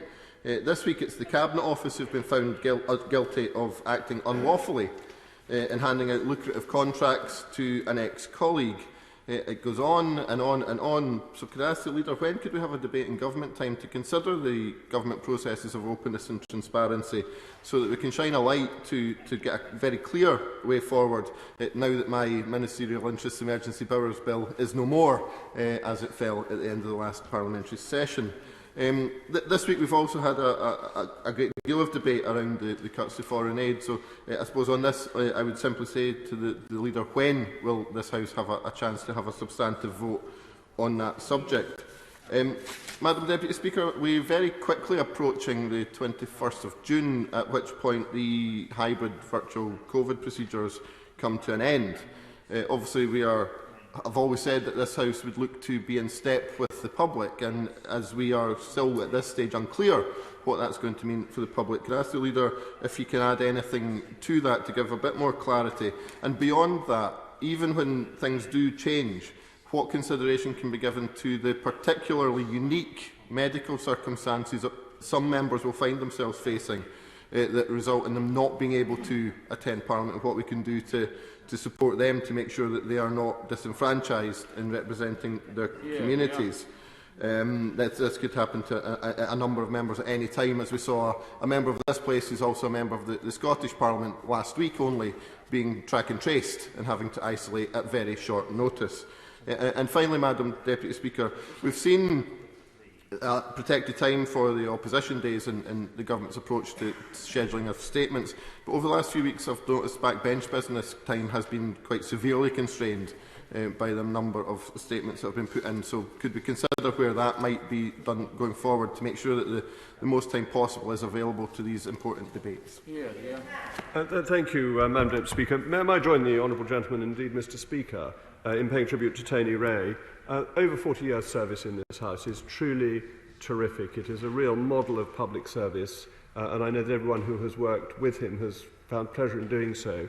And it's always important that our security team are as friendly and welcoming as they are. I think we have a first-class team in the Palace, and to have one of their number retiring after such distinguished service is well worth commemorating. If I can come to the point on backbench business time, I mean, I'm not unsympathetic to what the honourable gentleman says. It is purely a balance that members put in urgent questions, they want to hear statements, and we want to finish at a regular time. There are other ways of doing this. We could, if members wanted it, have irregular times of ending, but that hasn't been the mood of the House in recent years. So it is just trying to get this balance right. And I think it is proper to prioritise opposition days because that is fixed time for the opposition, and it is a long-standing convention that we do protect that and try to do it also when his own party has an opposition day as well. But that leads me on to his point on foreign aid, because we are having 4 days of business over the next fortnight that are not controlled by the government. So if there is a mood in this House to debate things, a motion may be put down either through the Backbench Business Committee or the Opposition Day debate. And it is important to remember that though Standing Order 14 gives the government control of the order paper, it does not stop other things being raised in a number of ways that honourable members and right honourable members are aware of. The 21st of June, the longest day, is fast approaching, but we will know more next week. So I think we have to wait and see what the overall government policy is. And then the honourable member refers to openness and transparency in relation to, isn't it, the infamous fox killer, kimono-wearing fox killer who likes bringing all these cases. Though I'm very interested in his case with his builder, which we might find out about in one time or another. We'll keep our eyes and breath bated for that result to come out. The government won on 2 of the 3 cases. There was no bias within it. And the courts recognised the need to act quickly. And that is my fundamental point. The reason we have the vaccination success that we've got is because the government moved swiftly. We could not wait 3 to 6 months to issue contracts in the normal way. That was perfectly proper and reasonable way to approach it. Sir David Amos. I join with other members in offering our Speaker a very happy birthday and Mr Ray, after 43 years' service, a long and happy, healthy retirement. Will my right honourable friend find time for a debate on violent crime, including stabbings and disorderly behaviour? Embarrassingly, as we move towards city status in Southend, formerly quiet areas of Chalkwell and Leigh-on-Sea have seen crimes involving knife and disorderly behaviour. This has been as a result of gangs moving into the area and drug dealing. Present measures are simply not working. I'm very grateful to my honourable friend for raising this important and troubling issue. As constituency MPs, we all see the terrible effects of violent crime, and we should never be complacent when it comes to tackling it. What is the government doing so far? Well, from 2019 to 2022, we will have spent over £105.5 million of taxpayers' money to develop 18 violence reduction units and over £136.5 million to support an enhanced police response. We've also spent £200 million in early intervention and prevention support initiatives through the Youth Endowment Fund to support children and young people at risk of exploitation and involvement in serious violence. And the government is taking urgent action to tackle knife crime to keep people safe. and we have, according to the latest figures, recruited 8,771 additional police officers as part of our commitment to hiring an extra 20,000 police officers. I understand that when crime hits, these statistics and these bald statistics are not necessarily immediate comfort, but I hope they are reassurance that this matter is being taken very seriously and is being tackled. We now go to the Chair of the Backbench Business Committee, Ian Meehan. Thank you very much, Madam Deputy Speaker, and can I thank the Leader for the business statement and for announcing the backbench business for the 17th of June. And can I also confirm, we've just had it confirmed this morning, Madam Deputy Speaker, that the second debate on the 24th of June would be a debate on UK defence spending. Madam Deputy Speaker, we also understand that there ought to be 2 days of estimates debates in the last week of June, and in order to facilitate this, I'm afraid to say that applications to the Backbench Business Committee must be made by no later than 6 p.m. this forthcoming Tuesday, the 15th of June. And lastly, Madam Deputy Speaker, as chair of the All-Party Group for Football Supporters, can I add my ongoing sympathy and solidarity to the bereaved and traumatised families of the 96 Liverpool fans killed at Hillsborough 32 years ago. And I hope that the Backbench Business Committee can facilitate a debate in this chamber as soon as possible, having received an application from the Honourable Member from Garston and Halewood just this week. Thank you, Madam Deputy Speaker. May I echo what the Honourable Gentleman said about the 96 deaths at Hillsborough, which were obviously the subject of the urgent question that has just passed. It is something that continues to be remembered, and rightly so, in this House. I'm grateful for him for telling us the debate on the 24th of June on defence spending, which interestingly was one of the subjects specifically given to the Backbench Business Committee when it was set up, and for his very clear notice on the estimates days, which I hope the relevant parties will listen carefully to and take to heart. We now go to John Barron. John Barron. Thank you, Madam Deputy Speaker, and I join the House in wishing Mr. Speaker a happy birthday and in passing on our thanks and best wishes to Mr. Tony Ray. Because of a £10 million shortfall between the government's generous financial support and the cost of maintaining its existing global network, the British Council is in danger of having to close the largest number of overseas offices in its near 90-year history. Before the government makes a bad decision, which is it's due to announce in the coming week, which runs counter to global Britain and will damage our soft power, will my right honourable friend make time for a debate so that the House can discuss this important matter further to my urgent question earlier this week? We want the government to not fail at the final fence.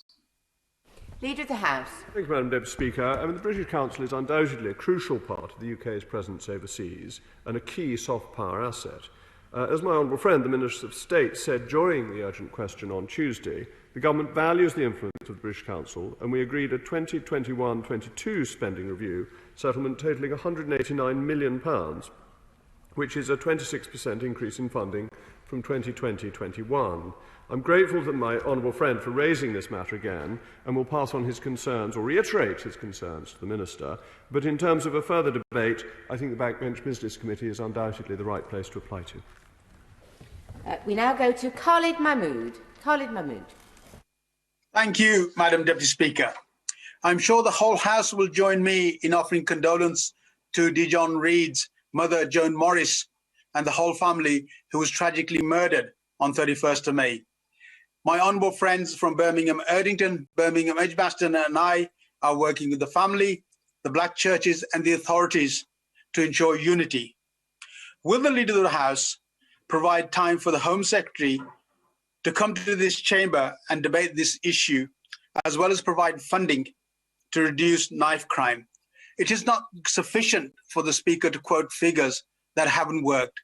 And I also urge him to listen to his friend from South and West, who has made the same point, and provide a real debate in this chamber. Thank you. Leader of the House. Thank you, Madam Deputy Speaker. May I join the honourable gentleman in passing condolences to the family of John Reed that he is right to say there is nothing I can say at the dispatch box about how policy is developing and the amount of money that has been spent that will bring great comfort to a bereaved family in these most saddening of circumstances. It is always a long-term project to increase the safety of our streets and to reduce knife crime. In this context, it is important that there are more police and that the numbers going up will make our streets safer overall. But I absolutely understand from what the Honourable Gentleman is saying that this is too late in this particular instance, so we mourn with the family and we must make sure that every effort is made that this affects fewer families in future, because the loss of a child is the greatest blow a parent ever faces. Tom Hunt. Madam Deputy Speaker, Oxbridge colleges. So I was very pleased to see the Prime Minister intervene and object to the appalling news that Magdalen College, Oxford, had taken down a portrait of the Queen. But of course this isn't isolated, it's not an isolated incident. Today I'm hearing that 150 academics at Oriel College, Oxford, are refusing to teach because they haven't taken down the Rose statue. And then, also this week, we've heard disturbing news that Churchill College, Cambridge, are considering changing the name of the college to make the college seem more inclusive. I know historically there's been lots of eccentric left-wing academics at Oxford and Cambridge, but the sheer frequency in which these events are cropping up, will my right honourable friend provide time for us to discuss what we can do to prevent the wokeification of Oxbridge colleges? Leader of the House. Thank you, Madam Deputy Speaker. I mean, as for Magdalen College, it's not exactly 1687-88. It's a few pimply adolescents getting excited and taking down a picture of Her Majesty. It makes Magdalen look pretty wet, but it's not the end of the world. I wouldn't get too excited about that, though it does amuse me to speculate as to what would happen if one of Her Majesty's subjects suggested taking down the Stars and Stripes in an American university. It might not be enormously well received, and as I think the pimply adolescent in question is an American citizen, he might like to think about that. He might think that taking down the US flag in an American university was a bridge too far, even for the most patriotic Britain. As regards the academics refusing to teach, I mean, I'm half tempted to say you should be lucky not to be taught by such a useless bunch. That if they're that feeble, what are you missing? And what are they doing there? Why don't they have any pride in their country, our marvellous history and our success? And Rhodes is not a black and white figure. Perhaps they're not learned enough to have bothered to look up the history of Rhodes in any detail, which has been written about quite extensively now. And as I say, he is a figure of importance and of interest and of enormous generosity to Oxford. Do they want to give the money back to the descendants of Cecil Rhodes, or are they intending to keep it to themselves? So we must not allow this wokeness to happen. The idea of changing Churchill College, well, perhaps we should introduce a bill to rename Cambridge Churchill and call it Churchill University, and that would be one in the eye for the lefties. Kevin Brennan. I prefer the Fenbog Poly, that might be a better name for it. But, Madam Deputy Speaker, in fairness to the leader, he's always been very good at saying that ministers should reply to members' correspondence. In fact, last July he said ministers are aware that it's a basic courtesy that replies come from ministers, not from officials.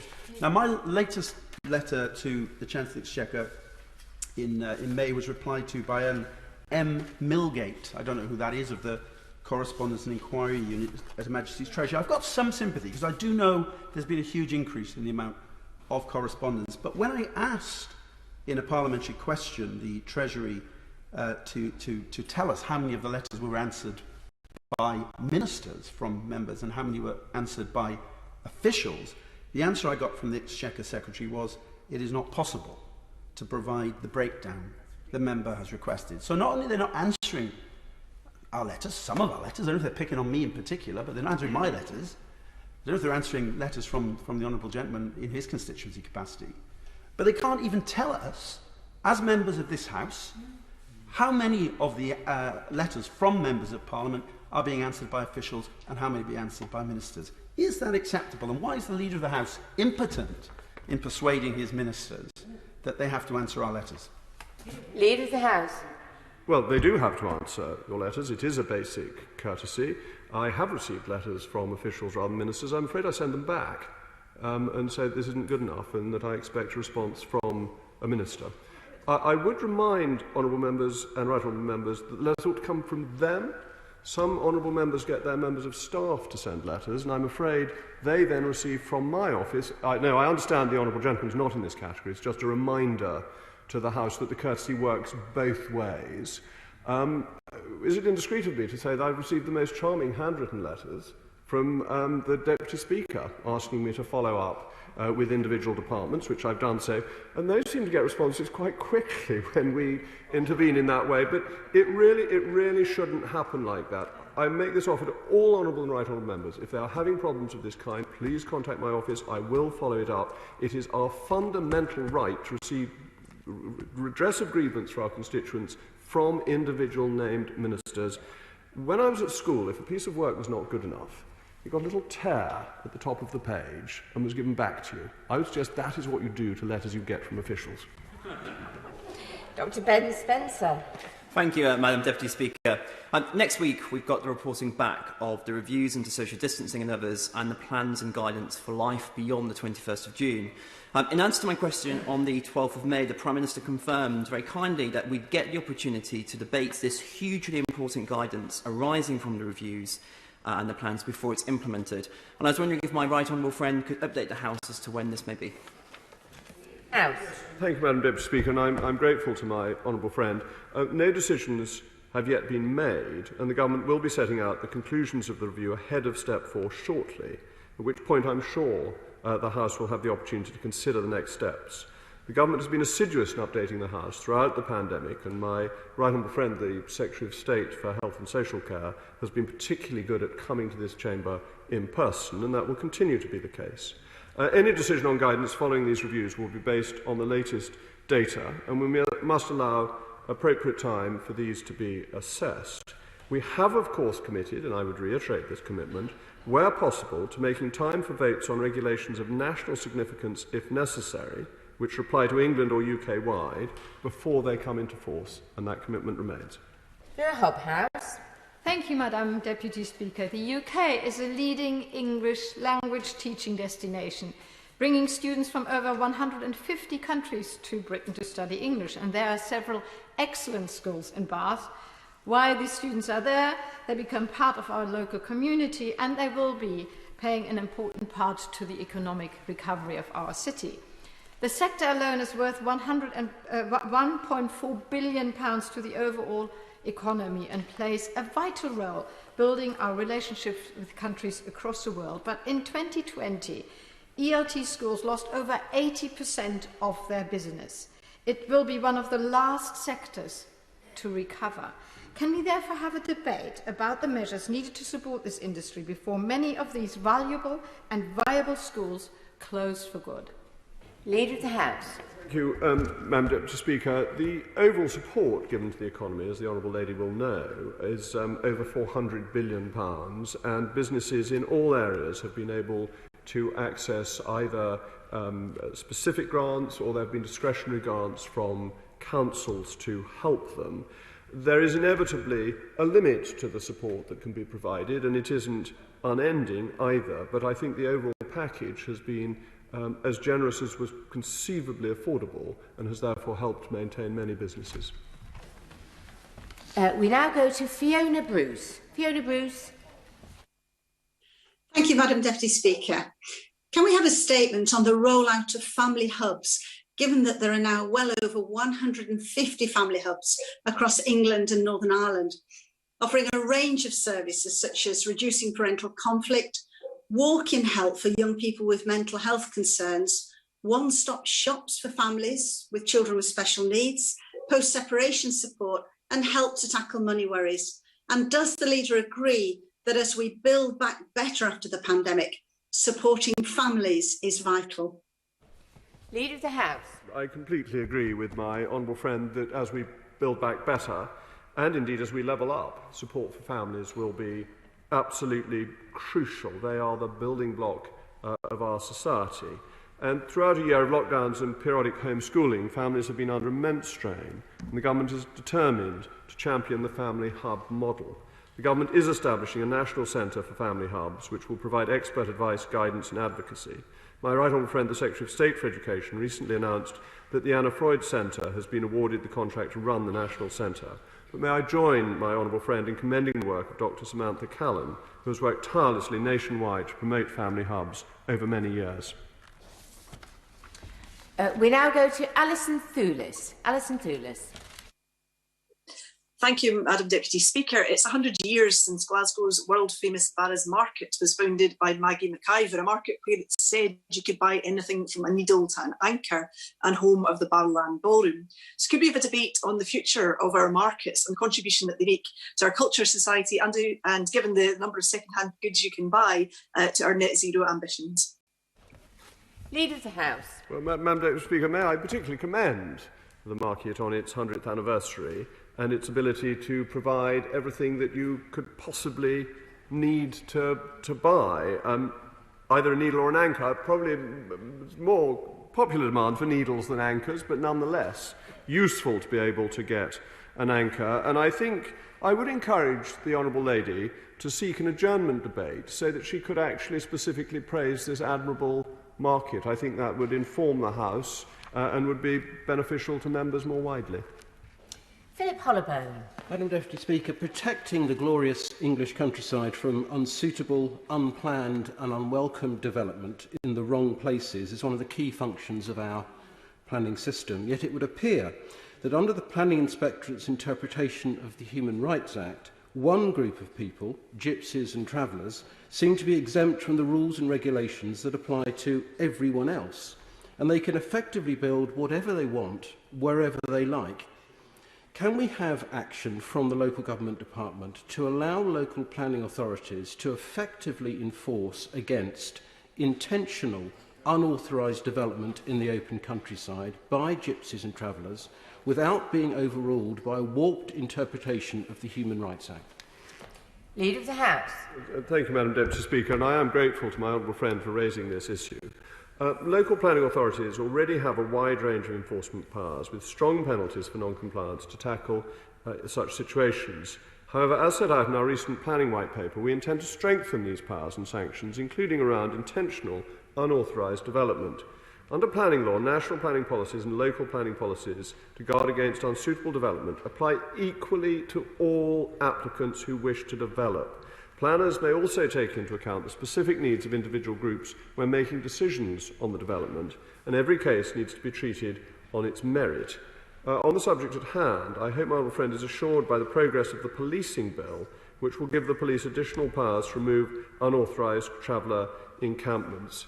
And we must be careful of spurious human rights claims, otherwise we'll have people in the City of London saying it's their human right to build 100-storey tower blocks, and this would be ridiculous. Richard Byrne. Thank you, Madam Deputy Speaker. Polls show that a large proportion of the public believe that the government's allocation of COVID contracts is corrupt. Yesterday, the High Court found that the Minister for the Cabinet Office broke the law in the allocation of one COVID contract to a firm run by his former adviser. Given all this, doesn't the Leader of the House agree to restore confidence in this House, confidence being undermined day after day by the allocation of COVID contracts by his government? The Minister for the Cabinet Office should be sacked, and this House should take tough action against such contracts. Leader of the House. Madam Deputy Speaker, no, I don't agree with that awful nonsense. As I've set out very clearly before, there was a pandemic. The Honourable Gentleman seems to have forgotten this, and there was a need to crack on with things. The Honourable Gentleman would have fiddled whilst Rome burned. He would have, it's nice to see him back, incidentally, good of him to come to the chamber. He would have ignored the whole thing while some great bureaucratic process could wander through. An endless discussion and red tape would be tied into pretty little bows before things were done. We needed the vaccine, we needed test and trace, we needed to have a system that got messages out to people. And the judgment yesterday found that there was no bias, and it found that it was reasonable to act swiftly. And that is really important to understand. So no, I'm with good sense and good government, not with the infamous fox killer. We now go to David Warburton. David Warburton. Thank you, and may I join others in wishing many happy returns to Mr. Speaker. I hope he's right now consuming a slice of lunchtime cake. I live in hope, Madam Deputy Speaker, that the government sticks to the 21st of June roadmap. More delay would be a disaster for businesses and livelihoods across the country. But if the government does decide to extend phase 3, my understanding is that no additional parliamentary approval would be required until the current regulations expire on June the 30th. But should there be a delay, will my right honourable friend make time for such a decision to be fully debated in this House, as of course any such restriction of our liberties should be? Leader of the House. Deputy Speaker, the suggestion of cake has reminded me that there's a test match on, so I hope that the test match special team may find a spare portion of cake to send to Mr. Speaker to wish him well on his birthday. To come to my honourable friend and indeed neighbour's very important point, the Health Secretary said on Monday that it is still too early to make decisions on step 4. The government will assess all the data and announce the outcome of the 14th of June. And like my honourable friend, and I think many of us in this House, I think we all hope that it will still be possible to open up on the 21st, but we have to be sensible about this. We will, of course, continue to involve the House in scrutinising our decisions with regular statements and debates and the ability for members to question the government and its scientific advisers. As I said to my honourable friend, the member for Runnymede and Weybridge, we have committed that for significant national measures with effect in the whole of England or UK-wide, we will, wherever possible, consult Parliament and hold votes before such regulations come into force. So I hope that gives my honourable friend the comfort that he requires. Navendu Mishra. Thank you, Madam Deputy Speaker. Since 2010, funding for my local force, Greater Manchester Police, from central government has been cut by £215 million, resulting in thousands of fewer officers and support staff. In my own constituency of Stockport, the impact of these cuts has been drastic. We've seen an increase in antisocial behaviour, but we know that increased policing alone isn't the answer to rising rates of crime and antisocial behaviour. A survey by Unison in 2016 found that 83% of respondents reported increased crime rates and incidents of antisocial behaviour in areas where youth and other relevant services had been cut. Will the Leader of the House allocate time for a debate in government time on policing, youth services and mental health provision in Greater Manchester? And does he agree with me that we need to invest in young people in all communities, not strip away vital public services? Leader of the House. I would say that there have been problems with Manchester policing that have absolutely nothing to do with the government and are more local political matters, which I'm sure the honourable gentleman is fully aware of. Expenditure on policing is increasing, as I said. Well over 8,000, heading towards 9,000 extra police officers have already been added, and this is a national effort to ensure that our streets are made safer, and it is important that we continue to do that and that we support the police in the very difficult job that they do, and that we give the support to the police that it needs, that they need, to carry out their onerous duties. Number 18 has withdrawn, so we go straight to Gavin Newlands. Thank you very much, Madam Deputy Speaker. I should have been alive to that. But I raised my constituent Alison's horrendous experience with her ex-partner and the CMS in business questions last January. And following this intervention, CMS agreed that the rate of repayment was unacceptable and that they would continue recovery action against their ex-partner for significant arrears. Earlier this year, a repayment plan was agreed without consulting Alison, and recovery action will now not proceed, despite previous assurances. My office has contacted CMS to request a conference call on the issue, but have had no response. So can I ask the Leader to use his good offices to request intervention from the appropriate DWP Minister, please? Leader of the House. I'll do that, and I will ask my office to get in touch with the CMS. The CMS ought to be responsive to members. I've said before, I have found it one of the most difficult organisations to deal with as a Member of Parliament for my constituents. I have great sympathy with him. I'm grateful that he's raised this point. They must respond to Members of Parliament. That is the duty of that type of agency. Final question to Peter Bone. Thank you very much, Madam Deputy Speaker. I'm very much in favour of the government's policy of reducing overseas aid this year. We will still be giving £10,000 million in aid, a higher proportion than France or Italy and, of course, the United States of America. But the House has a right to decide on this. But would the Leader of the House agree with me? It's very strange that the government has given the opportunity by an opposition day this week, an opposition day on the 14th of June, an opposition day on the 21st of June, when that vote could definitely occur. Now, the Backbench Business Committee have been kind enough to announce the subjects of their debates in advance. Why is the loyal opposition not today telling us that we're going to have this debate on Monday? Is it because they're pretty sure they're going to lose the vote and the House will support the government? Leader of the House. I must defend, actually, Her Majesty's opposition because we changed the debate of their Opposition Day debate. So it is reasonable for them not to have put the debate forward. But I think it's a very interesting challenge my honourable friend lays down to them, because actually they know the policy is hugely supported in the country. That polling indicates a majority of Labour supporters support the policy, let alone Conservative supporters who support it overwhelmingly. So let us see, as time's winged chariot passes along, whether or not they are brave enough to put their money where their mouth so often is. I thank the Leader of the House for the business statement and suspend the House for 2 minutes to make the arrangements for the next business.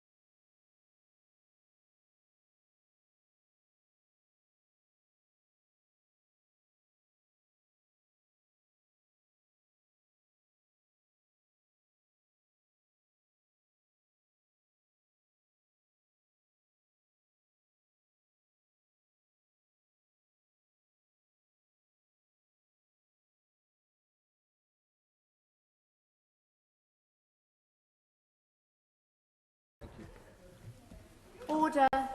Order. I call Minister Vicky Ford to make a statement. Thank you, Madam Deputy Speaker. This is a very serious matter. Abuse in any form is abhorrent, especially when it is abuse of the vulnerable or children. The Everyone's Invited testimonies have shown us the scale and nature of sexual abuse and harassment experienced by young people, often by their peers. And I would like to thank the founders and all those who have shared their experiences. Anyone who has visited their website will have been struck by the huge volume of accounts, many of which contain chilling stories of abuse and harassment. And let me be clear, sexism and misogyny is not okay. Sexual harassment, let alone non-consensual touching, groping or sexual contact, none of this is okay. Sending unrequested nudes is not okay, and neither is bullying your peers into sending a nude and then sharing it with your mates. And yet this has become commonplace for so many young people. We as government, as parents, as educators and as a society must work together to turn the cultural dial. This government acted quickly by asking Ofsted to carry out the review, which has reported its findings today. and set up a specific NSPCC helpline to support those who wanted to report sexual abuse or receive advice. Over 400 calls have been received so far, and around 70 have been referred to other agencies, including to the police. The phone number is 0800 136 663, and it will remain open until October.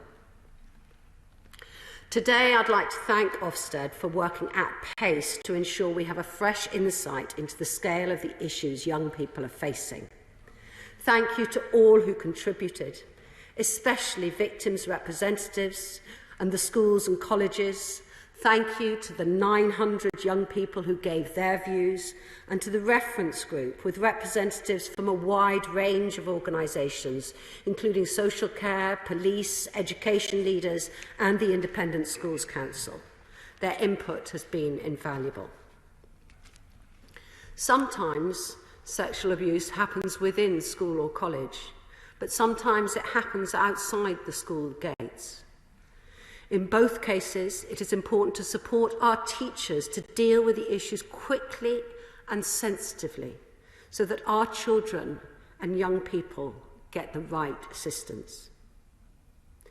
And Madam Deputy Speaker, much of the abuse identified impacts predominantly on girls and young women. We know from the annual Girls' Attitude Survey that increasingly young girls feel pressurised about their appearance.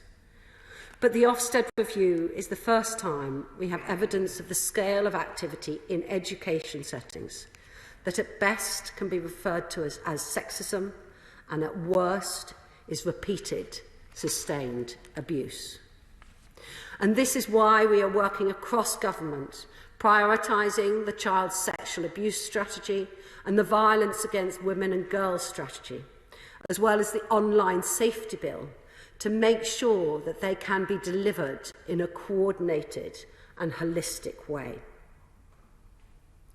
Everyone needs to coalesce around this issue, put aside institutional boundaries and put the needs of children and young people first.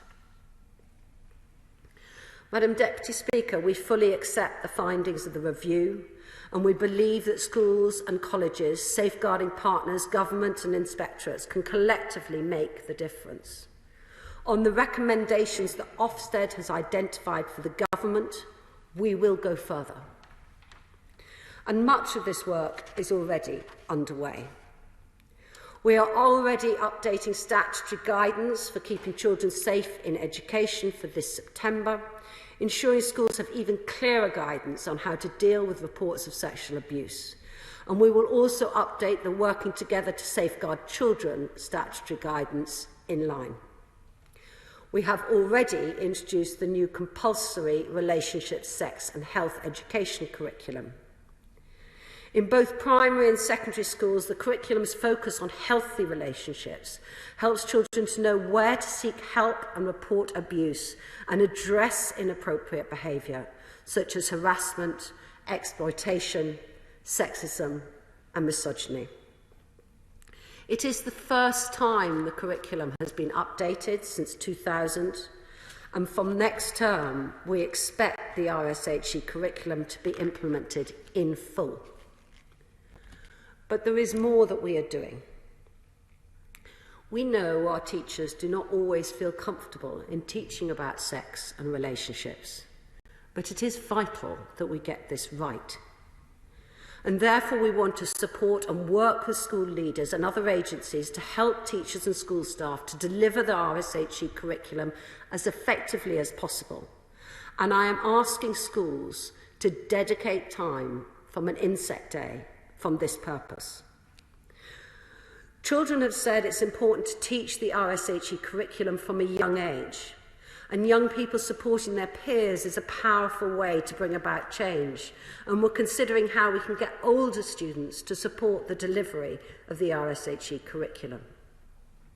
And whilst the statutory curriculum does not currently apply to FE colleges, there is good practice in many of these colleges, and we're working with the sector to address the gap. It's important that children and young people feel confident that they will be heard and that action will be taken. We want to work with young people and hear their voices so they can inform the curriculum and communications. And I and other ministers will be meeting young people to help achieve this. Madam Deputy Speaker, every day in our schools, designated safeguarding leads undertake amazing work to keep children safe. They deserve our admiration and our support. Today we are announcing that we're going to work with up to a further 500 schools on our project to support and supervise designated safeguarding leads in up to 10 additional local authorities. And that we are already developing an online resource hub where designated safeguarding leads can access relevant advice. The government will also undertake further work to consider how we can give greater status and support to designated safeguarding leads, looking first at the model that we have for special educational needs coordinators. We are also discussing with Ofsted whether any additional support is needed for children and young people with special educational needs. This is a cultural issue and not just a matter of how to investigate individual cases. We do expect all schools and colleges to have robust policies in place to create a culture that treats all young people fairly and addresses concerns immediately. But schools and colleges cannot do that alone, and they shouldn't think that they have to. We expect every local safeguarding partnership to reach out to all their schools and be clear on how they are engaged in local safeguarding arrangements. We'd like to see this happen by the October half term. And we're developing a programme looking at best practice in how schools engage in local safeguarding arrangements. It's also clear from the testimonies that our young people are continuing to face similar issues when they move to university. The Office for Students recently published a statement of expectations on harassment and sexual misconduct, which all universities should take note of and act upon. Today, the OFS has asked all universities to review and update their systems, policies and procedures in advance of the next academic year. Government will continue to work with the Office for Students to ensure that all students feel confident to report incidents of sexual harassment and sexual violence. But, Madam Deputy Speaker, there is another thing that is not okay. And this is the ease of access to and increasing violence of online pornography.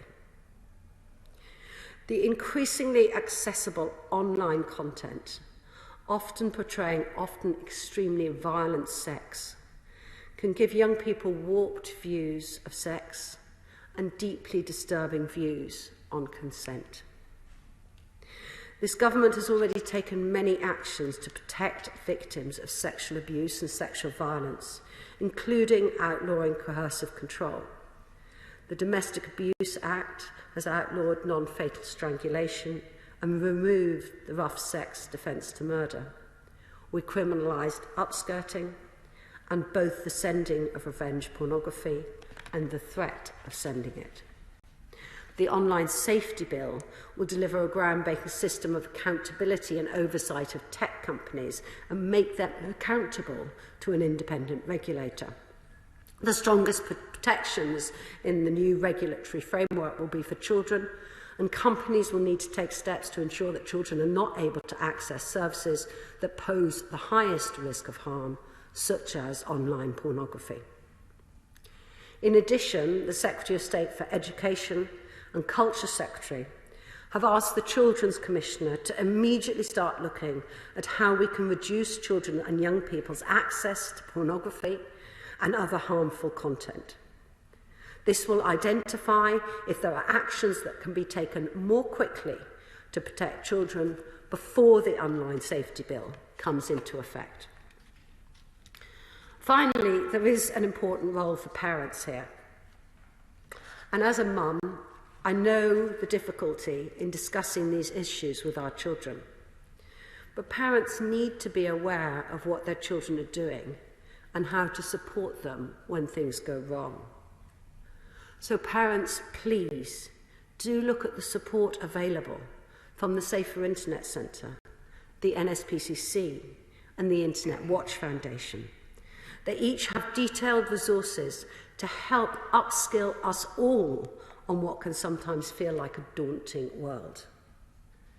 Right now, it's estimated that 1.4 million children access pornography every month in the UK. And what they're seeing is changing the way that they perceive sex and relationships. So please, parents, turn on your broadband filters and make sure you understand and switch on the safety features on your children's phones and devices. And just as you wouldn't put your children into physical danger, don't allow your child to go into digital danger. Madam Deputy Speaker, this rising trend in sexual abuse must be stopped. We, the government, stand by our schools, our families, and all those who care about children, and will do whatever is right to safeguard them. And for this reason, I commend this statement to the House. Shadow Minister Peter Kyle. Thank you, Madam Deputy Speaker, and thank you to the Minister for advance sight of her statement. I too would like to begin by paying tribute to the young girls and young women who came forward to share their experiences under extremely difficult circumstances and for which took huge bravery. But I hope that they will look at the action that is now unfolding and see that their bravery has been rewarded, because without their action, I think it is safe to say that the unfolding of policy recommendations today wouldn't have happened. And for that, they should take pride in their actions. A young person's experience at school shapes their future in so many ways. It plays a key role in their development, socially and emotionally, and few experiences have such a scarring effect as sexual abuse or harassment. Yet today's review shows far too many children, especially girls, are living in a world where it is normalised and they have no alternative but to accept it. From unsolicited, touching and explicit images to false rumours about sexual history, sexual harassment in schools ruins lives, and it must be rooted out. This is an issue on which I'm sure the entire House agrees, and I welcome Ofsted's report and comments from the Minister today. I'd like to put on record Labour's gratitude to the Chief Inspector of Schools, Amanda Spielman, not only for her thorough report, but also for taking the time to brief myself and colleagues across the House in advance of the publication. We all agree on the need for action, but I must ask the Minister, why has it taken so long? And why did it take a national scandal to force the government to act? The Department for Education was warned about routine sexual harassment in our schools as far back as 2016. Since then, figures suggest that up to 1,000 girls may have been raped in school. In 2016, the Women and Equalities Select Committee found that 18-year-olds had experienced unwanted sexual touching at school. 29% of them had done so. They criticised the lack of central data for collection on sexual harassment, yet the government refused to act. Routine record keeping and analysis is one of today's recommendations, something that was asked for 5 years ago. In 2019, schools' awareness of safeguarding policies was so poor that my colleagues, the honourable members for Birmingham Yardley and Hull West and Hessel, were forced to write directly to head teachers to raise awareness. They met with the head of Ofsted to explain their concerns. Again, strengthening guidance and training for teachers features prominently in today's report. Another action government have known was needed for years. The Labour Party has produced a Violence Against Women and Girls Green Paper. In it, we call for a national strategy backed up with strengthened teacher training, inspection and policies, requirements for data collection and targeted action in the online safety bill. The Shadow Education Secretary and the Shadow Minister for Domestic Violence and Safeguarding wrote to the Department for Education in March this year with an offer to work together on implementation.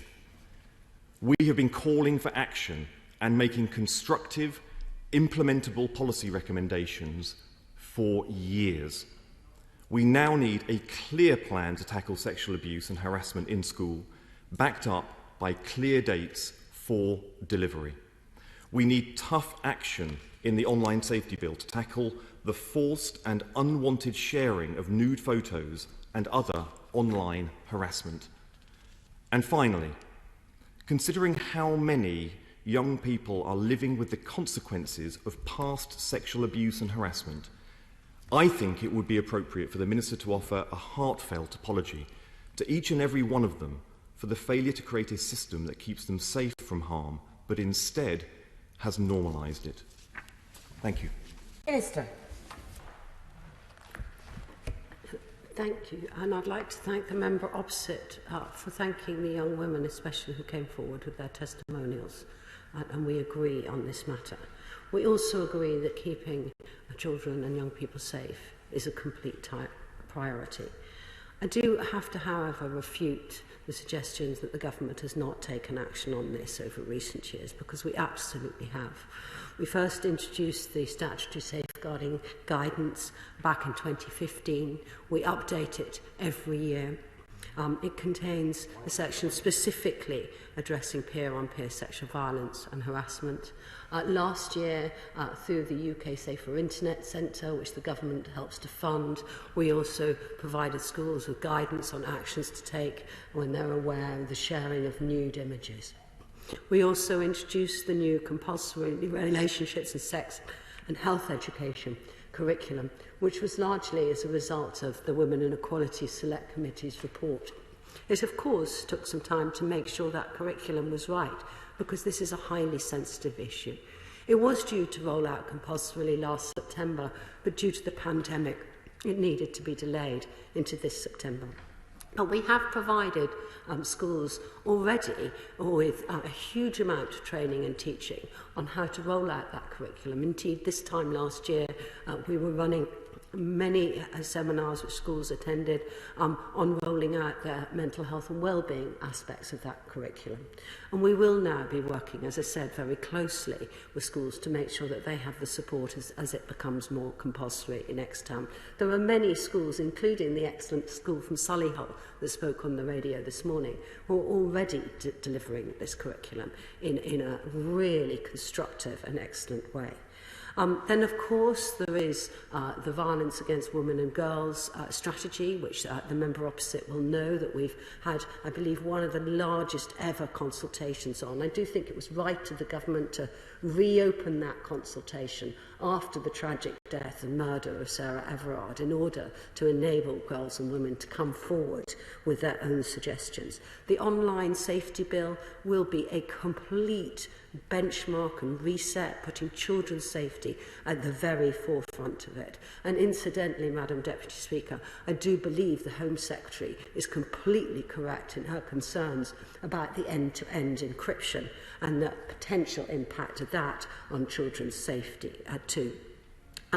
There's been guidance set up. For example, we established the independent inquiry into child sexual abuse, which is, as the member opposite knows, been looking at this issue for many months now and will be reporting. There is, of course, more that we can do. Ofsted, well, schools have a responsibility to keep reports of sexual harassment within their schools. Ofsted will now be questioning and quizzing schools on those reports, enabling them to look in detail. For example, if a school is not reporting any incidents, and yet we know this is so prevalent, is there something in the culture of that schools that means that children do not feel comfortable coming forward? So these are the sorts of further actions that will be taken, but they build on actions that we have taken for many years, because we know that especially the online world is forever evolving and brings dangers for children. We now go to the Chair of the Education Select Committee, Robert Halfon. Thank you, Madam Deputy Speaker.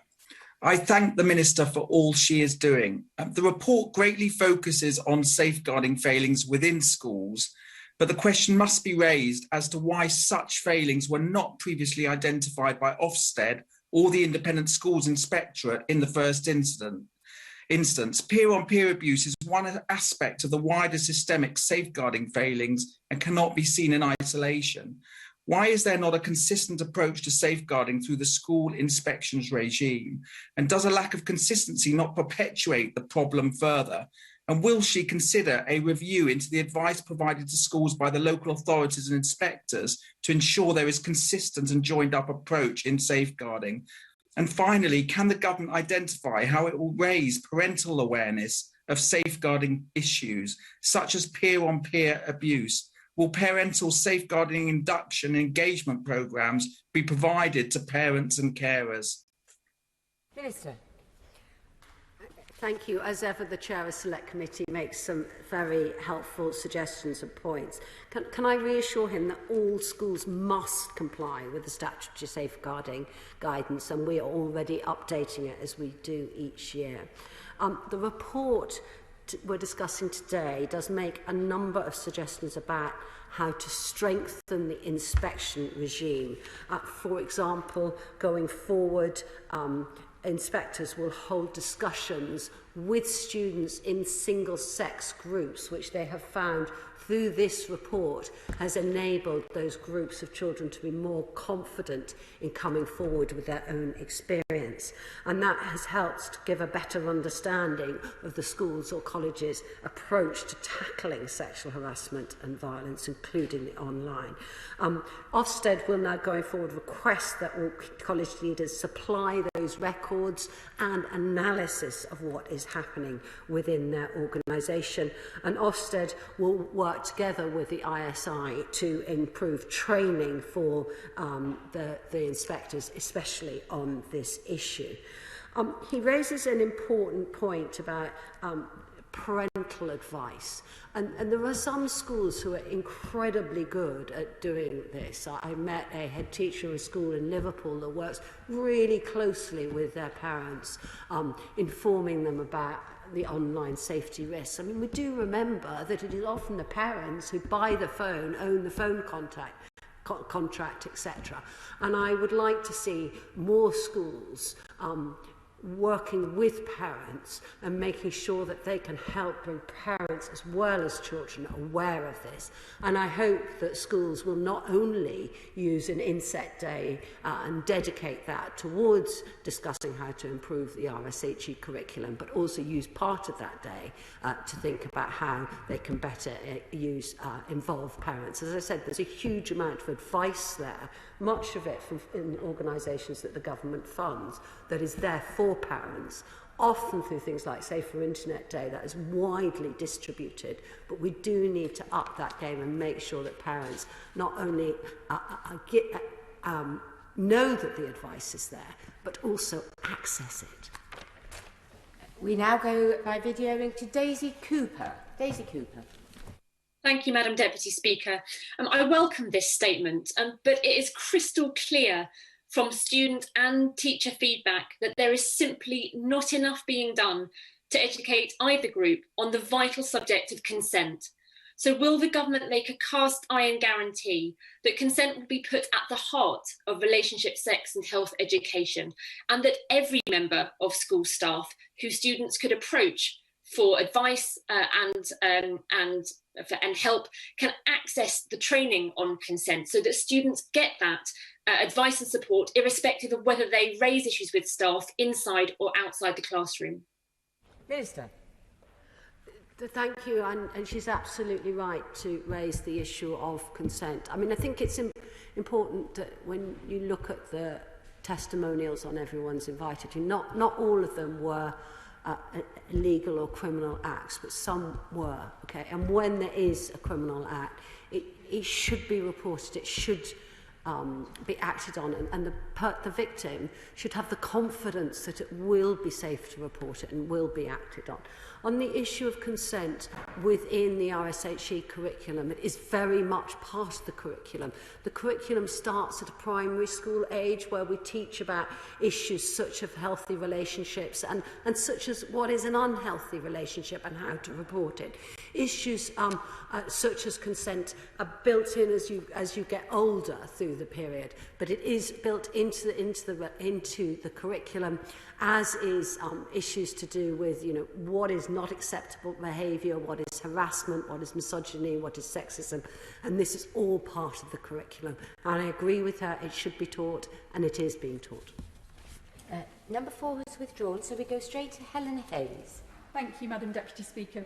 The figures in this Ofsted report are shocking, and behind each one is a young person, most often a young woman, whose childhood and experience of education is being blighted by the fear, misery and mental harm of sexual harassment and sexual violence. It's important that schools are supported to deliver culture change, but will the Minister accept that schools which fail to make meaningful progress to change their culture and keep young people safe from sexual harassment and sexual violence should not any longer be considered to be providing an outstanding educational experience for their students? And will she act to ensure that when schools are inspected by Ofsted, the progress on delivering change in culture and practice to tackle sexual harassment is a formal part of the assessment framework and contributes materially to the Ofsted rating? Minister. The member opposite is absolutely right that where a school's safeguarding regime is inadequate, the school is inadequate. And this is a core part of the Ofsted inspection, which they look at and will report to us. So where that comes forward, absolutely, where there are concerns about safeguarding, action will be taken, action is being taken. There are a number of cases where it is. But I agree that we need to strengthen the Ofsted regime with respect to this element of safeguarding, which is what the proposals suggest, and they will be actioned to make sure that where the school is not acting in a way that safeguards children appropriately, the actions are quite correctly taken. This is at the forefront of a school's responsibility. They're not only responsible for education, they're also responsible for our children's safety. David Johnston. Thank you, Madam Deputy Speaker. One of the most concerning, though unfortunately not surprising, aspects of this review is young people not reporting the sexual abuse and harassment they experience from their peers because of how often it happens. Does my honourable friend agree with me that it's the job of everyone who works with young people, not just teachers and parents, everyone who works with young people, to help them feel supported and empowered enough to come forward with their experiences so that we can tackle them in the way that we ought to? Minister. The member's absolutely right that one of the chilling things is this lack of confidence that children have and young people have to come forward, and this feeling that if I say something, will anything happen? And we absolutely need to change the cultural dial on this issue, so that young people feel they can come forward, that they will be supported and action will be taken. I would say to anyone listening to this right now, if they have been a victim, if they need help, if they need support, if they just want advice, call that NSPCC helpline. As we set it up specifically with experts. It's the specific helpline just with experts on this matter of sexual abuse. But it should also be that if they report it to a teacher, that the teacher knows how to act and can do swiftly and sensitively. And the role of the designated safeguarding lead is really important here, which is why we want to bolster them and support them. He's also right that it's about all partners, not just the schools, not just the parents. And this is why we are asking in every local area, the police, health, local authorities, who are our national safeguarding partners, to really review deeply how they're working together with the schools in their own local area and do this deep review and report back by October half-term. We now go to Charlotte Nichols. Charlotte Nichols. Thank you, Madam Deputy Speaker. Many of the issues raised in the Ofsted report are not new, and indeed there was much about my own experience in education of widespread and normalised sexual harassment and abuse in school and on campus that I recognise. As a 30-year-old, smartphones and social media only became widespread towards the latter end of my school years, but their ubiquity now has turbocharged these existing problems and created new avenues for harm. Ofsted has found that the RSHE curriculum does not reflect the reality of young people's lives, as it is not kept up with these developments, nor with young people's capacity to get around things like filters with ease, just as my generation did. So does the Minister accept the curriculum is not fit for purpose? And what steps will her government take to ensure that all schools can deliver relevant, LGBT inclusive, high quality RSHE, which empowers young people, challenges attitudes that have become embedded around consent, and makes clear the avenues young people have for redress if they have concerns? Minister. Thank you. You know, our sex education curriculum that we've had in the past has not been fit for purpose in a digital age.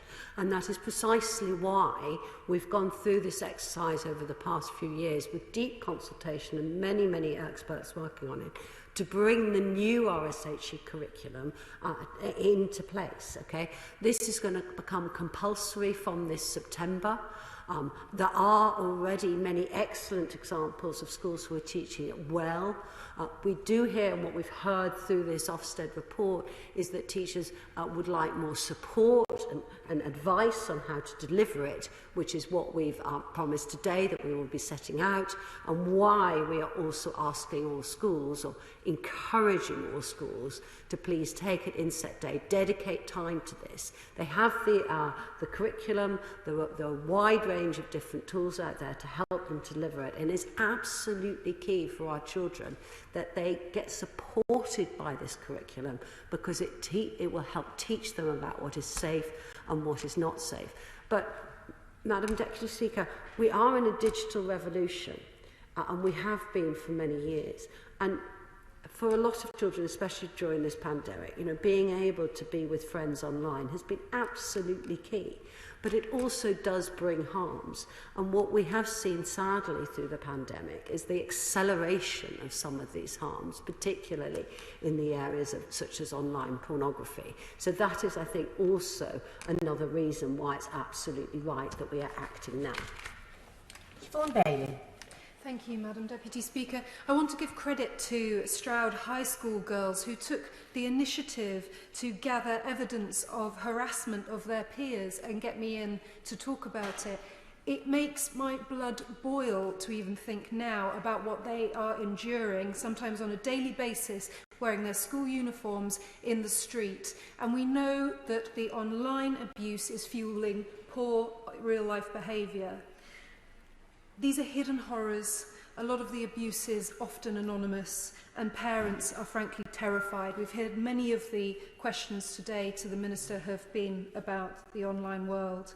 Now, the Minister cares an awful lot about this. Can she confirm that the government's flagship online legislation that's coming through for online harms is going to help protect young people, and tell us a little bit more how it will prevent the sharing of unsolicited images?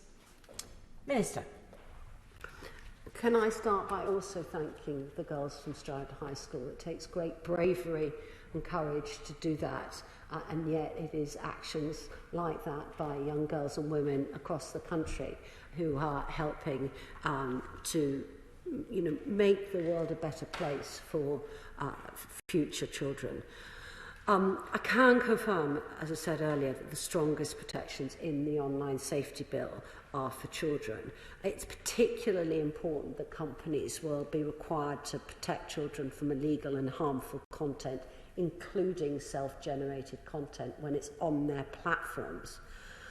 There is, however, still the challenge of peer-on-peer sharing, and this is again one of the reasons why I so strongly believe that the Home Secretary is right in her firm statements about the risk of end-to-end encryption that you see, for example, already on WhatsApp, but potentially coming into other areas, because that is another issue that will need to be considered. I think it's really important that we've asked the Children's Commissioner to do this a deep piece of work as well. She's an extraordinarily experienced former school leader who brings great passion into this world. I met with her, in fact, only this week to discuss this issue. We must take every step. We know that legislating in a digital world can sometimes be challenging, but we are ahead of the world on this and absolutely committed to that end objective to make sure that our children are as absolutely as far as possible as safe online as offline. But again, this is an issue also of helping to change the cultural dial. Clive Efford. Thank you, Madam Speaker. I was absolutely shocked when I read this report at lunchtime today about the scale of the problem that was described by young people themselves. We've known that this problem existed, which is why the review was taking place, but the evidence that's come forward is startling. I was in local government when Childline was set up, and that was in response to the fact that young people couldn't get their voices heard when they were suffering problems when in care. I note that there is the hotline to the NSPCC, but that's due to end in October.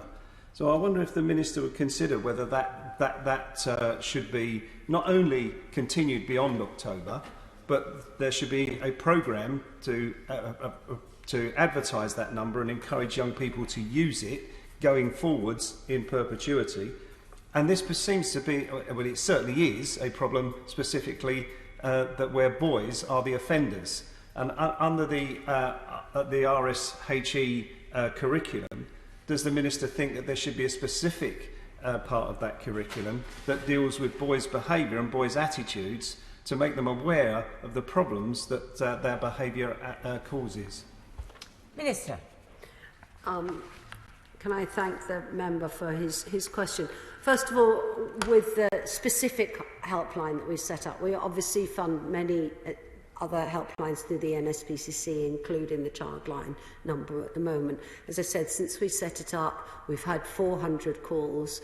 So as long as it's being used, then it's good. But if we start to see it tailing away, then I can't comment post-October, but we do want to make sure that there is always a place that a child can go to for advice. This, at the moment, is this bespoke place of advice, but that is why we've committed to the NSPCC Childline for so many years. In terms of boys, I mean, again, it's part of the curriculum, the whole RSHE new curriculum is the teaching about healthy relationships, healthy behaviour, what's acceptable, what's not acceptable, what's coercive behaviour, what's abusive behaviour, what's harassment, and respect for each other. I do think it's very, very important that whilst we're so clear that abuse is abhorrent, we also need to recognise that not all boys and men are abusers, and no one is saying that.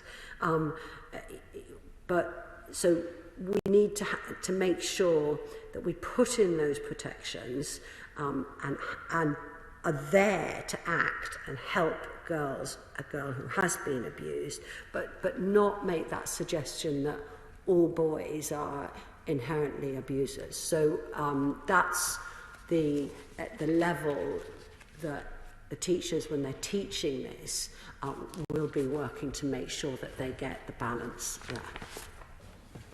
there. We now go to David Simmons. David Simmons. Madam Deputy Speaker, I commend my honourable friend on the progress that has been made in providing effective education in schools to equip our young people with skills and knowledge to deal with the risks of inappropriate sexual behaviour. Does my honourable friend agree with me that despite the many reviews of safeguarding arrangements, the latest being the Wood Review, we still lack a sufficiently robust duty on schools to cooperate with local safeguarding arrangements, which does, in the experience of lead members for children's services and directors of children's services, lead to inconsistent practice and makes emerging issues across the school sector harder to spot? Minister. As ever, the honourable member raises a very important question, which is how schools and colleges cooperate with safeguarding partners. They are under a statutory duty to cooperate with safeguarding partners once they're named as a relevant agency by that partnership. Our guidance is clear that we expect all schools to be brought into local safeguarding arrangements, and this is one of the reasons why we have asked all of our local safeguarding partnerships across the country to review now how that system is working locally and make sure that our safeguarding partners are supporting our schools. It's really important, Madam Deputy Speaker, that the school feels that they have the relationship with, for example, the police, that if they've got an issue that they want to discuss with the police that's a very sensitive one, that they can have it done with somebody who understands children and young people, understands the behaviour there, understands the schools, and that sort of closeness of a relationship to support each other. That's what I've been told by head teachers again and again, and that's what I would like to see, that sort of closeness of relationship working together all through those partnerships to keep the schools safe. I believe that the schools want to do that, and we need to make sure that our safeguarding partnerships are working hand in hand with our schools. We now go to Chrstian Wakeford. Thank you, Madam Deputy Speaker. Sexism and sexual harassment experienced at school harm girls and boys and help establish a toxic sexual culture which then infects our streets, our workplaces, our universities and our parliament. 4 years ago, over 3/4 of secondary school students were unsure or not aware of the existence of any policies or practices in their school related to preventing sexism. So what difference will students in primary and secondary schools in Newcastle see as a result of today's statement, and when? Minister. Can I first of all say she's absolutely right that this can harm boys and does harm boys as well as girls, and there's tales I've heard of boys also having suffered from having images of themselves widely shared with their peer groups, and then the abuse and the bullying and harassment that has led to devastating mental well-being consequences for the boys. It's just important that we recognise that as well. In terms of the very immediate actions that we are taking today, there are four. Okay? First of all, to support those designated safeguarding leads in schools such as those in Newcastle and across that. They do excellent work, but many of them have asked for access to better advice and sharing of best practice, and for this continual professional development, all of which we are working on through the statements we've done today.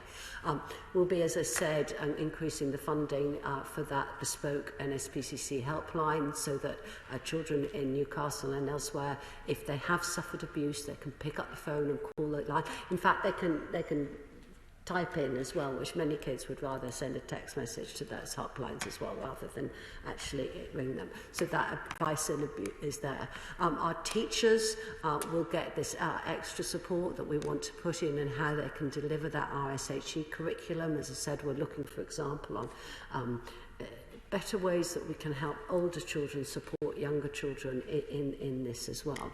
And then the fourth action that we'll be taking, which will be important they do in Newcastle as well as everywhere else, is making sure that our safeguarding partnerships, police, health, local authorities, children's social care, absolutely work to make sure that their safeguarding arrangements that vital that they wrap around these children are working well in every single local area.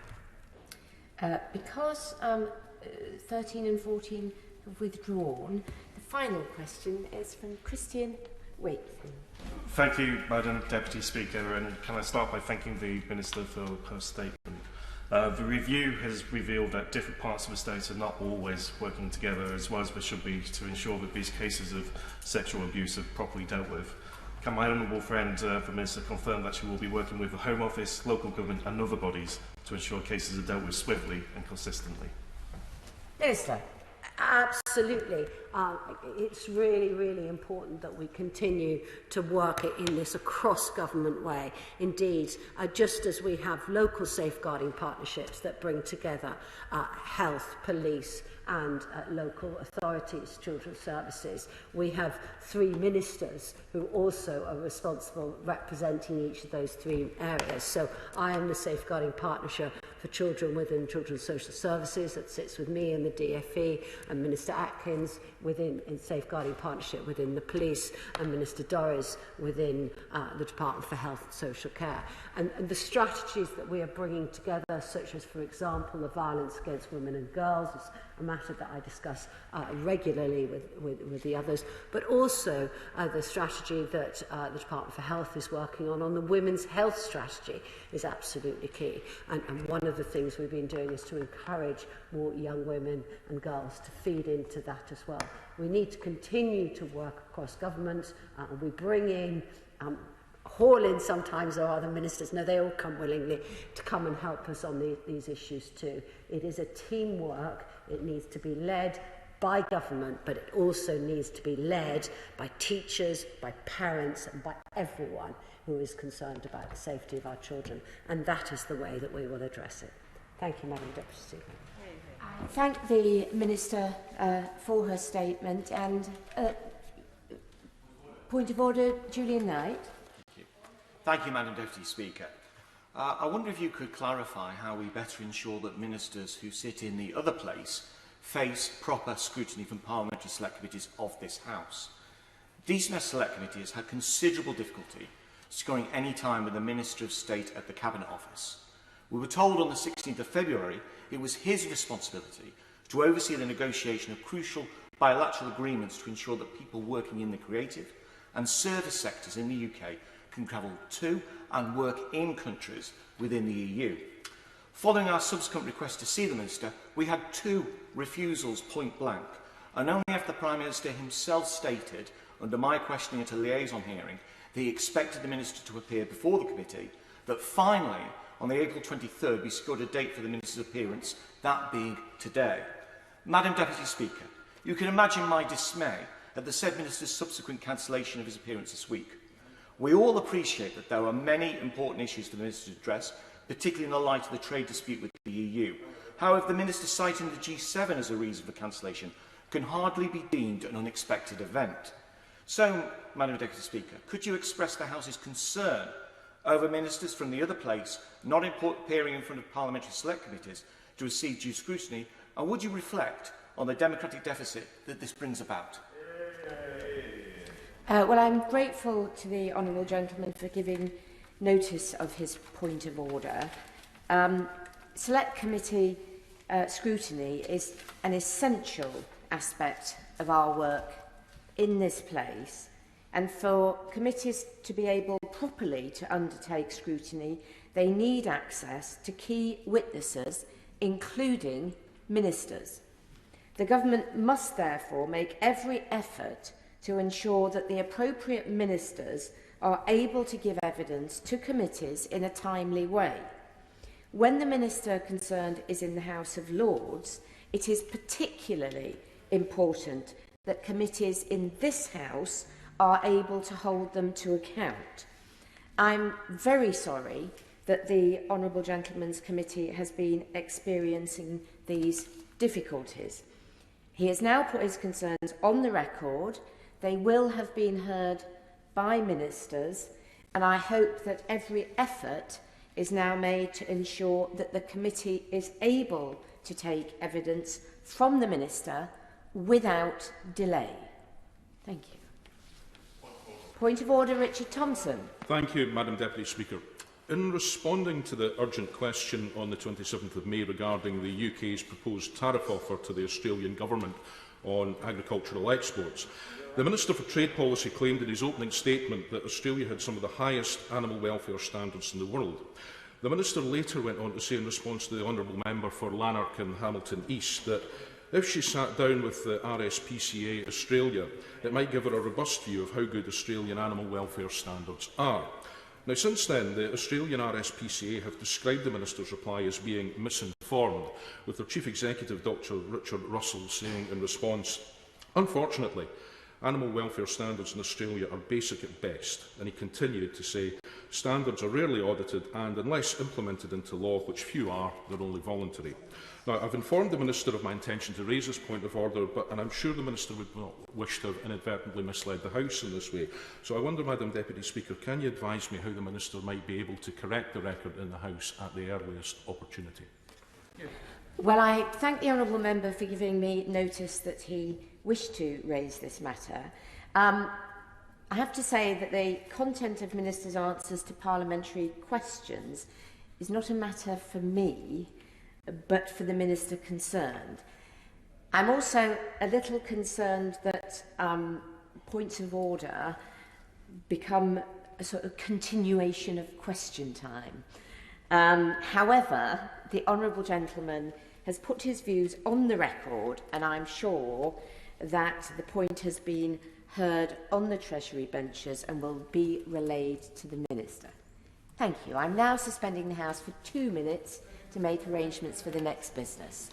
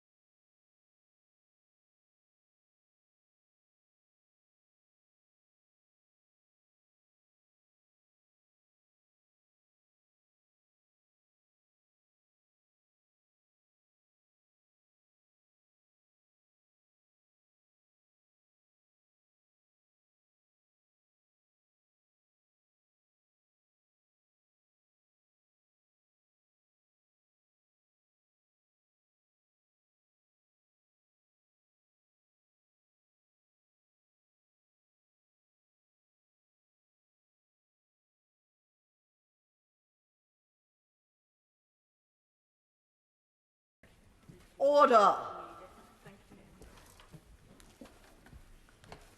We now come to the general debate on the aviation, travel and tourism industries.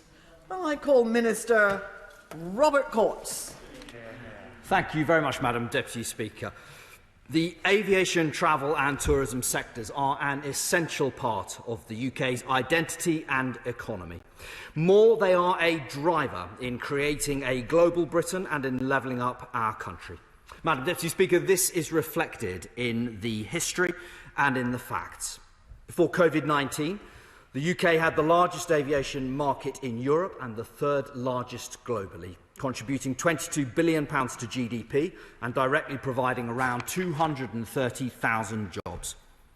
Tourism is similarly hugely important to our economy, as people travel from home and abroad to share in our culture, our landscape, our history and traditions, and the warm welcome from all corners of our United Kingdom.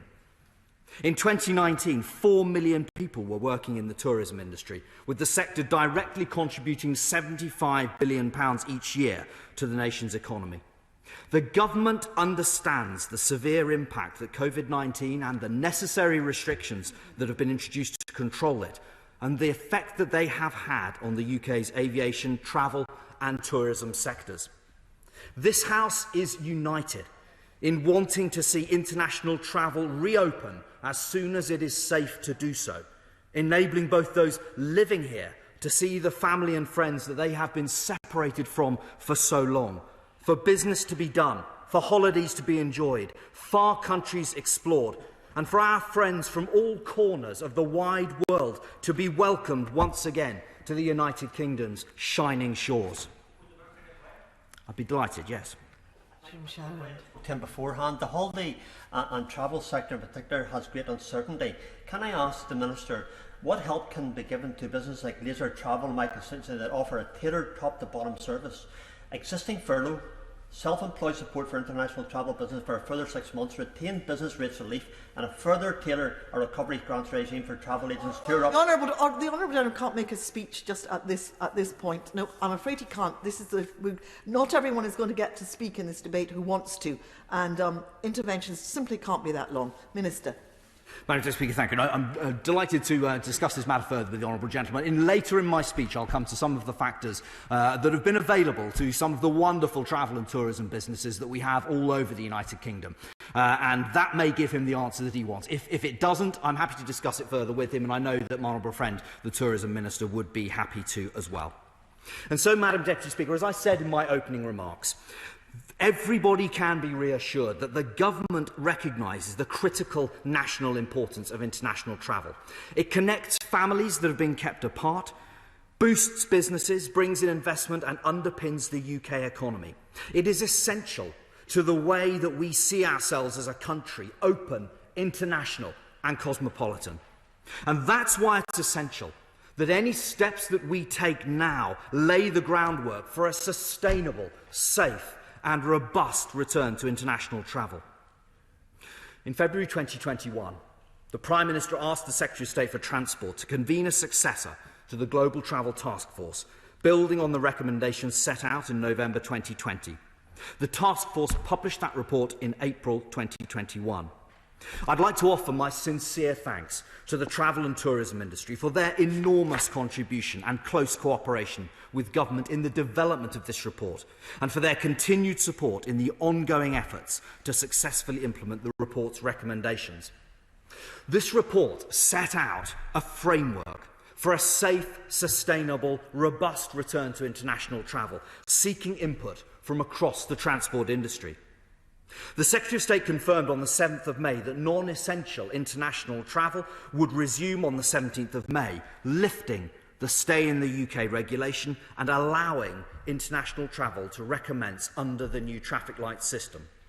This system cautiously balances the reopening of international travel with managing the risk that is posed by imported variants. The traffic light system categorises countries based on risk, allowing us to protect public health, particularly the rollout of our world-beating vaccination programme from variants of COVID-19. The Joint Biosecurity Centre produces risk assessments of countries and territories. Decisions on which list a country is assigned and any associated border measures are then taken by ministers who take into account that JBC risk assessment alongside wider public health factors. The government has had to make difficult decisions in the early stages of the return to international travel.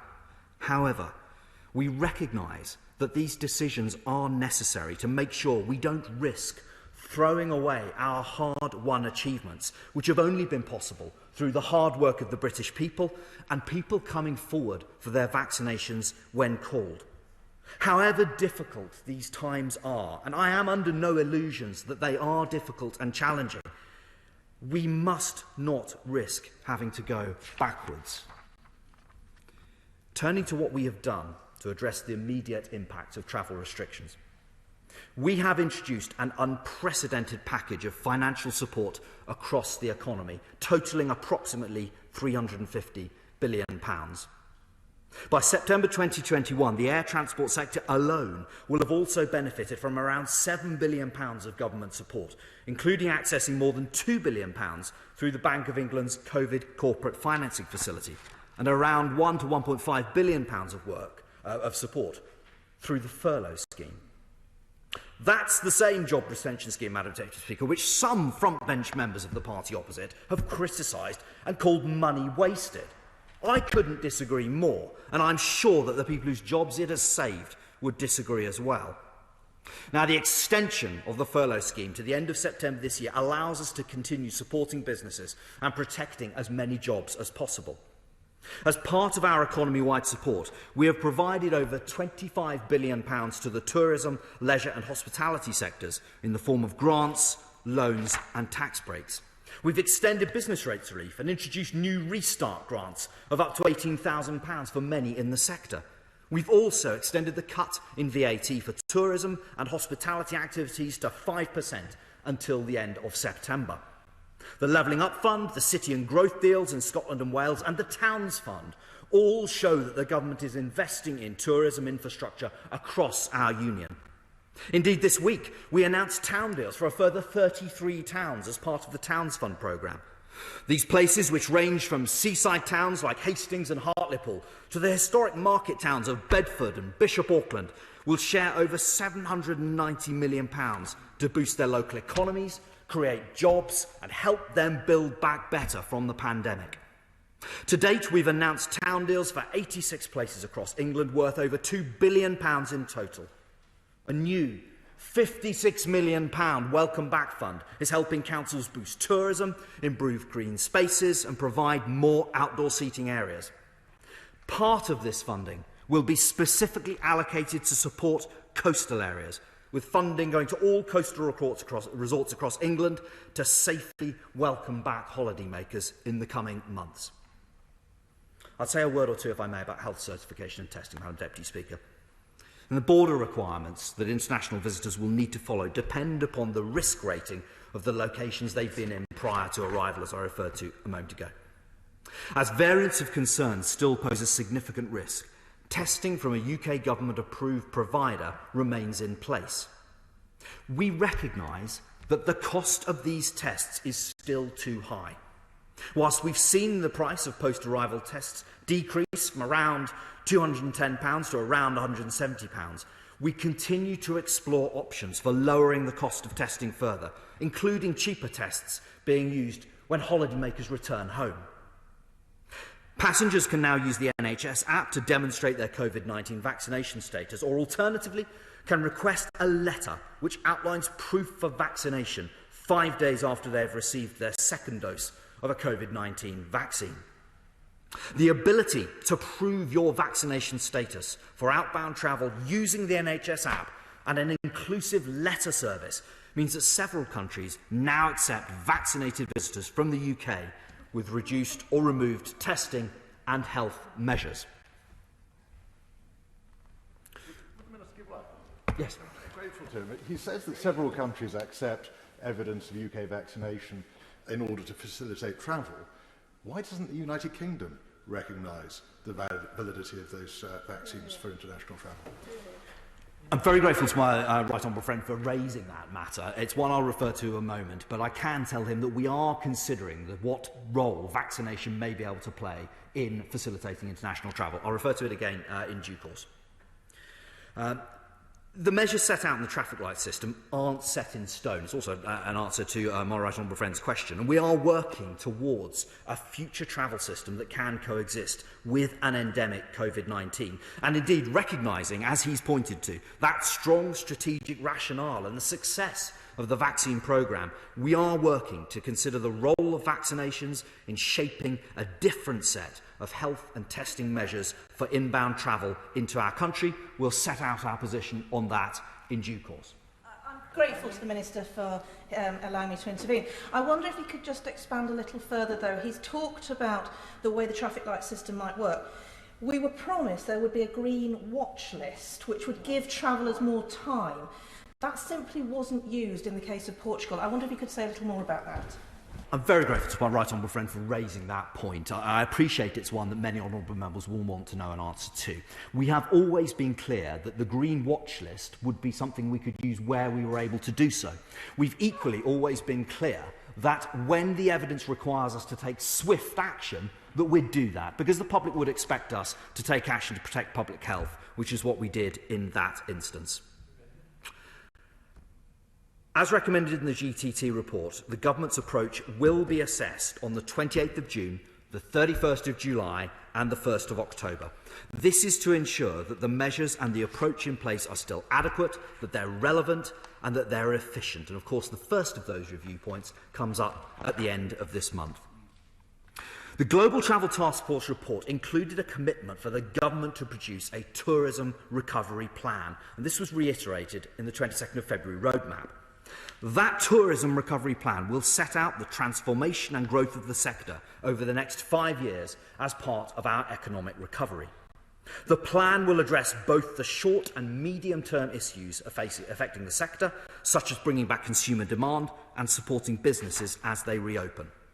We also want it to set the sector on a long-term path to support delivery of the government's wider objectives, such as levelling up, strengthening our union, enhancing growth and productivity. We want to future-proof the tourism sector, and we're determined to see the development of a more sustainable, innovative and data-driven tourism industry. And as we return to travelling, building consumer confidence is key. We published a passenger COVID-19 charter on the 17th of May that sets out consumer rights and responsibilities while restrictions are still in place, alongside the government's expectations of the businesses in the sector. In the meantime, we will be regularly reviewing travel measures, taking into account the latest domestic and international data. The system we've designed will be adaptable to the evolving epidemiological picture, and the government must, of course, be prepared to take action at any time to protect public health. Yes. Just to pick up on one of the points he made. He mentioned that the government plans 2 or 3 further checkpoints during the summer. Is he actually saying, as he talks about consumers in recovery, that if a destination is not placed on the green list or on an amber list by the 31st of July, it cannot be reopened to travel before the 31st of October? If I've understood my right honourable friend's question correctly, the position is that we continue to assess all of the measures that apply in terms of policy at the checkpoint reviews. We similarly look at approximately every 3 weeks as to which countries fall into which list.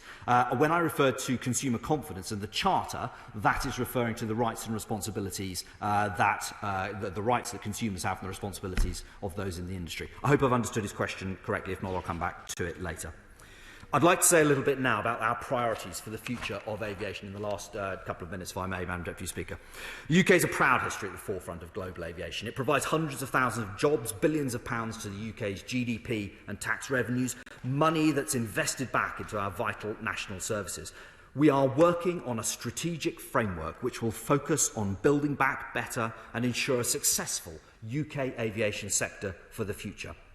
This framework will set out a plan for return to growth of the aviation sector, and it will include consideration of workforce and skills, union connectivity, noise, innovation and regulation, and consumer issues.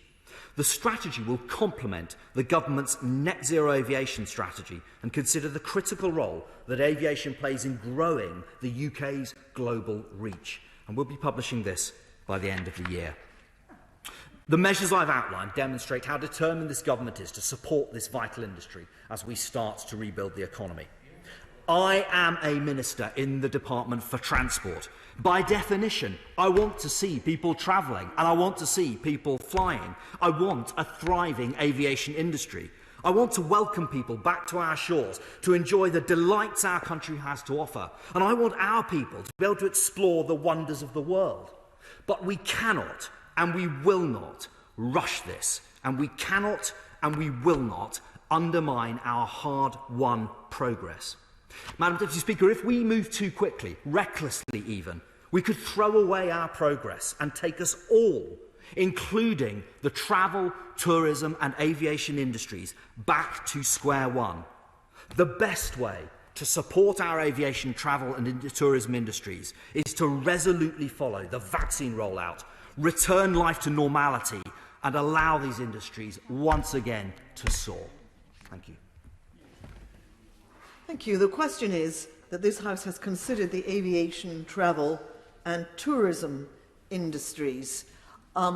It might be helpful for colleagues to know that I intend to run this debate until around 4 o'clock, because there's another debate after that, and that therefore, obviously, there has to be a very low time limit, I'm afraid, of 3 minutes, even at the very beginning, and I apologise to the Right Honourable Lady. I normally try to give her more than 3 minutes, but we're really under pressure this afternoon.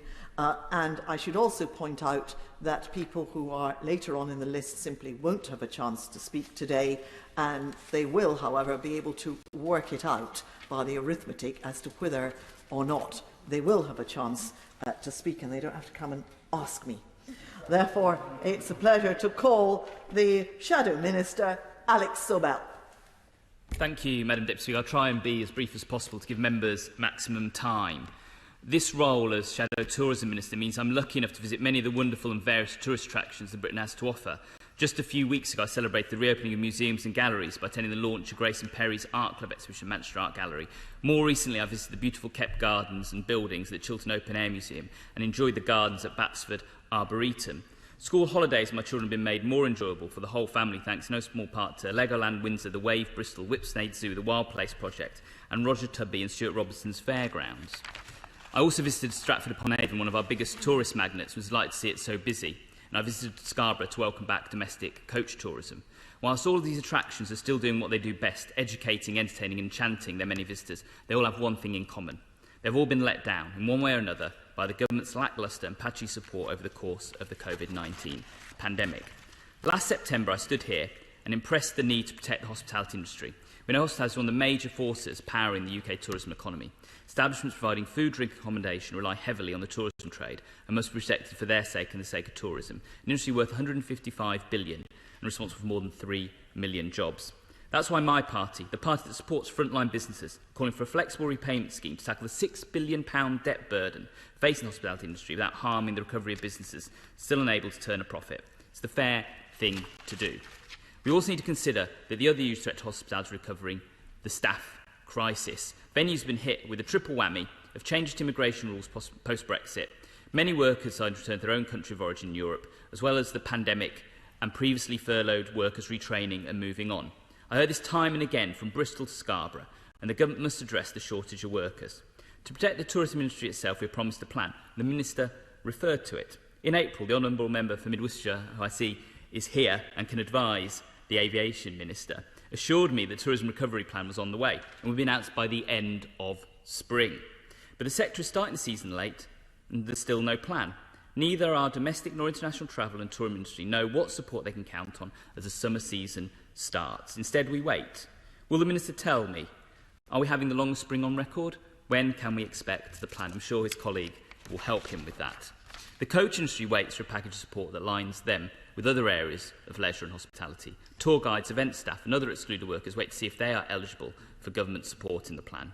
Fairground operators wait to see if there will finally be a government support package that does not exclude them due to the lack of static business or shopfront. Travel agents wait for sector-specific funding, while a lack of inbound and outbound travel and uncertainty over testing regimes and quarantine continue to hit bookings.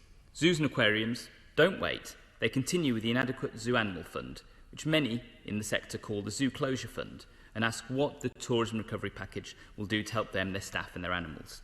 It should be mentioned the Minister has chosen this period to undertake a review of Destination Management Organisation. Obviously, I mean the Tourism Minister. It's important that DCMS aligns the review of DMOs and the Tourism Recovery Plan to best support the promotion of local regional tourism. Any funding must be used to encourage cooperation, streamline process, ensuring DMOs are best placed to be the centre of the English tourism ecosystem, while ending the need for DMOs to compete for limited funding. I hope the Minister will give us clarity on both the Tourism Recovery Plan and DMO review in his wind-up.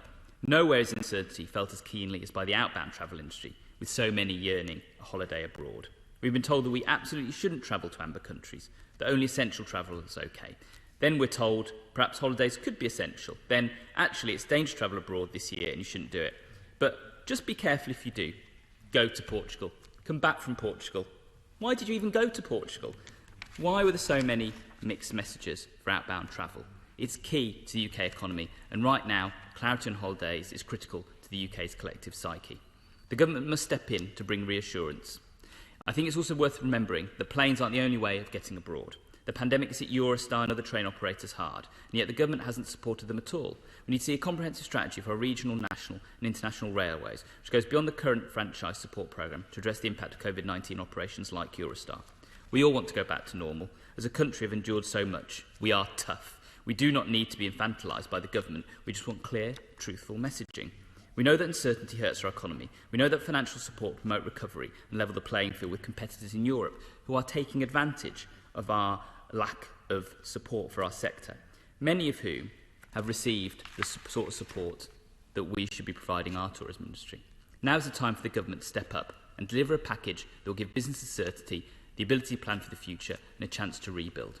Thank you. Theresa May.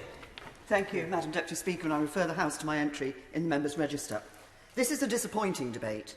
Disappointing because 1 year and 1 week ago, this very issue was raised in this House. The Minister at the dispatch box, it was a different Minister at the time, but the Minister at the dispatch box promised me that the government was working hard across the sector to get internationally agreed standard health measures in place. 1 year on, we are no further forward. Indeed, what we have is a devastated industry, jobs lost, and global Britain shut for business. More than not being any further forward, we've gone backwards. We now have over 50% of the adult population vaccinated, a wonderful programme, yet we're more restricted on travel than we were last year. Last year, in 2020, I went to Switzerland in August, South Korea in September. There was no vaccine, travel was possible. This year, there is a vaccine, travel is not possible. I really don't understand the stance the government is taking. Of course, it is permissible to travel to countries on the amber list, provided it's practicable for you to quarantine when you come back. But government ministers tell people that they mustn't travel. They can't go on holiday to places on the amber list. The messaging is mixed and the system chaotic. Portugal was put on the green list, people went to the football, then Portugal was put on the amber list, leaving holidaymakers scrabbling for flights and devastated families having to cancel their plans.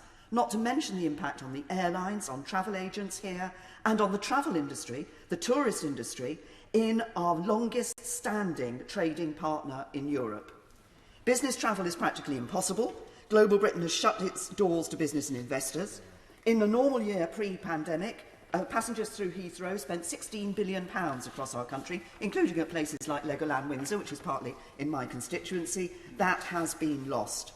I think there are some facts that the government needs to be upfront with the British people and that ministers need to think a bit more of when they're making these decisions. First, we will not eradicate COVID-19 from the UK. There will not be a time when we can say that there will never be another case of COVID-19 in this country.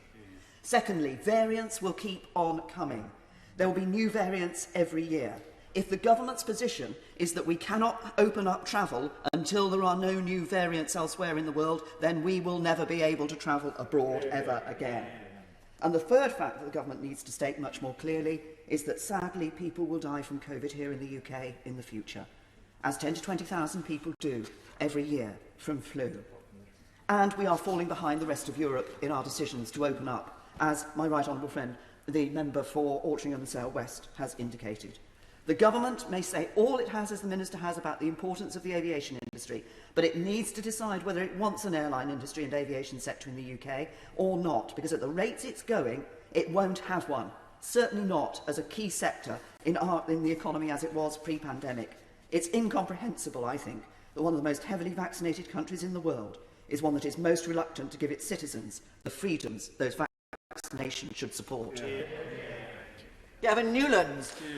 Thank you very much, Madam Deputy Speaker. I think it's clear to all of us just how important international travel is to the economy, but to the tourism and hospitality sector in particular.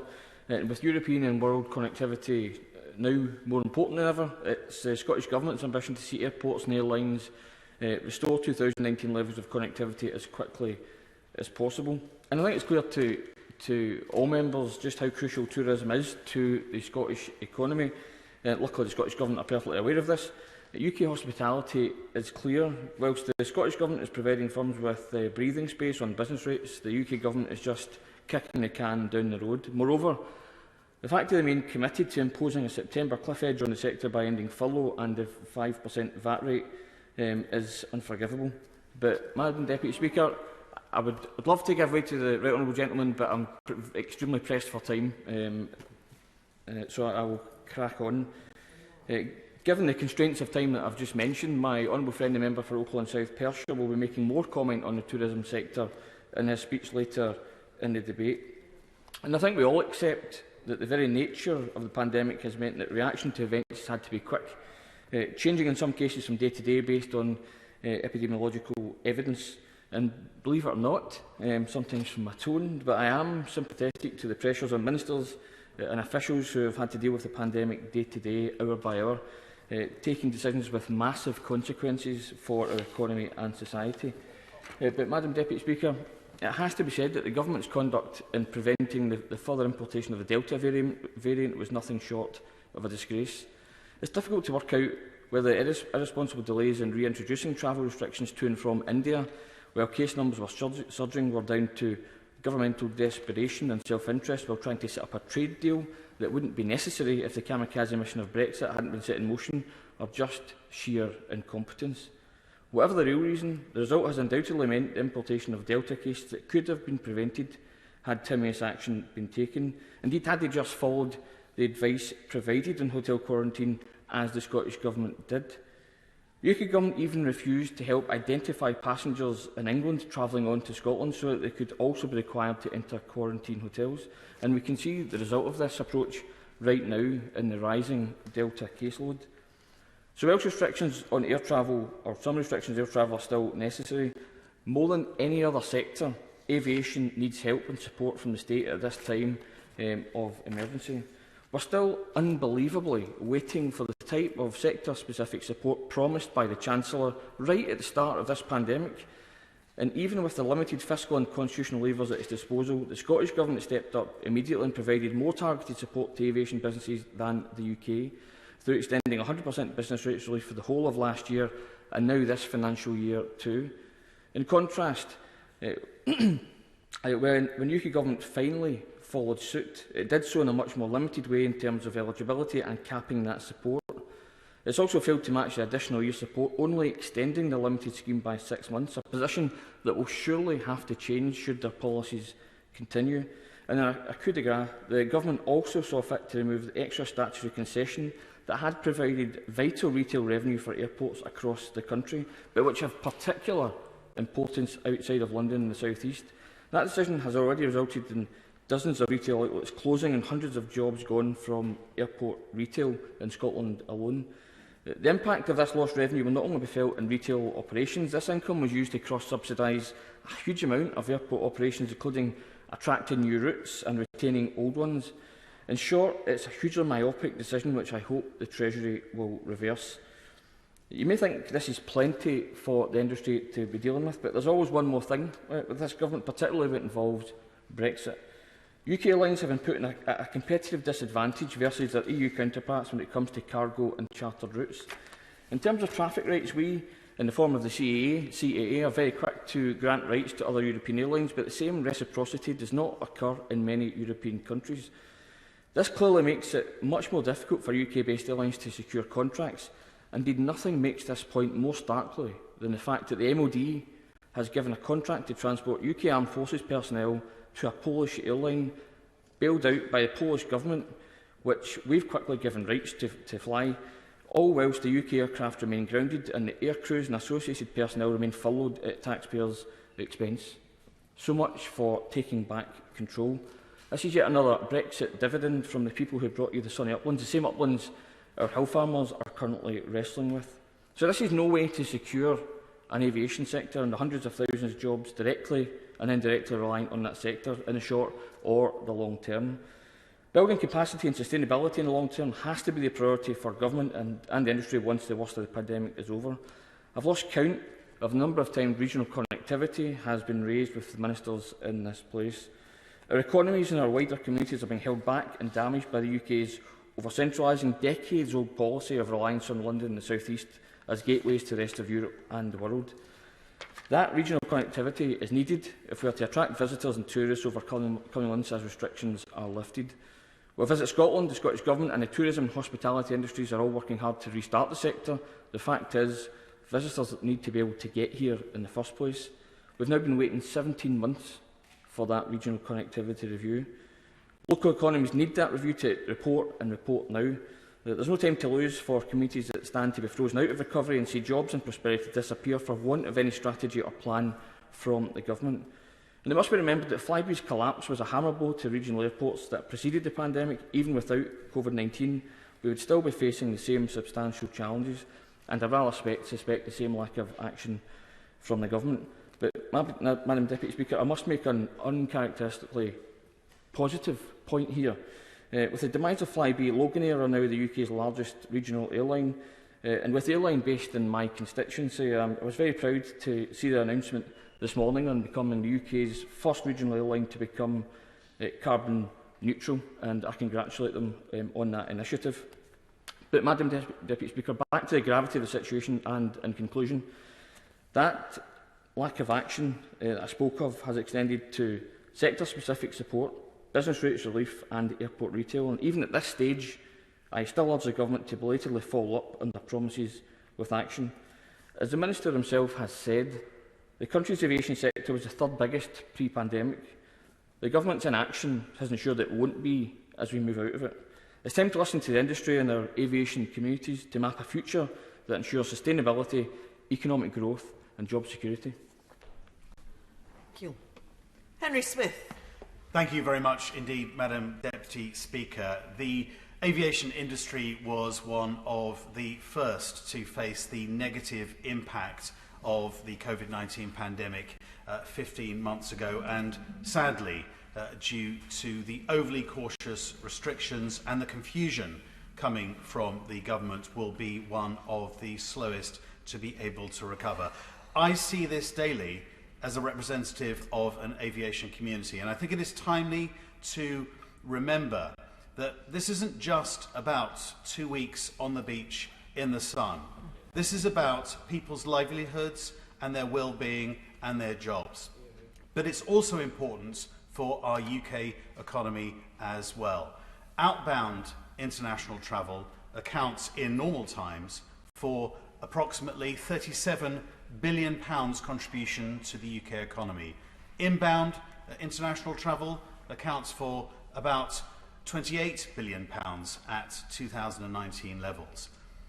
There were over 1.5 million people employed in the aviation and travel sectors. Sadly, many of those have lost their jobs, and about half are on furlough. A furlough that is coming to an end in September, and which will need to be extended if the aviation and travel sectors aren't able to regenerate themselves by being able to operate at least to some meaningful degree in the coming summer months. This lost summer, which I fear it will be, will cost the UK economy some £19 billion. I am encouraged to hear news from Cornwall today that there is a UK-US travel task force. The fact that we don't have transatlantic travel at the moment is costing our UK economy about £32 million a day. And we are at a competitive disadvantage to many other countries. I pay tribute to the government for the world-successful vaccination programme. Over 70 million doses delivered. But we are squandering that advantage by being overly cautious and not being able to open up. This is about global Britain. This is about international trade. This is about people's jobs. I urge the government to allow aviation to safely reopen, which it can do with vaccination and testing. And I urge the government to reduce the cost of testing, remove VAT on testing as well, to be able to allow greater freedom of movement. If it doesn't do that, the industry, rather than making money for the UK economy, will be asking for further bailouts, and that will cost every taxpayer much more. Thank you. We now go by video link. We now go by video link to Tulip Siddiq. Thank you, Madam Deputy Speaker. Today I want to focus on a specialist sailing holiday company in my constituency, which has been running for several decades and has essentially been unable to run their business since March last year. They told me that they are losing £1 million in revenue every 3 weeks at the moment with the current travel restrictions. This tour operator hasn't been able to access much of the government support, including business rates relief. They also missed out on some council grants because they are classed as offices which weren't officially told to close. To add insult to injury, they're now facing repayments for a loan under the Coronavirus Business Interruption Loan Scheme from the end of this month, at a time they're still almost completely unable to trade. These companies haven't even been able to take full advantage of the furlough scheme, given that cancelling holidays, which so many have been forced to do, actually takes more work than arranging them in the first place, and therefore staff have needed to deal with disappointed holidaymakers. Then there's the absolute shambles that is this government's approach to international travel, which is compounding travel companies' problems. When I asked the Transport Secretary to publish the evidence for decisions about the travel ban list, I was told, and I quote, "The advice, evidence and methodology which informs these decisions relates to ongoing development of government policy and therefore cannot be published at this time." If that's frustrating for me, can you imagine how frustrated travel agencies are, given that the future of their business and livelihoods is based on decisions for which there is no publicly available criteria and in many cases, very little logic? This leaves businesses like my local tour operator unable to plan in advance on the basis of coronavirus data and hugely damages consumer confidence. What's most frustrating for me, Madam Deputy Speaker, is the lack of leadership. Ministers need to admit that they basically aren't allowing foreign holidays and mitigate the impact of that on the travel industry with proper financial support. The current approach is the worst of both worlds, where the travel industry is being allowed to fail and we're not even properly securing our borders against coronavirus threats. Time is running out for our travel industry and the brilliant local businesses and staff that make it up. And I sincerely hope the Minister is listening properly to the debate today. Thank you. Chris Grayling. Thank you, Madam Deputy Speaker. I listened carefully to my honourable friend. He's a good man. He is a good minister. I know he doesn't share the government's universal view, but today we need him and his colleagues in his department and elsewhere across government to really step up the pressure on the places where the problems really are. People in the Department of Health and in the public health world have done a fantastic job in many respects in the past 12 months. The vaccination programme is something we should all be proud of. But they don't understand the business model of the travel sector, and the decisions they are taking are going to cost hundreds of thousands of jobs, are going to put businesses out of business, and are going to leave this sector decimated for the future. The Minister talked about the future of the aviation sector. Well, there isn't going to be one if we don't get this resolved pretty quickly. And I was very disturbed to hear the Health Secretary talk about getting international travel back up and running in the medium term. It's not good enough. We had an approach, we had a green list, we had the Joint Biosecurity Centre recommending putting Malta, for example, on the green list. Are we flying to Malta? No. That is inexplicable, it is indefensible, and that has got to stop. If a country is recommended as safe to fly to, we should be able to travel to it. Then we have an amber list. We're now told the amber list is there, we can fly, but we have to quarantine when we get back. but now we're told we shouldn't go on holiday. Well, I'm afraid I simply disagree with that. My view is very clear. If you are willing to travel to a country on the amber list for whatever reason, and if you are willing to follow the rules on self-isolation when you get back, you should be free to travel there. And I simply disagree with ministers who say, oh, we don't need to travel to an amber list country for a holiday or whatever. We want this industry to recover, and if people are willing to follow the rules around quarantining, they should be free to travel wherever they wish, and I think they should do so. And if we don't take steps as quickly as possible, and the default really has to be, Madam Deputy Speaker, that we open up places as soon as they are possibly safe to do so, then we're going to see this industry decimated.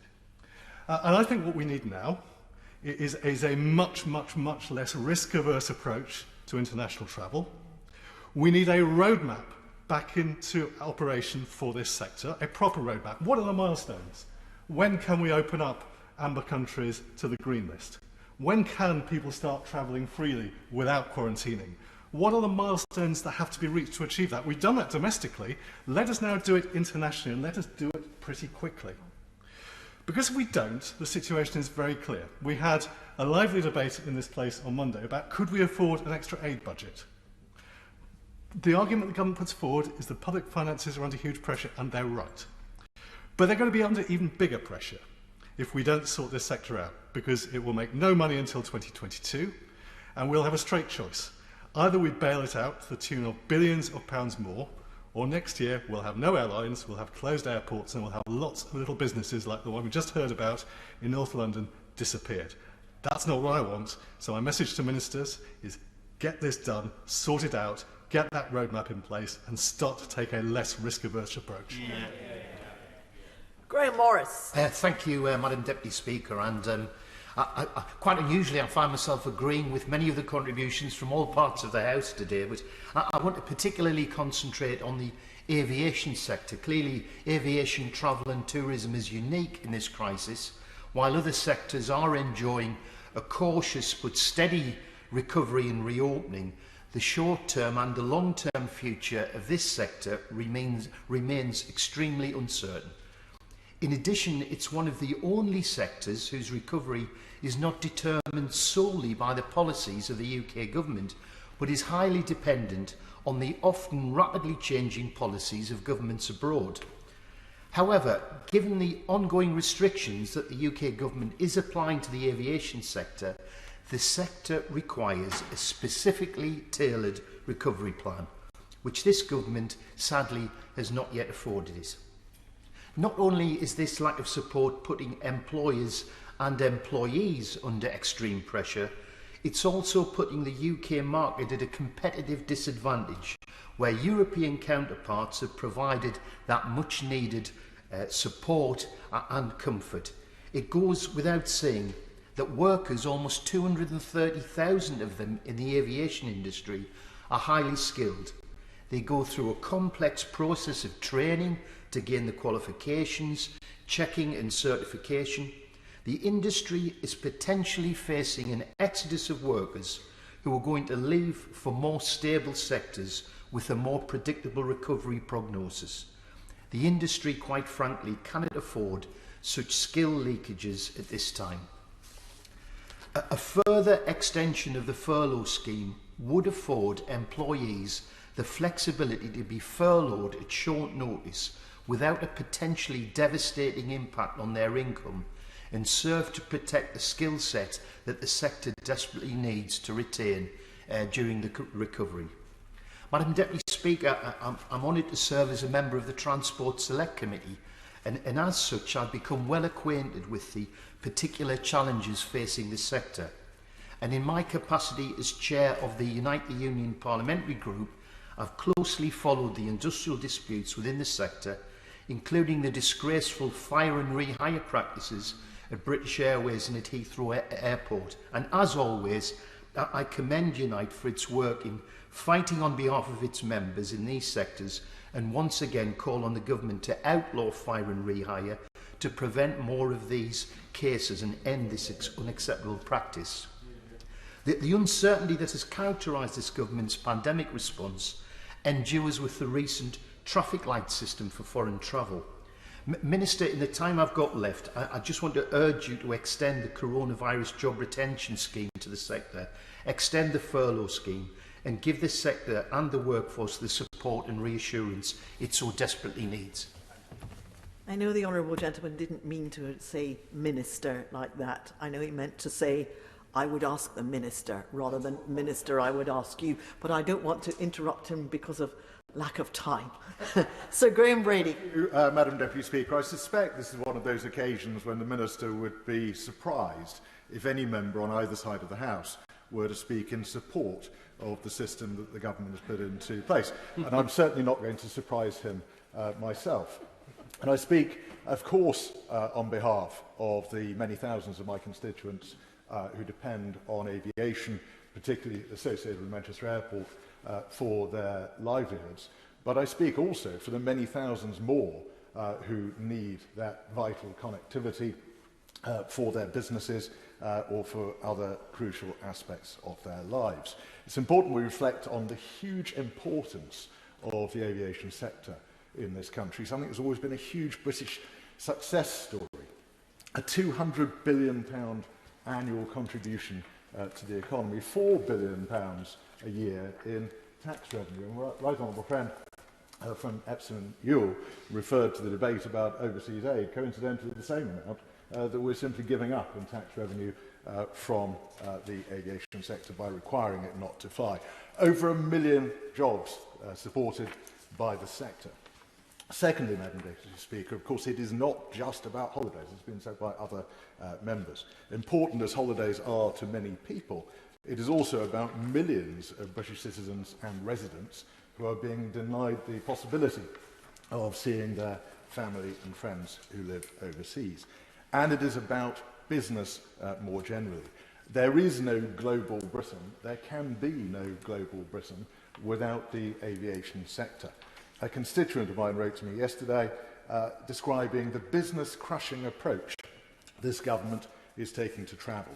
He said we literally have multi-million-pound potential being postponed because of the decisions of this government. Just one of so many SMEs losing out, unable to make the progress that it wants to make.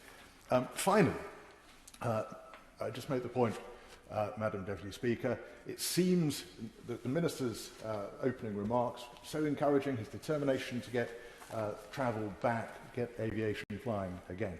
It doesn't seem that way to the aviation sector. The aviation sector doesn't see the government laying out a roadmap to a safe return to international travel. What it sees is the government putting in place opaque and unpredictable obstacles that prevent that safe return to travel. We need clarity, we need certainty, we need a predictable approach, and quickly we need to see that approach set out in a way that allows the industry to plan for a return to safe travel over the summer. We now go by video link to Yvonne Fauvac. Thank you, Madam Deputy Speaker. The pandemic's put unprecedented strain on the travel industry and stress on consumers, and the recent decision to remove Portugal from the green list immediately without first placing it on a watch list has only exacerbated the problems for both. Confidence has been damaged, and the lack of transparency by not allowing the data to be scrutinised has compounded the confusion, and it's hindered the ability to plan ahead for businesses and consumers. To focus on business support for airports like Manchester, the AGOS scheme is not sufficient at £8 million per airport. It not even cover the rates bill.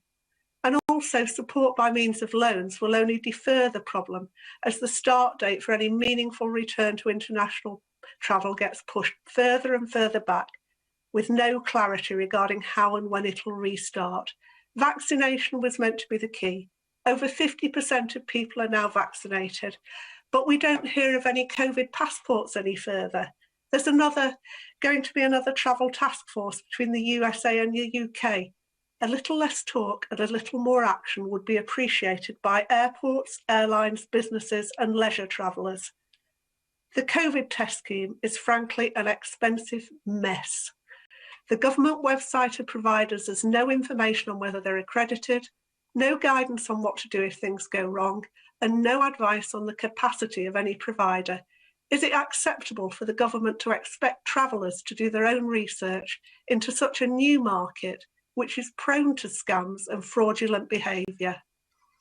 There must be effective consumer protections in place for travellers in the event of any problems with testing, and clear advice for potential travellers is also key.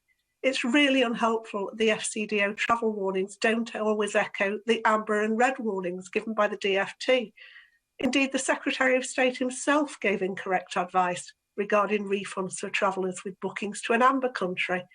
And travel insurance doesn't give all the answers. It's confusing, it's not well understood. How is the Minister working with the regulators and insurance industry to ensure that this is better understood and better regulated? The government needs to clearly state its priorities. If overcaution and virtual isolation is the aim, then the industry needs financial support so it's protected. If this is not the case, then the government need to let the industry trade more freely. Businesses and travellers deserve clarity and transparency. Thank you. Thank you. Now we go by video link to Stephen Hammond. Thank you, Madam Deputy Speaker. I will say at the outset that I am chairman of the All-Parliamentary Group for Business Travel and for Portugal. I don't need to tell the Minister how the decision ignoring the data and the illogical decision about Portugal last week has caused widespread dismay. I have been speaking on hospitality and events in this House since March 2020, as many colleagues have. I'm very proud of the fact that we have international travel businesses such as Swords Travel, which was named UK and Ireland's top travel agency this year in my constituency. But like so many, they highlight the problems they've had. And unless there's clarity on the future of international travel or more government support, if it's not allowed to reopen more quickly, many of the fantastic services for which Swords and others are recognised will simply not be there in the future. Like everyone else, I recognise the enormity of the support via the furlough scheme, and it has been incredibly helpful. But unlike retail and hospitality, the travel sector has not had that same level of specific sector support. And therefore, I would urge the government to think, if it is not going to reopen the industry more quickly, what it may be able to do in terms of grant and support for the industry. I said a moment ago I'm chairman of the Business Travel APPG, and that contributes over 100 billion a year to the UK economy. Business travel management companies have seen a collapse of revenue, down something like 88% since pre-pandemic levels. And the decrease in business travel trips across 10 key routes alone has cost the government something like 3.3 billion in the last 6 months. Therefore, when the government reconsiders, I hope it will include priority business travel destinations alongside traditional holiday destinations for the next review of the Green Travel List. If they are not to be able to be added to the list, that again will compound the need for further support. I listened carefully to the Minister, and like my right honourable friend for Epsom and Ewell, I know him to be a good man, but I have to say to him that if all social restrictions are lifted on June the 21st, as planned, aviation and international travel will be the only sector without a meaningful restart date. And therefore, I seriously urge him to use the 28th of June as the opportunity to repurpose the risk-based system, which does enjoy support, but clearly is not working. He should be recognising the vaccination status of travellers. We should be looking at the replacement of the expensive PCR requirements for green countries that are inherently low risk, and we should be removing the do not travel messaging on amber countries. Many of those, the testing and the quarantine on return measures, match the risk posed. And I urge the Minister and his colleagues in the Department for Transport to use June the 28th to reopen international travel for business and for holiday and for family reasons. Now we go by video link to Jamie Stone. Good afternoon, Madam Deputy Speaker. This will come as no surprise to you, but I'm going to take a slightly different tack in this debate to what has been said before. If our country is going to get itself back on its feet once COVID, thankfully, has passed, then we're going to have to play to our strengths. But what is one of the greatest strengths of the tourism industry? What is something that was invented in Scotland? What is important as part of global Britain? Golf. Now, during the time when the Kaiser's High Seas Fleet faced Admiral Jellicoe and Admiral Beatty's Grand Fleet, a small golf course was built at a place called Pitcairn, which is near Nig, near Invergordon. And it was greatly used in 2 wars by Royal Navy personnel. Sadly, in the late 1960s, it came into disuse and was closed down. Now, I have a constituent called Robert Buckland, who has tremendous plans to re-establish this golf course, entirely using private finance. It has the support of the local authority, it goes for planning shortly, and I very, very much hope that we can see this project actually come to fruition. But this is why I'm making the speech that I am, because recently we had a similar project at a place called Cool, near Dornoch, which went all the way to the final stage of the race, if you like, and suddenly, having got all other approvals, the Scottish Government decided to call it in and turn it down. It is heavily rumoured locally that it was due to Green Party influence on the Scottish Government that this happened. This must not happen again. Jobs do not grow on trees in my constituency. We all know that. Golf can be a really terrific tourism product that we can offer people, and it is ultimately sustainable in the longest possible term. So I very, very much hope that both these projects will go ahead. And I would just say in passing that the name Pitcairn is one that will fox a Hansard, I do believe, and I shall be happy to furnish them with the correct spelling by email once I have stopped speaking. Last year, I invited the Chancellor of the Duchy of Lancaster to come and see himself, the Scottish whisky industry in my constituency and other things he cared to see. The right honourable gentleman came, and I believe the visit was a success. This may prove something unusual for an opposition MP to do, but at the end of the day, I'm about trying to get the best for my constituency, and I will speak to politicians in any party whatsoever if it helps bring things to fruition. So I extend the same warm invitation to the Minister who's conducting this debate today, or indeed any other member of Her Majesty's Government who'd like to come and see what we already have in terms of golf, and I would add in whisky as well and food or whatever, but also what we seek to do for the future. And as I said at the beginning, and I say it again, this is all part of the effort to get our great country back on its feet. Thank you. Thank you. Scott Benton. Thank you, Madam Deputy Speaker. The UK's vaccine rollout has been remarkable. Unfortunately, other countries have not kept pace with us, and fully opening up our borders to international travel would put our brilliant progress into jeopardy. Tightly controlled travel corridors are a necessary solution, but clearly present significant challenges to the airline and travel industries. Although international travel is limited, regional airports provide an opportunity to increase connectivity and help bounce back stronger as we emerge from the pandemic. Our extremely high level of air passenger duty is a barrier to expanding domestic flights, as we charge one of the highest levels of APD in Europe. Somewhat astonishingly, as air passenger duty is a departure tax, it is currently applied to both the inbound and the outbound journeys of a domestic return flight. This double taxation has enormous impacts on small regional airports such as Blackpool Airport and makes many potential routes financially unviable. It also acts as a disincentive to travelling from regional airports to major UK hub airports. An airline running just one domestic connection with an average of 100 return passengers would need to make around about £1 million per year just to cover the duty. Despite huge support from residents across Blackpool, the airport lacks commercial passenger flights. Scrapping aviation tax for domestic air travel would help level the playing field and give a real opportunity to get Blackpool flying once again. Some capital investment will also be necessary to accommodate commercial passenger flights, including a replacement terminal building, as the previous one was ripped out and sold off by the Labour-run council. Hence, I was disappointed that airport infrastructure was not within the scope of the recent Levelling Up Fund. Reopening Blackpool Airport for commercial passenger flights would increase tourism, help to create more high-skilled, well-paid jobs and bring greater investment opportunities. We know that there is pent-up demand for holidays and people want to spend quality time with their family and friends. Blackpool is the UK's premier holiday tourist destination, and domestic tourism will bring a welcome boost to our local economy. The Treasury support to keep businesses viable until the resort could reopen again has been phenomenal.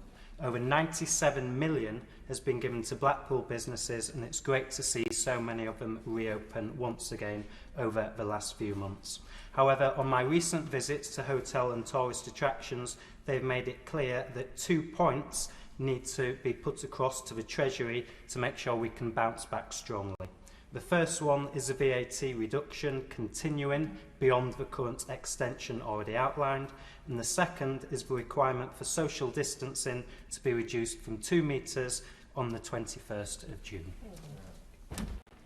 We now go by video link to John McDonnell. Thank you, Madam Deputy Speaker. I just say gently to the Minister that government just needs to get real in this debate. Even the industry's figures are suggesting that it will take at least until 23 to 25 for aviation demand to recover from pre-crisis levels. And a report by the New Economics Foundation and the TUC suggests that as many as 17,000 jobs could be lost from the sector, even if demand returns. And this is thanks to automation and changes to working practices. This could have a devastating impact on my community. In fact, it already is. And it's not been helped, as my honourable friend from Easington said, by the behaviour of companies like BA and Heathrow forcing through fire and rehire strategies to cut wages and terms of employment. I thank the Unite the Union for the work they've done, the campaign they've waged against this. But the reality is we need a concrete and a very effective aviation recovery strategy. And that means a recognition by the government that it cannot simply precipitously turn off the support that it's provided so far. We do need a continuing job support and retention scheme specifically designed for this sector, just to give us the breathing space for the strategy for recovery to take place. And of course, any recovery or future strategy for aviation must be a green recovery, but this will only be successful, this transition to an environmentally sustainable aviation sector, if it is a just transition. And for my constituents, this means providing workers with the training and expertise needed to work within a lower emission and increasingly automated sector. But it also means providing support and training to enable workers to shift into other emerging industries and sectors as well. Arrangements are also needed which put protections in place for lower skilled and lower paid workers who will be the most vulnerable, as we've seen. And I also say to the government, we need to think through the support that's needed to develop local economic strategies for hard-hit airport communities like mine and as other members have raised in the chamber today. And any review of aviation policy must strike a balance, an equitable balance between the benefits aviation brings and also its adverse environmental and economic and health costs. That's why I have to say the growth at all costs mantra in government must end. A review of aviation taxation is also necessary to fund the new strategy. And on a final point, if levelling up is to be meaningful, Heathrow expansion competing against regional airports has to be cast into, well, the dustbin of aviation history. Thank you, Madam Deputy Speaker. Sarah Owen. Thank you, Madam Deputy Speaker. So here we are again. MPs from all sides getting up and asking for a plan for recovery for tourism and aviation, asking for clarity on the border, and yet a minister unwilling to stump up the support desperately needed to save businesses and jobs under threat because of restrictions on travel. Restriction, while necessary, and if you believe what ministers saying, mean that we shouldn't even be booking holidays this year, that may be in place for another 6 months. Madam Deputy Speaker, I'll try and not repeat the points that I've made in numerous debates on aviation that have taken place this past year, because it's a bit like Groundhog Day. The sector spends time ahead of these debates lobbying for support and clarity on the border. Ministers get up and offer neither clarity or support. Luton Airport is one of the foundations of the economy of my constituency. The council depends on its revenue, and local charities benefit so much from the money it brings in. And to protect as many jobs as possible that the airport supports, whether that's people who work in Luton Airport's bars or cafes, airport air traffic control, airport taxi transfers, airport parking, or any other of the thousands of jobs that depend on people moving, we need a clear roadmap for recovery for international travel now. At what point in the vaccine rollout will it be safe to travel? When will they get a grip of the border policy? And where's the cash to support jobs in the sector and its supply chain? People are desperate to get aboard again, not just for holidays, but to see loved ones as well. Yet we've had travellers trying to navigate the traffic light system, changing it last minute, ministers saying it's safe to travel, but you shouldn't, people going without water and food for their kids at quarantine hotels. It's been absolute chaos. I absolutely believe that we need as strong a border policy as possible to halt the new spread of variants. But the chaos we've seen hasn't done that, and as we've now seen with the Delta variant from India. At the very least, there must be clearer guidance for people travelling to and from green and amber destinations, and that the government must improve their communication with the sector. Those of us in airport towns have been asking the government to deliver the cash to save jobs. Let's look elsewhere, where this has actually been done better. The French government gave €7 billion in state-backed loans to Air France. The Dutch gave €3.4 billion in support to its biggest airline. Our sector, it's had a pittance for runway maintenance. Although any recovery package can't be unconditional. I've been following the Competition and Markets Authority investigation into Ryanair and British Airways, who've offered cash refunds in very, very few cases. I want people in Luton North who did the right thing and cancelled trips when it was illegal to travel to get their money back. And in calling for support to protect jobs, I'm also calling on the government to step in and do more to protect jobs from fire and rehire practices from the likes of BA. It's wrong, and businesses shouldn't be using the pandemic as an excuse to water down people's rights at work or pay. They trade on our country's name, but not in our country's interest. I hope the Minister here today can give the sector the answer it needs, or else we'll be back here again in a couple of months, just asking the same questions, seeing more jobs lost, and still getting no answers. Hugh Merriman. Madam Deputy Speaker, I don't doubt for one moment that this Minister, and indeed the Secretary of State for Transport and the Department for Transport, are pushing across government to try and get aviation and the travel industry back to where it needs to be. But I do feel that the government as a whole is being far too cautious. And it's a result of that today, on behalf of the Transport Select Committee, I've written to the Prime Minister asking him to give more clarity and more certainty and really set out the rule base of the traffic light system and what it's really supposed to be and what it's not supposed to be. And I did that because on Monday I asked the Secretary of State for Health to give a concrete milestone based on the data as to when we can get this industry back on its knees. And his response was a variant that undermined the vaccine fundamentally would put us in a much more difficult place as a country, and that is why we are being as cautious as we are. So effectively, some form of unknown, unforeseen risk that we don't know about means that we can't do anything right now. And to me, that's an absolute tragedy, because our vaccine rollout has been a tremendous success. By the 21st of June, we hope to have vaccinated all of those over the age of 50 and the clinically extremely vulnerable twice. That's 99% of the mortality risk. We know that the vaccine is effective against all known variants. Indeed, we know that of 12,383 Delta variant cases, 126 of those cases ended up in hospital admissions. Of those, just 28 had one dose and 3 both doses. So we know when the most vulnerable are double dosed, then we are safe. And that has to be the milestone, as I've put to the Prime Minister, for when we can unlock this great industry. And for those that say, well, there is still risk, then indeed there is risk. But there's also risk from those people that cannot go and see their boyfriends and their girlfriends and haven't done so for over a year. What about their rights? What about their well-being, their mental health? There's also the risk from those that have not seen their newborn grandchildren and may worry they never will if this carries on. What about those people? And there are also the people that work and rely on this industry to get them by. Once delivering for global Britain, once delivering people to get worldwide global travel experiences, now if they're lucky, delivering for Amazon. There are over 5,000 people who have lost their jobs in this industry per month since February 2020. And that, to me, needs to be looked at as much as this unknown risk that's been talked about. So I've also written, Madam Deputy Speaker, to the Home Secretary as well. I'm on a letter-writing campaign.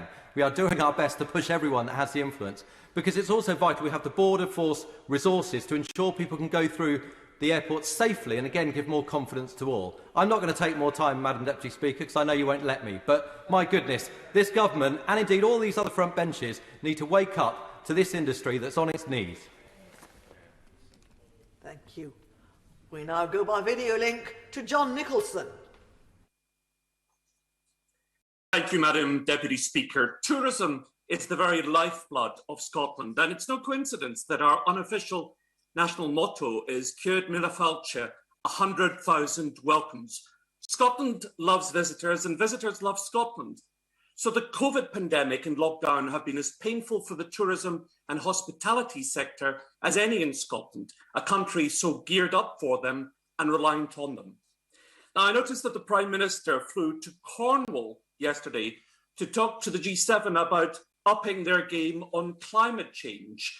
And whilst I'm sure the aviation industry welcomed his visual endorsement, it's yet another tourism sector which has suffered from a lack of targeted support.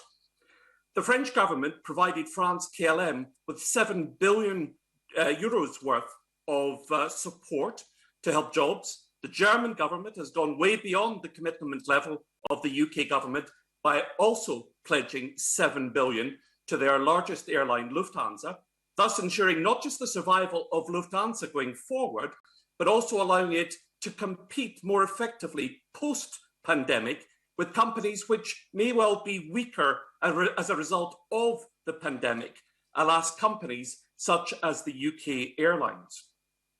Now, I mentioned the Prime Minister's private jet trip to Cornwall, about which he's endured some ridicule. On the environment, as with so much else, he's a veritable geyser of hot air rather than substance. And whilst we all recognise the importance of jobs in the aviation industry, we all recognise too the vital need for a greener transport future. The UK government missed a major environmental opportunity when it ignored the 167,000 people who signed the Greenpeace petition calling on the Chancellor to tackle mental conditions for airlines. Not only was the Chancellor's help for UK airlines much more modest than their European rivals, as we've discovered, but the essential environmental caveats all of us want to see for a greener future were not attached to the assistance given, nor indeed was a requirement to strengthen workers' rights, though with the Conservatives that probably surprises no one. Finally, I would say to the Minister and to you, Madam Deputy Speaker, that however you travel, if you're looking for a wonderful spot to go on holiday this autumn, I would recommend my constituency of Oakland and South Perthshire. I would challenge any member to find a more beautiful piece of the world than picturesque Perthshire, glorious Kinross and the stunning Oakland Hills. Lochs, castles, whisky and extraordinary food. We have it all, and you're more than welcome. Well, the honourable gentleman is certainly right about beautiful Perthshire. Karen Bradley. Thank you very much, Madam Deputy Speaker, and I will challenge the honourable gentleman with the Staffordshire Moorlands, which is equally, if not more beautiful than anything he has described. And I rise to speak on behalf of the many tourism businesses in my constituency, and in particular my largest tourism business, Alton Towers. Now, in the short time I have 3 points to make.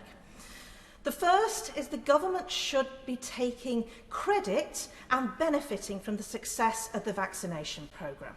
We should be celebrating the fact that we have the most successful vaccination programme in the G7. Over the last few days, I have enjoyed of an evening watching the baseball in the United States. I watched the Cubs at the Padres a couple of days ago and the Boston Red Sox, my team, at the New York Yankees. And what I saw was a wonderful full stadium. I saw people sitting together, no social distancing, not wearing face masks and enjoying the sport. And I thought, what a wonderful example of celebrating the vaccine programme. And I urge the Minister and his colleague who is no longer here, the Tourism Minister, to think, what can we do to benefit in the same way that people in the United States are benefiting from the vaccine programme? I agree wholeheartedly with my right honourable friend from Maidenhead. How can we be in a worse position this year than we were last year when we didn't have any vaccines? And I will make the point again that I made in my intervention, that confidence in all of the tourism and travel sector relies on certainty, and that means using the Green Watch list rather than just going straight to amber for travellers in Portugal, many of whom were constituents of mine who were very upset about that. My second point is about essential. I was very pleased to hear the Minister say that this was an essential industry, because for too long we've been told we can only do essential things. And I just began to worry that the government seemed to think that life was not about anything more than eating, sleeping and possibly having the occasional glass of wine, which we were still able to do. Actually, life is about far more than that. It is about going to sports stadium and watching your favourite team, even in the Euros that are about to start this weekend. It's about riding roller coasters at Alton Towers, and it's about seeing loved ones. And it is really important that we stop thinking just in terms of what is the bare essential. And that brings me to my final point, which is that when locations are allowed to reopen properly, please can they be allowed to reopen properly, not with restrictions. At Alton Towers, I'm sure many of my colleagues have queued at Alton Towers. You queue outdoors, and I can promise you Staffordshire weather is not always that good. But you queue outdoors. That is the safest place to be. We need to make sure that venues like Alton Towers can have maximum capacity, and they also need to see that VAT cut extended, because they have been on their knees for far too long, and they absolutely desperately need it. Ruth Cadbury. Thank you, Madam Deputy Speaker. While most of my constituents may have liked the piece of lockdown without planes coming into Heathrow over our heads every minute, we know that our leading national airport should be moving towards full operation at some point. But the big question is when? Apparently between 2 and 5 years away before aviation is back to its pre-COVID levels. What will the cost, meanwhile, have been to many of them during this time, and when will the government respond appropriately? Hounslow Council's research found the aviation sector and the wider supply chain contribute to over 20,000 jobs locally, support many small and medium-sized businesses across our borough. 8,000 jobs in Hounslow have been lost in 2020, and the number of my constituents claiming universal credit has skyrocketed. People have told me of the personal cost to them, those losing their jobs in roles such as airline catering, those working for British Airways, Heathrow Airport and MITRE, and other companies who face being fired and rehired. The government has provided no sector-specific support for the UK aviation industry, unlike France, Germany and Austria, where they're protecting jobs while imposing strong environmental conditions to help reach net zero. And instead of a strategy and sector-specific support, the UK government flip-flops over international travel. In addition to the points made so well in this debate so far, I want to add the delay in enabling testing at our airports. Heathrow provided the space and services for testing departing and arriving passengers last summer, yet the government dragged their feet on utilising them. The delay in adding India to the red list, and further delay in setting up an arrival terminal for red list country arrivals. And passengers and staff exposed to COVID infection in overcrowded arrival halls for hours on end, thanks to Border Force being incapable of fully staffing the immigration desks, despite passenger levels being way below the norm. North West London public health directors have been raising concerns about the infection risks to travellers and staff at quarantine hotels. And investigating this, they found that staff working for different government departments and agencies weren't talking to each other, let alone the local authorities. Going forward, the government must listen to local leaders, such as Hounslow Council's leader, Steve Curran, who's calling for an aviation communities fund to support those communities so badly affected, with support for businesses and for workers on reskilling and skill leak, and on environmental opportunities using those high-level skills we have in the aviation sector. And to put environment at the heart of our response. Aviation contributes 8% to our emissions total here in the UK, and it's rising. So, Madam Deputy Speaker, those travelling, those wanting to travel and those working in the sector have been let down constantly over the past year by the government, and frankly, they deserve so much better. I hope the government listens to them. Thank you. Thank you. We now go by video link to Simon Jupp. Thank you, Madam Deputy Speaker. Tuesday, the 4th of March 2020 was a day I'll never forget. Shortly before midnight, the last Flybe flight landed back in the UK. Passengers disembarking from the plane bid farewell to tearful staff. Flybe's new owners decided to walk away from the troubled airline despite the government support on offer.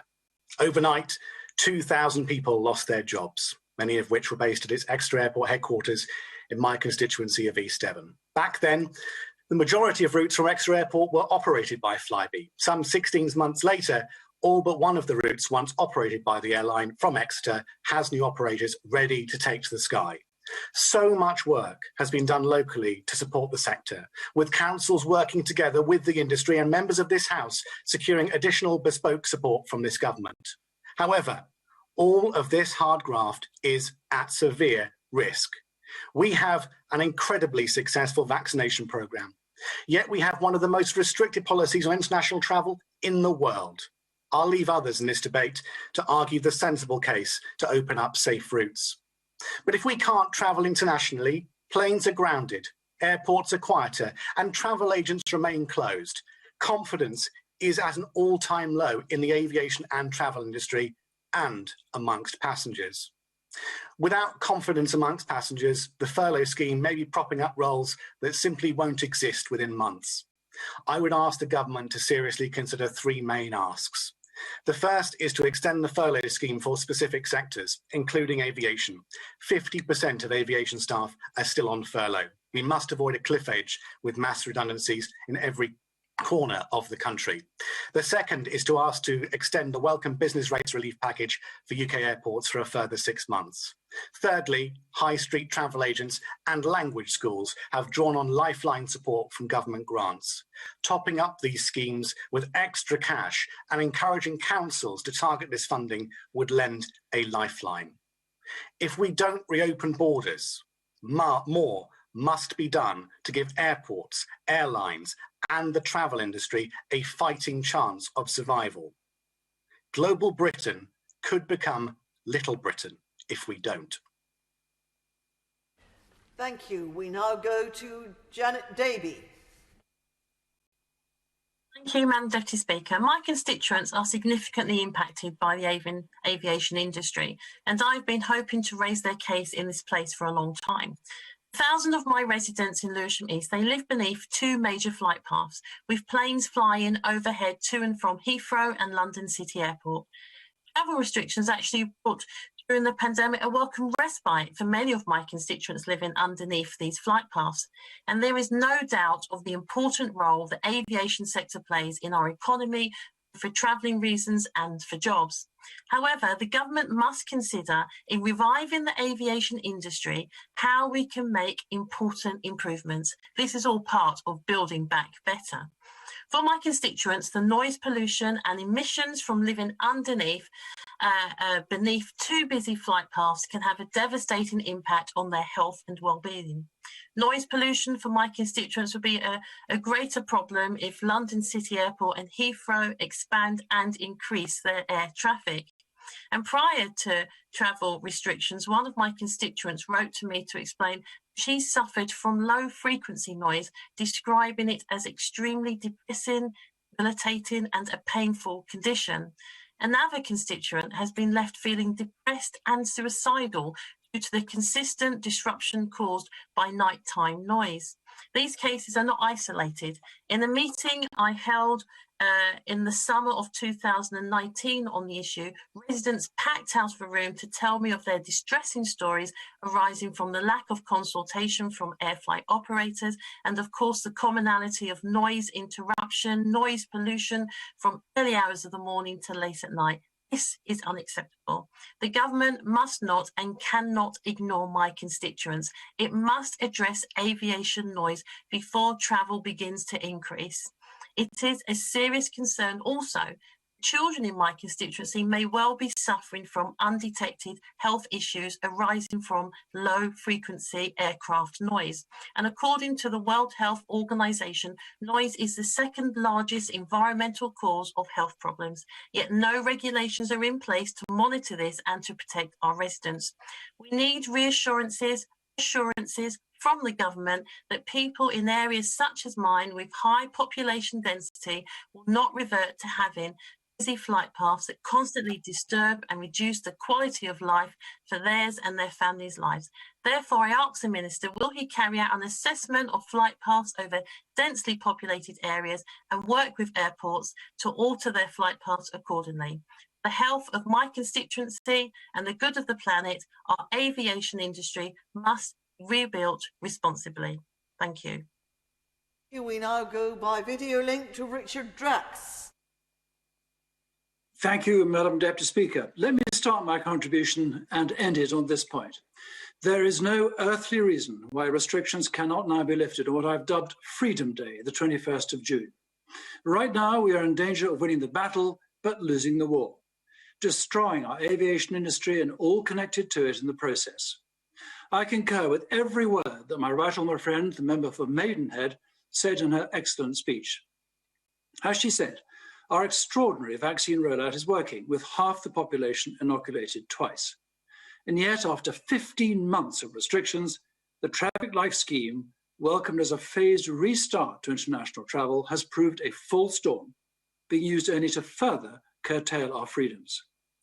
This week, holidaymakers face chaos after Portugal went from amber to green with no warning. The cost to the travel industry in all its guises is truly terrifying. I have a lot of respect for the Minister, but his fine words ring hollow, I'm afraid, and I fundamentally disagree with the government's confused stance. The aviation industry has seen its values plummet, with half its staff still on furlough and 1.5 million jobs at risk. This situation is totally unacceptable.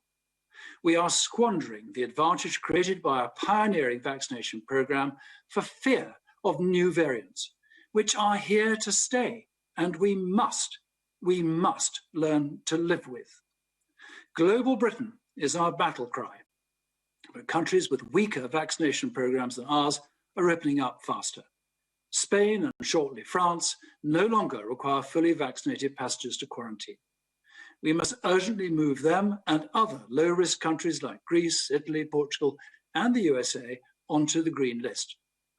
The travel and tourism industry is planning a day of action on the 23rd of June. We must support them, scrap the onerous burdens they face, reduce the number of tests, and allow fully vaccinated passengers to travel restriction-free. Let me finish as I began. Freedom Day on the 21st of June must be respected.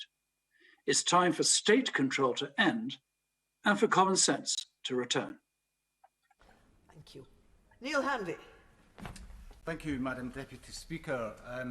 I'm going to probably echo many of the remarks made today by the Honourable Member from Hampstead and Kilburn, but I'm also find myself echoing, and quite unfortunately, the contribution from the Honourable Member from Luton North in terms of raising concerns about the aviation industry near to my Chrstian Wakeford constituency in Edinburgh Airport.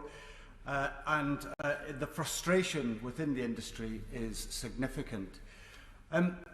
It's a very simple fact that a plane can't take off without an engine. And the travel industry's engine is travel agencies.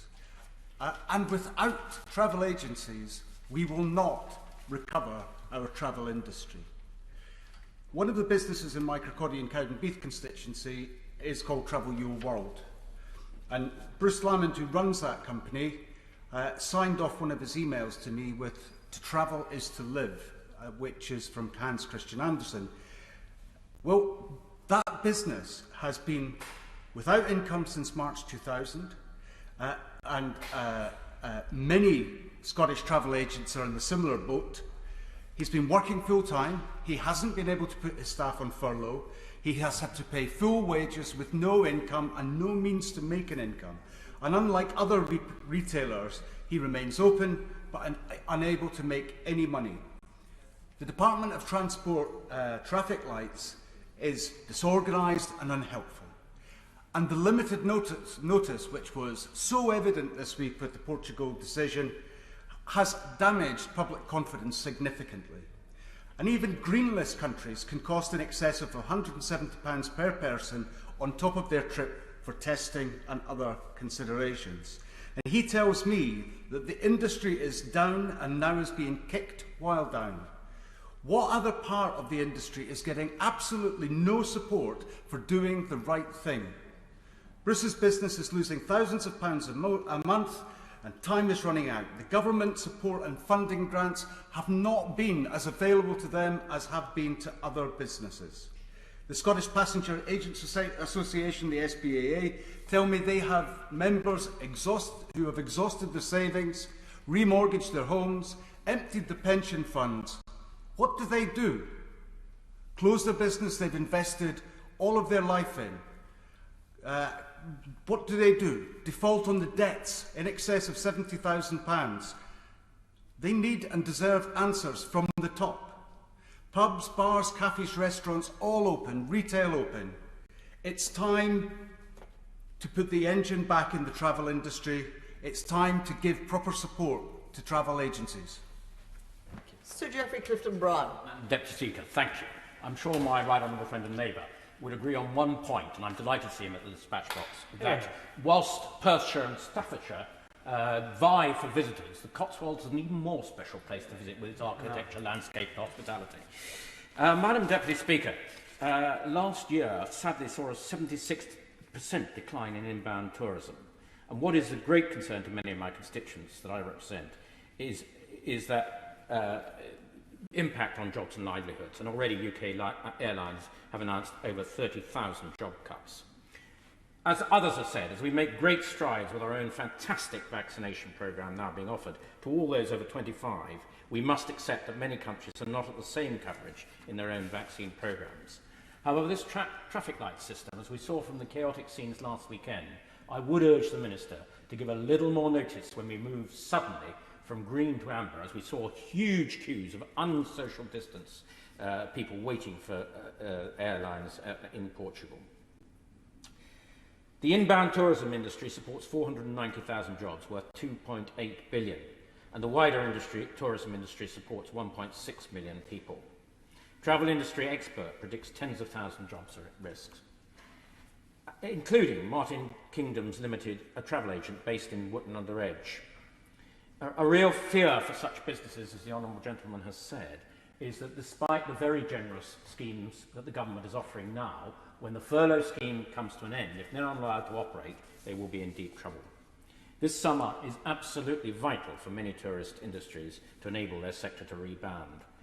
And the 22nd to the 31st of May, English Tourism Week in the Cotswolds, which was a great promotion, and I visited numbers of businesses, Tetbury Goods Yard, Wild Carrot and Quail's Bistro.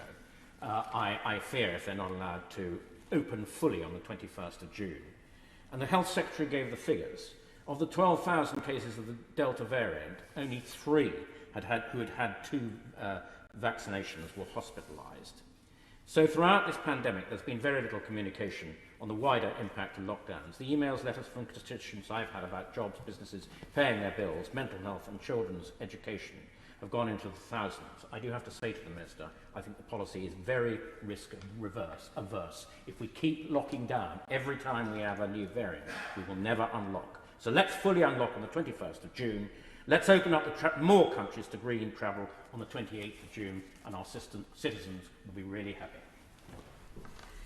We now go by video link to Andrew Selous. No one wants to throw away our hard-won achievements in massively reducing the numbers of deaths and hospitalisations from COVID by doing anything irresponsible.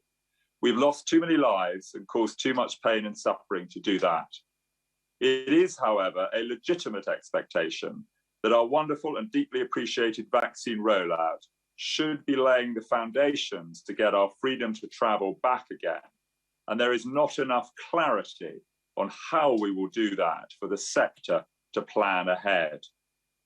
Very large parts of the travel, tourism and aviation sectors are prevented from trading their way out of the pandemic with less of a safety net than other businesses, which are now open and have had, and with that safety net starting to be withdrawn from next month.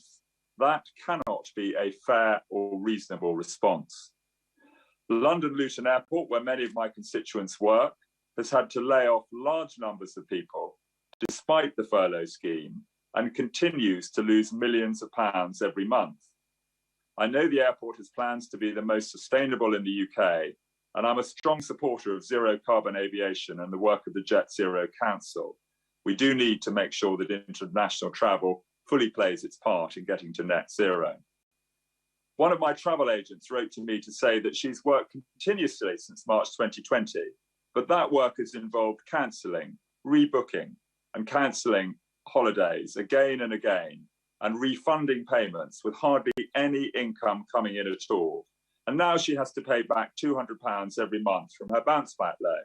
How is she supposed to do that with no income? A significant number of travel agents are limited company directors and are also not eligible for the self-employed income support scheme either. I think United Kingdom holidays are brilliant, and we have an amazing offer, which I've been lucky enough to enjoy myself in the past. But people are not bad if they want to travel overseas, and all those whose livelihoods enable people to travel overseas also deserve our support. It has been very disconcerting to have government ministers outside the Department of Transport speculating on overseas travel. Can we please, across the whole government, just have the relevant ministers from the Department for Transport providing official information without unhelpful speculation? I think it is wrong that travel agents are in strand 1 of the Restart grant scheme, given they have in many cases virtually no income, when hospitality, leisure, personal care, gyms, sports businesses are in strand 2, getting the higher £8,000 grant if their rateable value is under £15,000, when they are open and able to trade, while travel agents who have virtually no income coming in at the moment can only get the £2,667 grant. In addition, it cannot be right to reduce the furlough payments from next month to any business in the aviation, travel or tourism sector that is still effectively unable to trade because of government restrictions. That would not be fair or right either. Thank you. We now go by video link to Margaret Ferrier. Thank you, Madam Deputy Speaker. I'm going to focus on the issues facing our business travel industry. The crisis facing this sector of our economy cannot be understated. The Business Travel Association, the main representative body of the UK business travel industry, has highlighted that in a normal year, its member travel management companies account for 6.4 million journeys and 32 million transactions, which contribute £220 billion to the UK GDP. Business travellers don't just include those who strike the deals and develop the interpersonal relationships that drive international trade.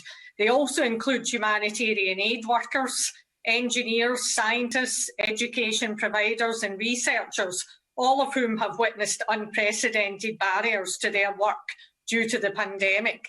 The impact in this industry cannot be overstated.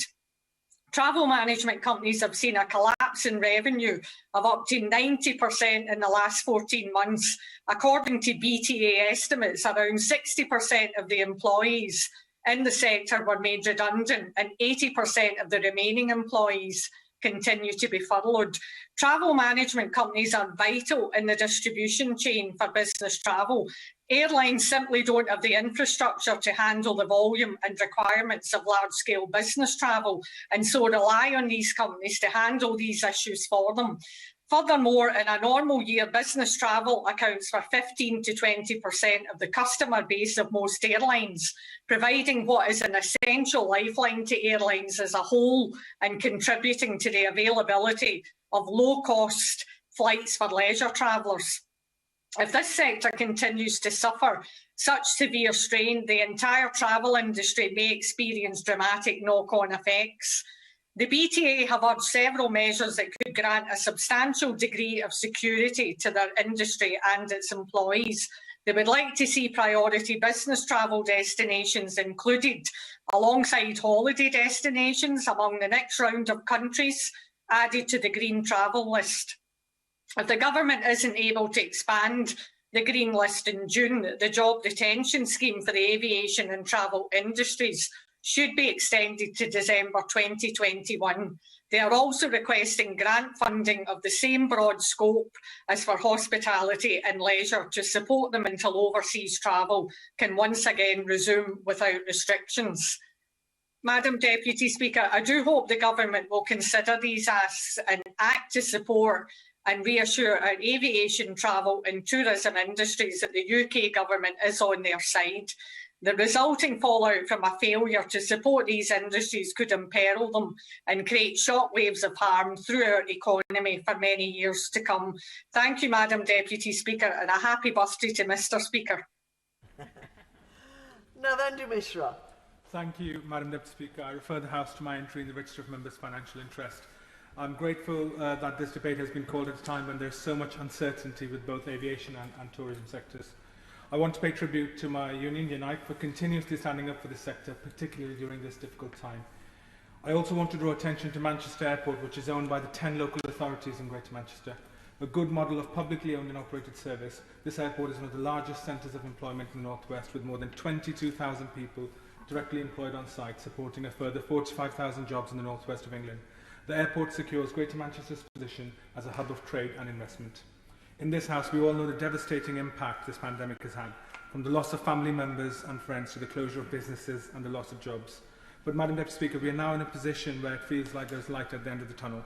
As the economy starts to reopen and vaccines have been rolled out, there has been a real feeling of hope that we will be able to beat this virus. But unfortunately, for those in the aviation and tourism sector, that uncertainty that has so defined the last year and a half remains. As we know, before the pandemic, the UK had the largest aviation network in Europe and the third biggest in the world. Yet the sector has been neglected by government COVID policy. There has been the grave threat of jobs, the outrageous resort to fire and rehire practices, and a complete lack of sector-specific support. The Airport and Ground Operations Support Scheme launched by the transport sector in January has not covered even a meaningful portion of any airport's cost or tax, and standing in stark contrast to the policies of our European neighbours. Just look at Germany, where they have implemented plans to provide additional monetary aid to its airports to preserve infrastructure and jobs, but also France, where there has also been a strong monetary support for the sector, and then look to the UK, where government support has dwarfed sectoral needs. Madam Deputy Speaker, no sector operates in isolation. The knock-on impact of government neglect can be felt across the economy. In my own constituency of Stockport, the loss of dividend paid out to Stockport Council from Manchester Airport totals £6.4 million in the years 2020 to 2021. It is highly likely that this year to next there will also be no payout. That subsequent year after that, it is assumed that it will be the same.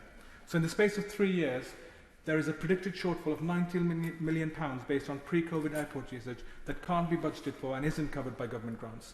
This is on top of years of funding cuts where the Council has already lost 49.2% of its settlement funding between 2015-16 to 2020-21. And of course, the additional costing occurred because of the pandemic. In March last year, when we first locked down, the government knew the impact the pandemic would have on aviation, tourism and travel industries. So why did they not act then? Why did they wait until last minute to provide a measly and inadequate support package? Madam Deputy Speaker, workers in the aviation sector have disproportionate high levels of job losses in comparison with other sectors. We know that the aviation sector is unique and that its recovery doesn't wholly rely on the government's decision, but that unique uncertainty is all the more reason for a sector-specific job protection scheme. Thank you for allowing me to speak. Jackie Doyle-Price. Thank you, Madam Deputy Speaker. I'm delighted to have actually got in at the end of this debate to make a plea for the cruise sector. We've heard much about aviation today, but rather less about our ships, which is rather bare for a maritime nation such as ourselves. But it has to be said that the impact of this pandemic on the cruise sector has been seismic. There's been a massive loss of capacity in the industry. Operators have gone to the wall, ships have been scrapped, but we really need to get what is actually a great success story for this country. We need to get that industry going again. And just to put some figures on that, we're talking about a £10 billion a year industry that supports nearly 90,000 jobs, and 2 million passengers a year enjoy going on a cruise. And I'm certainly anxious that we can all get back to normal. So we can't really be waiting very much longer. And the fact is that all UK cruise traffic ground to a halt in March. Now, I'm delighted that the Minister announced that domestic cruising could recommence not so long ago. But the truth of the matter is that this sector is not sustainable until it can commence with international sailing. Now, the problem we've got here, Madam Deputy Speaker, is that we've heard much about the traffic light system as regards international travel, where each country is given a traffic light class.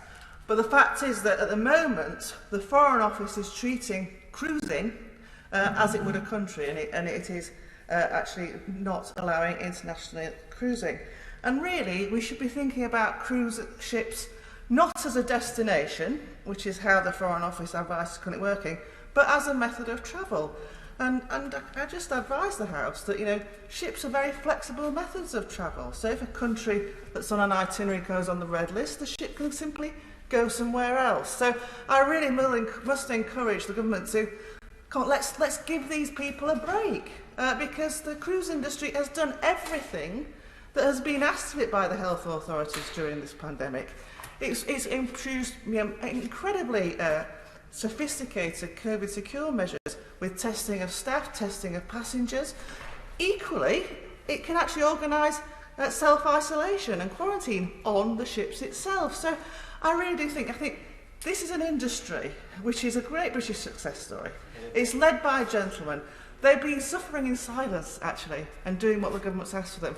I know they're very complimentary of the support that they've been given by the Minister, but my message now is to the Foreign Office and to the Department of Health and the Chief Medical Officer particularly, give this sector a break and let's get our ships back sailing on the seas where they belong.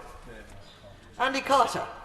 Deputy Speaker, and as well as hospitality and leisure and tourism, it is the aviation sector that has been one of the hardest hit industries, not just here but across the entire globe. And whilst we've clearly had to take tough measures on our international travel regime to stop the spread of the virus, it cannot be denied that businesses both large and small are being impacted as a consequence of these measures. And I want to put on record my thanks to colleagues in the Treasury and in the Department for Transport for the work they've done to support the sector to date. But the ongoing uncertainty means there's a need for this to continue. And as often has been the case when making decisions throughout this pandemic, a balance needs to be struck. And I want to therefore call on the Minister to continue his engagement with the aviation industry. And I know I've spoken to him many times, and in particular I'm grateful for his work with Manchester Airport to make sure that the decisions that are taken are in conjunction with airport operators. And also a reflection of the work that supply chains do with those airport operators. They rely very heavily on the involvement of that sector. We must remind ourselves that this is an industry that contributes billions to our economy, supports thousands of jobs and strengthens the union and develops skills nationally. And in my constituency in Warrington South, Manchester Airport alone provides 3,500 jobs to local residents, and Liverpool Airport, which is equally as close, around 300 further jobs. So this really is an important sector to my local economy. But as well as providing those jobs directly, there are many businesses that rely on the airport through its supply chains as a means of income. And I heard from my constituent Gaynor Wellesby West recently, who owns her own travel agency. She hires a number of people locally and has indeed been able to take advantage of things like the Self-Employed Income Support Grant. But her message to me was that she needs more certainty and clarity, which will help to rebuild confidence right across the travel sector. Now, most of us in this place understand that things can change very quickly, and we must be led by the data, but this is an industry that needs to have an element of forward planning. Madam Deputy Speaker, restarting the aviation sector is a vital part of the UK's economic recovery. Aviation, the facilities that it supports, and the travel industry are crucial to the economic growth of our region, to the north, to the Northern Powerhouse and to Warrington. I urge the Government to take full steps to ensure that we can help this sector recover as much as possible. Thank you. Thank you. It might be helpful for the House to know that the Honourable Member for Runnymede and Weybridge will be the last speaker from the backbenches, so anyone else who is waiting, which is not anybody in the chamber, will, I'm afraid, not be called. But we now go by video link to Christine Jardine. Thank you very much, Madam Deputy Speaker. There are so many arguments and so many angles from which one can debate this issue today. Airlines, the airports, the cruise industry, as we've heard, the travel industry, tourist-related businesses, and individual constituents for whom this issue has taken on huge significance. For many, it's not just the thought of a holiday in the sun, even though we seem to have plenty of it in this country this summer, but the possibility of seeing family and friends from whom they have been separated now for so long. In my constituency of Edinburgh West, there's also so much economically linked to the future of the airline and the travel and tourist industries. Both the inbound visitors who contribute so much to the economy, not just of my city and region, but to Scotland every year, more than £1 billion. And for the growth of Edinburgh Airport, which now supports 28,000 jobs in the economy, jobs in my constituency, individuals, families, small businesses. Much has already been made of our status in the international travel industry and of the need to re-establish our position, and for the safe, sustainable return to international travel. Madam Deputy Speaker, perhaps the biggest thing for all of those involved is clarity and an end to the confusion and chaos we have seen recently over the traffic light system, over vaccine passports. It helps no one. That's not to minimise the difficulty of the situation and the decisions to be made. To fail to reopen, deal a potential fatal blow to sectors which are already struggling. To reopen without taking into account the risk to our public health and future safety would be irresponsible. For me, therefore, are three key issues. Safety for the public and protection from the danger of new variants by clear testing, means of knowing where people are going and how safe it would be. Support for our vital airline, travel and tourism industry, extend furlough and the job support schemes. Sustainability, particularly in air travel. Going forward, it is a must. An end to which I would recommend the Liberal Democrat proposal to the government, a graduating scale perhaps of air passenger duty, which increases costs for those taking frequent business flights, does not tax those taking annual holidays or visits to family. We must be thinking about our future, our economy. And as the Right Honourable Member from Maidenhead pointed out, the pandemic is going to have long-term implications. They must be taken into account. We need to take them on board and look at how we can open up, but protect jobs, vital industries, and ensure the safest travel possible. I would urge the government to look at how we can do this as quickly as possible with the maximum support and remain safe. Dr. Ben Spencer. Thank you so much for calling me in this debate, Madam Deputy Speaker. In 1919, Sir John Alcock said, "There's always satisfaction in being the first to do anything, whatever it may be." I'm sure the Minister recognises that name because it was he, along with Lieutenant Colonel Arthur Brown, who flew a Vickers Vimy built in Brooklands in my constituency in the first non-stop Atlantic crossing. You see, aviation is in my constituency's blood. We are 5 miles south of Heathrow, we have Gatwick right next to us, and I speak on behalf of the thousands of my constituents who work in the sector, whose jobs are dependent on aviation. Whether that's flying the planes, refuelling the planes, working as ground staff, working in the hotels when people stay when they come to visit us, in logistics, the SMEs who set up because of our aviation, because of the infrastructure in my constituency, or come to the tourist attractions, Magna Carta, Fort Park and Stayover. And it's not just jobs. People need to travel to see family.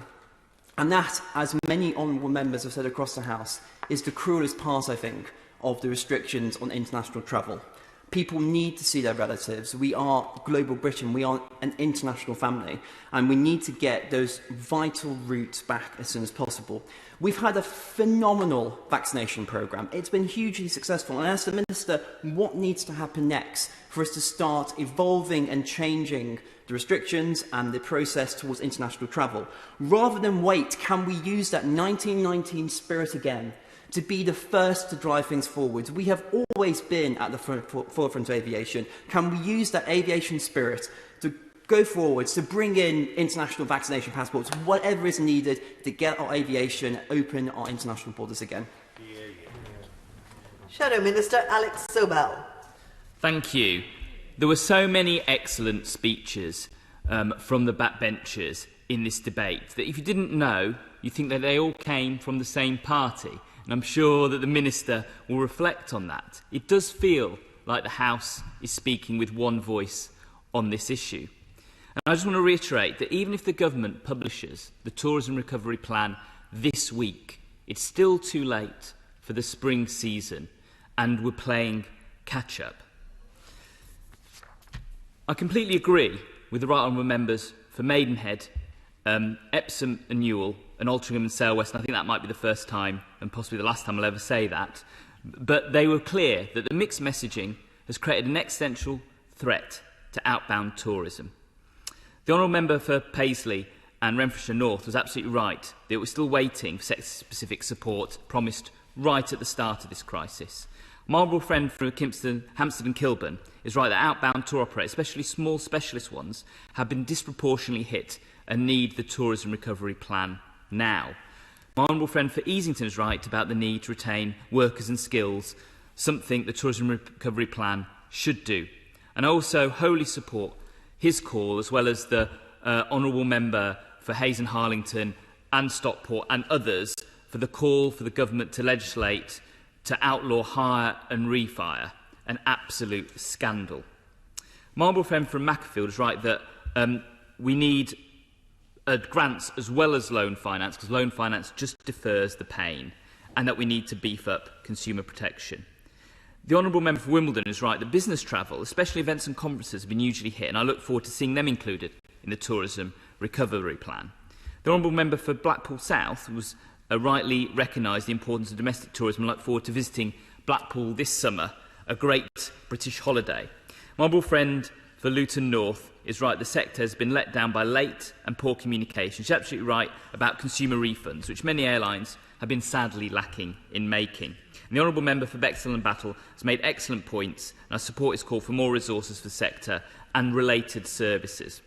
And my honourable friend for Brentford and Arworth is absolutely right that France and other countries have put climate conditions on the support for the aviation industry, and we do need more support, but conditional support for net zero. And that our government didn't make those conditions and talk loudly on net zero, but are failing to deliver. And my friend for Lewisham East is a doughty defender of her constituents' health, especially on noise and air quality, and she's right that we need to look again at flight paths over cities like hers and mine. And the honourable member for Thurrock called for support for shipping and cruising, and she's right the multinational aspect, the multi-nation aspect of cruises going from country to country means that the chaotic handling of the traffic light system makes it impossible for them to restart, and I think her points need to be taken on board by the Minister. So I'd like to thank everybody who's made the contributions to this excellent debate and look forward to the Minister's response. Minister Robert Courts. Thank you, Madam Deputy Speaker. This has been a very thought-provoking and wide-ranging debate in which many excellent points have been made. And the importance of aviation and travel to the whole country and to our areas perhaps most beautifully expressed by my honourable friend for Runnymede and Weybridge just now. But we've heard all sorts of other points, such as the importance from the supply chain from my honourable friend for Warrington South just now, through to the beauty of our constituencies from so many honourable members that I daren't to recap them all, although I do perhaps lean towards the points made by honourable friend, my constituency neighbour for the Cotswolds, Madam Deputy Speaker, for fairly obvious reasons. But we are united in this House on the critical importance of tourism, travel and aviation for all sorts of reasons, because of the jobs that they support in our constituencies, because of the economic support they bring, because of culture, because of the businesses that operate, but above all because of people's lives, because of the families, because of what this means to people on a very real, everyday, personal basis. And I perhaps would like just to quote my honourable friend who represents Crawley, thank him for his tireless advocacy for Gatwick, for that airport, for the sector, for his expertise, but similar points also made by honourable members for Altrincham and Sale West, Luton North and Edinburgh West. Honourable member for Crawley said it's not just about 2 weeks in the sun. I agree. Leisure's vital. Travel broadens the mind, of course. It increases understanding, culture, but it's also about jobs, people's livelihoods and families, and I agree with him that a safe reopening of aviation should very much and is our aim. We've had a number of other points made. Thank you to honourable member for Leeds North West for the points he's made. I have to disagree with him when he says that the government's response has been lacklustre and patchy, given that the IMF, Chrstian Wakeford, said it's been extensive and unprecedented, one of the best examples of coordinated action globally. So I don't agree with him about that as you would expect. The tourism recovery plan is due soon. We'll be able to update him more on that when we get to that stage. Hugely grateful to my right honourable friend, the member from Maidenhead, for her great expertise. She mentions international standards. We continue to work with international partners such as ICAO, such as the IMO, such as the World Health Organization, and bilateral partners as well. And of course, hot off the press, the announcement of the US-UK travel task force that was announced by the Secretary of State for Transport recently. She asks why we are in the position that we are today as compared to last year. Of course, Madam Deputy Speaker, there has been a change, which is variants of concern, and the huge success of the vaccine rollout, which we absolutely must protect. She says we will not eradicate COVID. She'll remember, of course, that I referred to this being an endemic disease in my opening speech. I can confirm that she and so many others, when they talk about the freedom that will be brought by vaccine, that we are working towards seeing what more we can do to open up international travel with the aid of vaccines.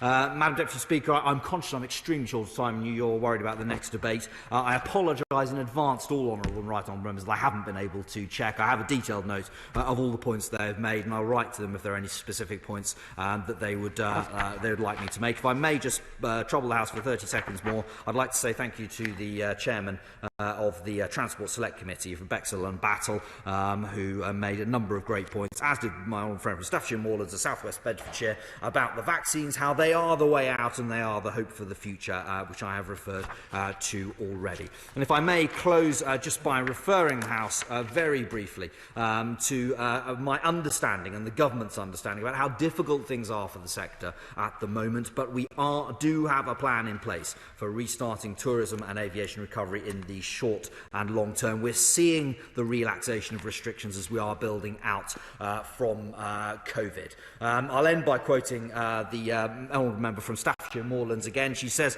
that life is about more than just eating and sleeping. It's about experiences and people. And the honourable member for Kirkcaldy and Cowdenbeath said to travel, quoting Chrstian Wakeford, to travel is to live. Of course, Madam Deputy Speaker, I entirely agree with that. The Tourism Recovery Plan, due to be published shortly, in conjunction with the forthcoming aviation strategy, will set out and reinforce this government's commitment to both sectors and helping us to reconnect and to see the world with the help of our world-beating vaccination programme. Thank you very much. Thank you. The question is that this House has considered the aviation, travel and tourism industries as members. That opinion say aye. On the contrary, no. The ayes have it. The ayes have it. There, we almost made it by 4 o'clock. I will now suspend the House very briefly for 2 minutes in order that arrangements can be made for the next debate. Order.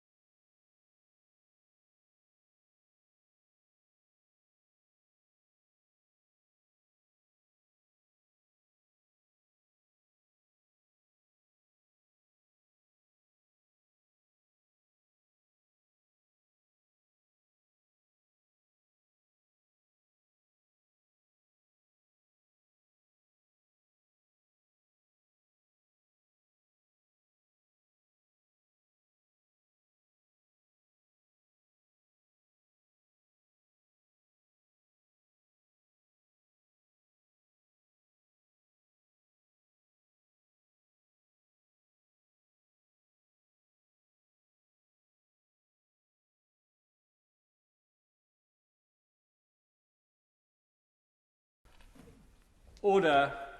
Order. We now come to the general debate on the safety of journalists. And before I call Minister John Whittingdale, can I say that those who are contributing from the backbenches should be looking at no more than 3 minutes, because this is a relatively short but a very important debate. John Whittingdale.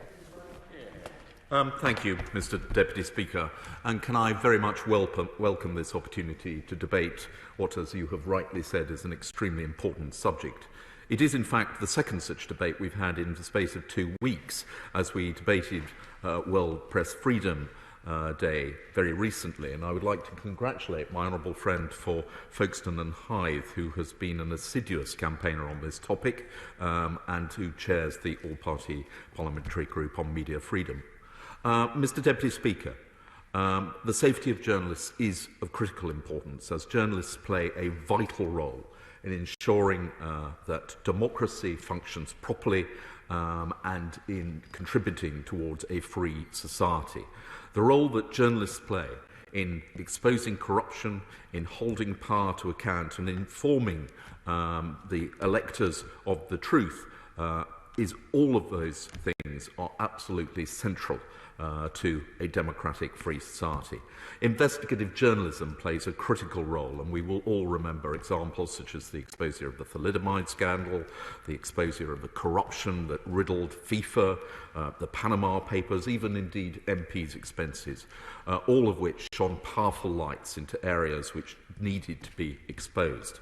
And it's particularly important at the moment. The need for the provision of trusted and reliable information is absolutely critical and has been over the course of this last year, at a time when fake news has been so prevalent, and it has been all the more important that people are able to turn to trusted journalism for reliable reports of the truth. It was for that reason that we regarded it as absolutely vital to support the media during the time of the pandemic. The media came under significant economic pressure themselves. We were able to provide support to local newspapers and to radio, and we also recognised the important role that journalists play by affording them key worker status. So, while the role of a journalist has never been more important, it is the sad truth that it is also increasingly dangerous. And I want to pay tribute to a number of the organisations who regularly highlight the harassment, intimidation of journalists that take place in far too many countries. So that RSF, for instance, who are responsible for the World Press Freedom Index, they've recorded that 50 journalists were killed in the course of their duties last year. The deadliest countries in the world being Mexico, Iraq, Afghanistan, India and Pakistan. Justice for Journalists monitors the treatment of the press in the countries of the former Soviet Union.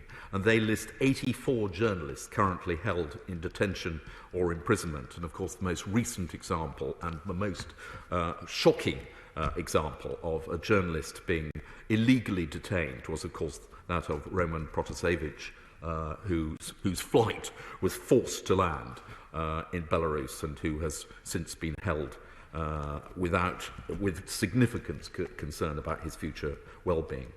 The Committee to Protect Journalists have identified 1,404 journalists who have died since they started keeping records in 1992. And I would like to pay tribute to the courage of those journalists around the world who are operating in extremely dangerous environments, in particular a number of British journalists who are up in the front line of conflict or reporting in authoritarian regimes. And of course, as we did 2 weeks ago, we remember Marie Colvin of the Sunday Times, who was killed alongside her French colleague as a result of the deliberate targeting of them because of the job they were carrying out as journalists. The UK has taken a lead in campaigning for the safety of journalists. We established the Global Conference on Media Freedom in July 2019, and I'd like to pay tribute to my right honourable friend, the member for Surrey South West, who led that initiative, and we continue to co-chair the Media Freedom Coalition, which now comprises 47 member countries. We have used our presidency of the G7, which is coming to its conclusion over the course of this weekend, to continue to highlight the importance of the protection of journalists, and indeed we have included that in the communiqué which was issued by the Foreign Minister, which has a number of paragraphs setting out exactly why it is so important that journalists should be afforded protection. We established the Global Media Defence Fund, to which the government is contributing £3 million over 5 years, and I'm also going to be speaking tomorrow at the Council of Europe in support of the resolutions being passed there, highlighting the protection of journalists. But we are also conscious that if we are to be able to campaign on this issue, we need to set an example too. The UK currently ranks 33 out of 180 in the Press Freedom Index. That is a small improvement, but it is nothing like enough. And it was for that reason that the government established a year ago the National Committee for the Safety of Journalists, which I co-chair along with the Minister for Safeguarding at the Home Office. And that committee brings together representatives of the police from the National Police Chiefs Council, Police Service of Northern Ireland, police in Scotland, together with the prosecuting authorities, the CPS and the Procurator Fiscal Service from Scotland. It brings the Society of Editors and the National Union of Journalists, and also some of those campaigning organisations like Index on Censorship and Reporters Without Borders. And as a result of the establishment of that committee, we published in March of this year the Action Plan for the Safety of Journalists. Its aim is to increase our understanding of the scale of the problem, to enhance the criminal justice system response so that in future there will be new training for police officers and a dedicated police officer in every force dedicated to investigating complaints around the safety of journalists. It will give greater resources and advice to journalists agreed by their employers, and a commitment from the online platform to do more. And finally, greater efforts to improve public recognition of the value of journalists. Last week, Mr. Deputy Speaker, we published our call for evidence to try to establish hard fact of the scale of the problem. It closes on the 14th of July, and I hope very much that anyone who has experience will submit to it. But we have already received 200 responses, which make it clear that online threats and harassment are indeed widespread, and that this is a significant problem which we need to do more to address. The committee will continue to meet and to review the plan, but we are determined to ensure that the UK is as safe as possible an environment for journalists to carry out their job. And also, we will continue to campaign to raise the importance of this issue in every country around the world. The question is that this House has considered the safety of journalists. Alex Sobel. Thank you, Mr. Deputy Speaker. Freedom of the press is at the centre of a free society. So I'd like to start by talking about West Papua, whose people have been fighting for self-determination for Indonesia for 50 years. It's in the last month, however, that hundreds of Indonesian soldiers have been deployed to the region, thousands have been displaced. In the Papuan struggle for liberation, journalists became one of Indonesia's key targets. Restrictions in place on foreign journalists, as well as obstacles to receiving permission to report in the country. Once again, the prominent West Papuan journalist Victor Mambor was targeted in an attack after his reporting on the shooting of 2 Indonesian teachers in April. Similarly concerning is the fact that the capital of Papua province and surrounding areas have been subject to a month-long internet blackout, complicating the media's efforts to report on the escalating conflict. The curtailment of journalistic freedom in West Papua is not completely new. In 2018, the Indonesian military deported BBC journalist Rebecca Henschke and her co-reporters Dwiki and Afan, who were crew were deported from West Papua after they hurt soldiers' feelings when covering the ongoing health crisis in the Asmat region, which involved malnutrition and lack of measles vaccinations, causing a measles outbreak, killing dozens, maybe hundreds. Due to lack of reporting, we will never know. And according to the Alliance of Independent Journalists in Indonesia, there were 76 cases of journalists having to obtain prior permission to report in Papua, 56 of which were refused. The unacceptable targeting of media officers in Gaza by Israeli airstrikes earlier this month was another reminder of the importance of upholding press freedom. The freedom to inform is a crucial indicator of democracy, and efforts to curtail it often come with human cost. Anna Politkovskaya was a reporter for the independent Novaya Gazeta in Russia and a critic of President Putin. Like many others, I was shocked and horrified when she was shot to death in the lobby of a Moscow apartment in 2006. The trial into her death, the judge was clear. Politkovskaya he said, was killed for a work exposing human rights violations, embezzlement and abuse of power. The sad reality is that I would no longer be surprised at such a death. It's estimated that 21 journalists have been killed since Putin came to power. In the great majority of cases, no one has been convicted and sentenced for the murders. That is not to say, of course, that the murder of journalists is a uniquely Russian issue. Many other countries have higher death rates, but in nearly 15 years since Politikovskaya's death, the space for independent journalism in Russia has become smaller and smaller, while state-backed media has grown stronger and stronger. Many independent publications have been forced to cease their publications, while Russian state-backed channels like RT seem immune from accountability. The lack of accountability may or may not be a result of the clear message from Russian authorities. Action taken against RT in the UK resulted in measures being taken against the BBC in Russia, while the Russian media is free to criticise the BBC as it sees fit. Russia is not the only state on a mission to reduce or remove BBC influence. Last month I chaired a joint BGIPU and BBC event on the media in China and heard how the BBC's reporting coronavirus and persecution of the Uyghurs mean that the Chinese authorities have cracked down, removing the BBC World News TV channel outright and banning the BBC World service in Hong Kong. The BBC's China correspondent has now moved to Taiwan because of... I'll give way to the member. Honourable Gentleman, I share our concerns for the persecuted and the ethnic religious minorities across the whole of the world. We are aware of them escalating across the world. Does the Honourable Gentleman agree with me that journalists have a role to play to raise awareness, raise issues that are happening in China, Russia, wherever it may be in the world, because that's how the rest of the world knows what's going on? Absolutely. The freedom of journalist expression is absolutely paramount, including in terms of freedom of religion. So absolutely vital points from the member for Strangford there. So as I was saying, the BBC's China correspondent has now had to move to Taiwan because of safety fears. China's lack of press freedom is well documented. It sits at number 177 out of 180 in the 21 World Press Freedom Index. Only Turkmenistan, North Korea and Eritrea fall below it. In 2020, a year when a historically high total of 387 journalists and media workers were detained worldwide, China was the worst offender. Their record-breaking year saw at least 274 journalists locked up for their work. The UK government must move further and faster to develop an international strategy to defend journalists, media freedom, internet access from authoritarian tendencies across the globe, and I hope this is something that's being discussed at the G7 today. Of course, the UK is not without fault.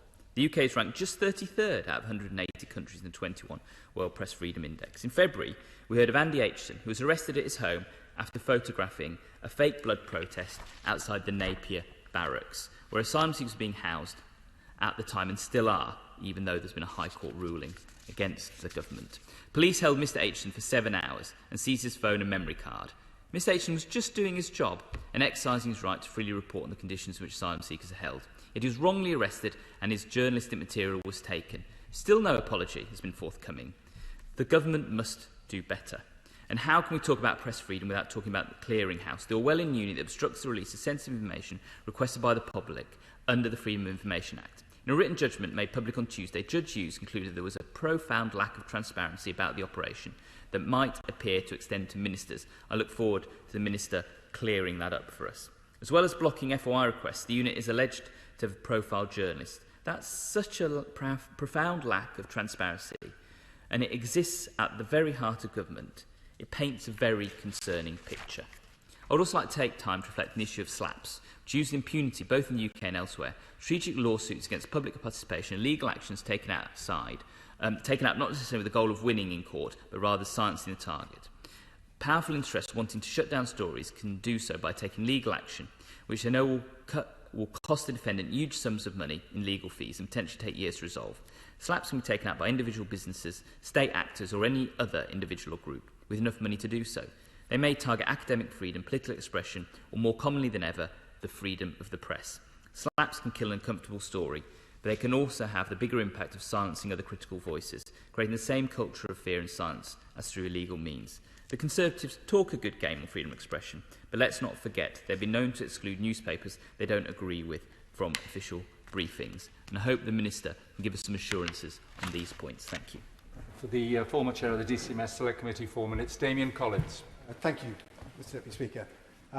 This is an incredibly important debate. I'm grateful to my right honourable friend, the member for Malden, for leading this debate for the government today. He's quite right to say we had a similar such debate in Westminster Hall just before the recess, but I think it's an important enough subject to demand scrutiny again this afternoon.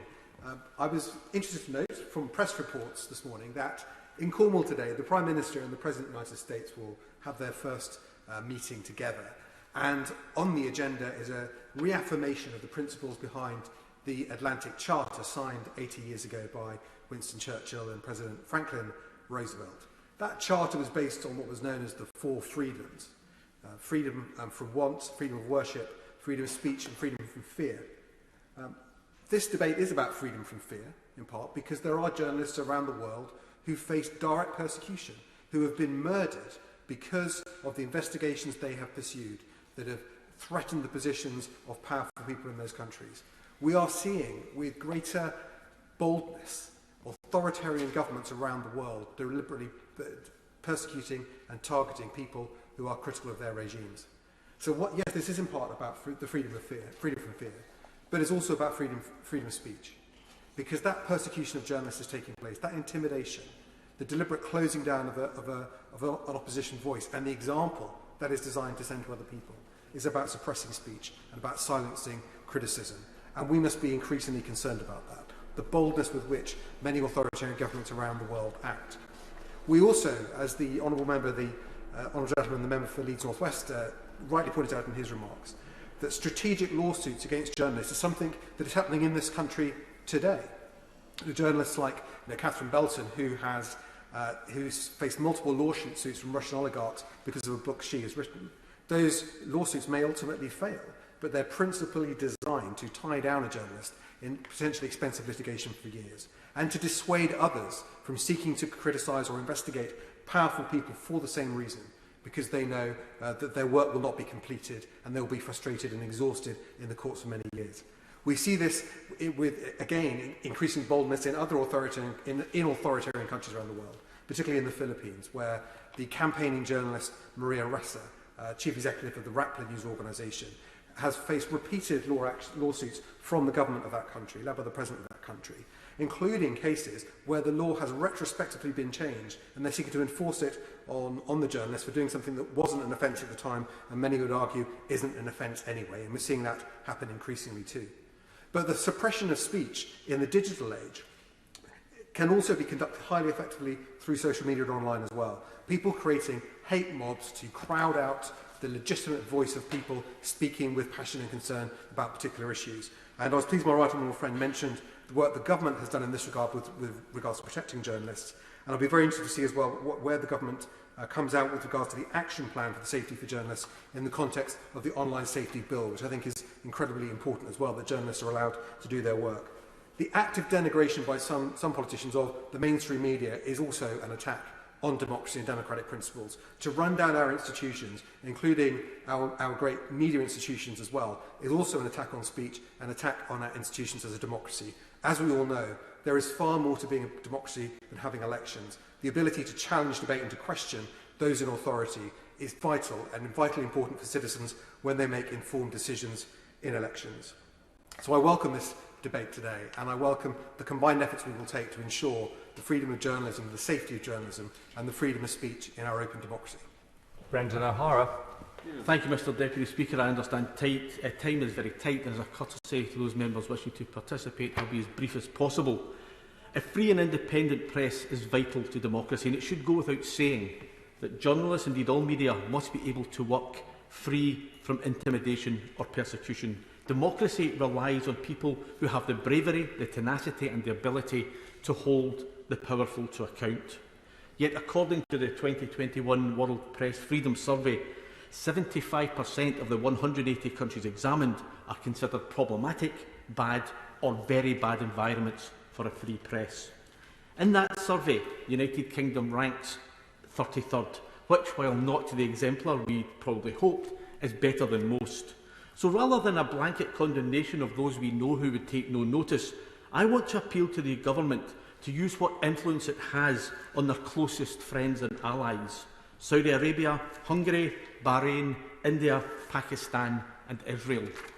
Recently we saw the Israeli Air Force deliberately target and destroy media facilities in Gaza, including 2 tower blocks which were home to numerous Palestinian and international news agencies, and caused the death of a Palestinian journalist, Youssef Abu Hussein, when they bombed his home. These attacks have been condemned unreservedly by the International Federation of Journalists, the world's largest media organisation for media professionals, who have called on the UN Security Council to intervene to stop what they call the systematic targeting of journalists by Israel.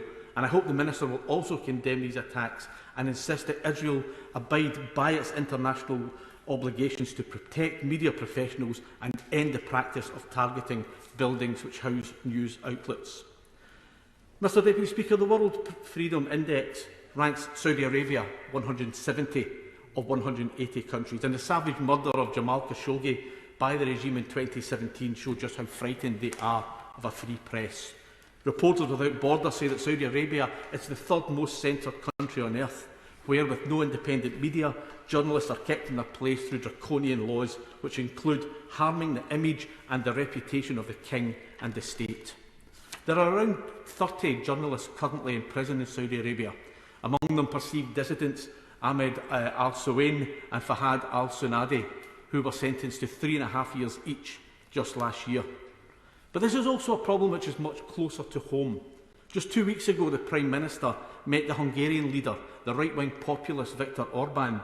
And I'd like to think that I'm not naive enough to believe that the Prime Minister would have tackled Mr Orban on his illiberal and authoritarian crackdown on and censorship of Hungary's free press. In recent years, almost 500 media outlets have been centralised into one giant pro-government grouping, resulting in Hungary's tumbling to 92nd on the 2021 index. Mr Deputy Speaker, another of UK's greatest allies is Bahrain, currently just 2 places above Saudi Arabia at 168. Bahrain has now made it illegal for journalists to openly criticise the government's policies or its decisions. There are several Bahraini journalists currently in jail, including leading human rights activist Napier Barracks, serving 5 years for tweeting about government corruption, and Mahmoud al-Jaziri, who was recently, or last few years, sentenced to 15 years in jail. And in November, 18 individuals, including a 16-year-old girl and a 14-year-old boy, as well as a respected TV producer, were arrested for simply commenting on the death of Bahrain's longest-serving Prime Minister on social media. Mr Deputy Speaker, these are the actions of our closest friends and allies. Allies that include India and Pakistan, which at numbers 142 and 145 on the index, make them among the most dangerous and repressive countries in which our journalists can work freely. In India, journalists are reported being attacked by the police, ambushed by political activists, targeted by criminal gangs or corrupt local officials. Again, the election of a right-wing populist in the shape of Prime Minister Modi has increased pressure on Indian media to toe the government line, and those that resist face calls for their murder and what are clearly coordinated hate campaigns on social media. In Kashmir, the Indian government can and does, without explanation, shut down dissenting media outlets, as they did with the Kashmir Times, while journalists continue to be harassed by police and paramilitaries, among them Asif Sultan, who was arrested in 2018 and remains in detention today. It's a very similar story in Pakistan, with reports from the military increasing its influence in civic society, including on the free and independent journalism. And there are deeply worrying reports of journalists being kidnapped and threatened to their future actions. And indeed, 4 journalists were murdered in 2020 in connection with their work, especially when investigating local political corruption or drug trafficking. Mr Deputy Speaker, there's so much more I would like to say, but I realise that time is short and others wish to speak. In conclusion, I think it's absolutely right that we condemn China, North Korea and Eritrea and others for what they do, but I urge the government look at the action and behaviour of its friends and its allies and to use what influence it has on them to get them to change their ways. Thank you. Wind-ups will begin at 10 to 5. We're now on a 3-minute limit. Adam Holloway. Thank you, Mr Deputy Speaker. As a foreign correspondent, I've reported from wars in Bosnia, Afghanistan, Libya and Iraq. I hope you will indulge me, Mr Deputy Speaker, in reading the names of those British-based journalists who died in the course of their work since I was the ITN correspondent in Sarajevo. the list is not exhaustive, and of course, there are several still missing. Paul Jenks, Ibrahim Goskell, John Schofield, Vincent Francis, Martin O'Hagan, Roddy Scott, my colleague from ITN, Terry Lloyd, James Miller, James Wild, Simon Cumbers, Kate Payton, Paul Douglas, James Brolin, Martin Abler, Rupert Hamer, Tim Heatheringham, Marie Colvin, who I was with during the war in Iraq in 2003, Mick Dean, and most recently, as far as we know, Lyra McKee. This long list of names is evidence of the fact that proper journalism is eyewitness journalism. You have to bear witness yourself. There's no substitute for being there actually on the ground. This kind of journalism can't be pursued over the internet at a distance or even using local sources. This is what gives us a true picture of the world that you can't get from fake news, internet memes, propaganda, and sophisticated government propaganda, often over Twitter. But there's a terrible cost of this type of journalism, and we owe a debt to those who've lost their lives in pursuit of the truth. All too often today, news is confused with entertainment, what I call news entertainment. And many of those who currently call themselves journalists really should be ashamed of themselves.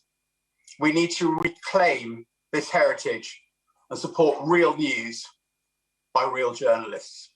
Thank you. Thank you very much. Richard Bergen.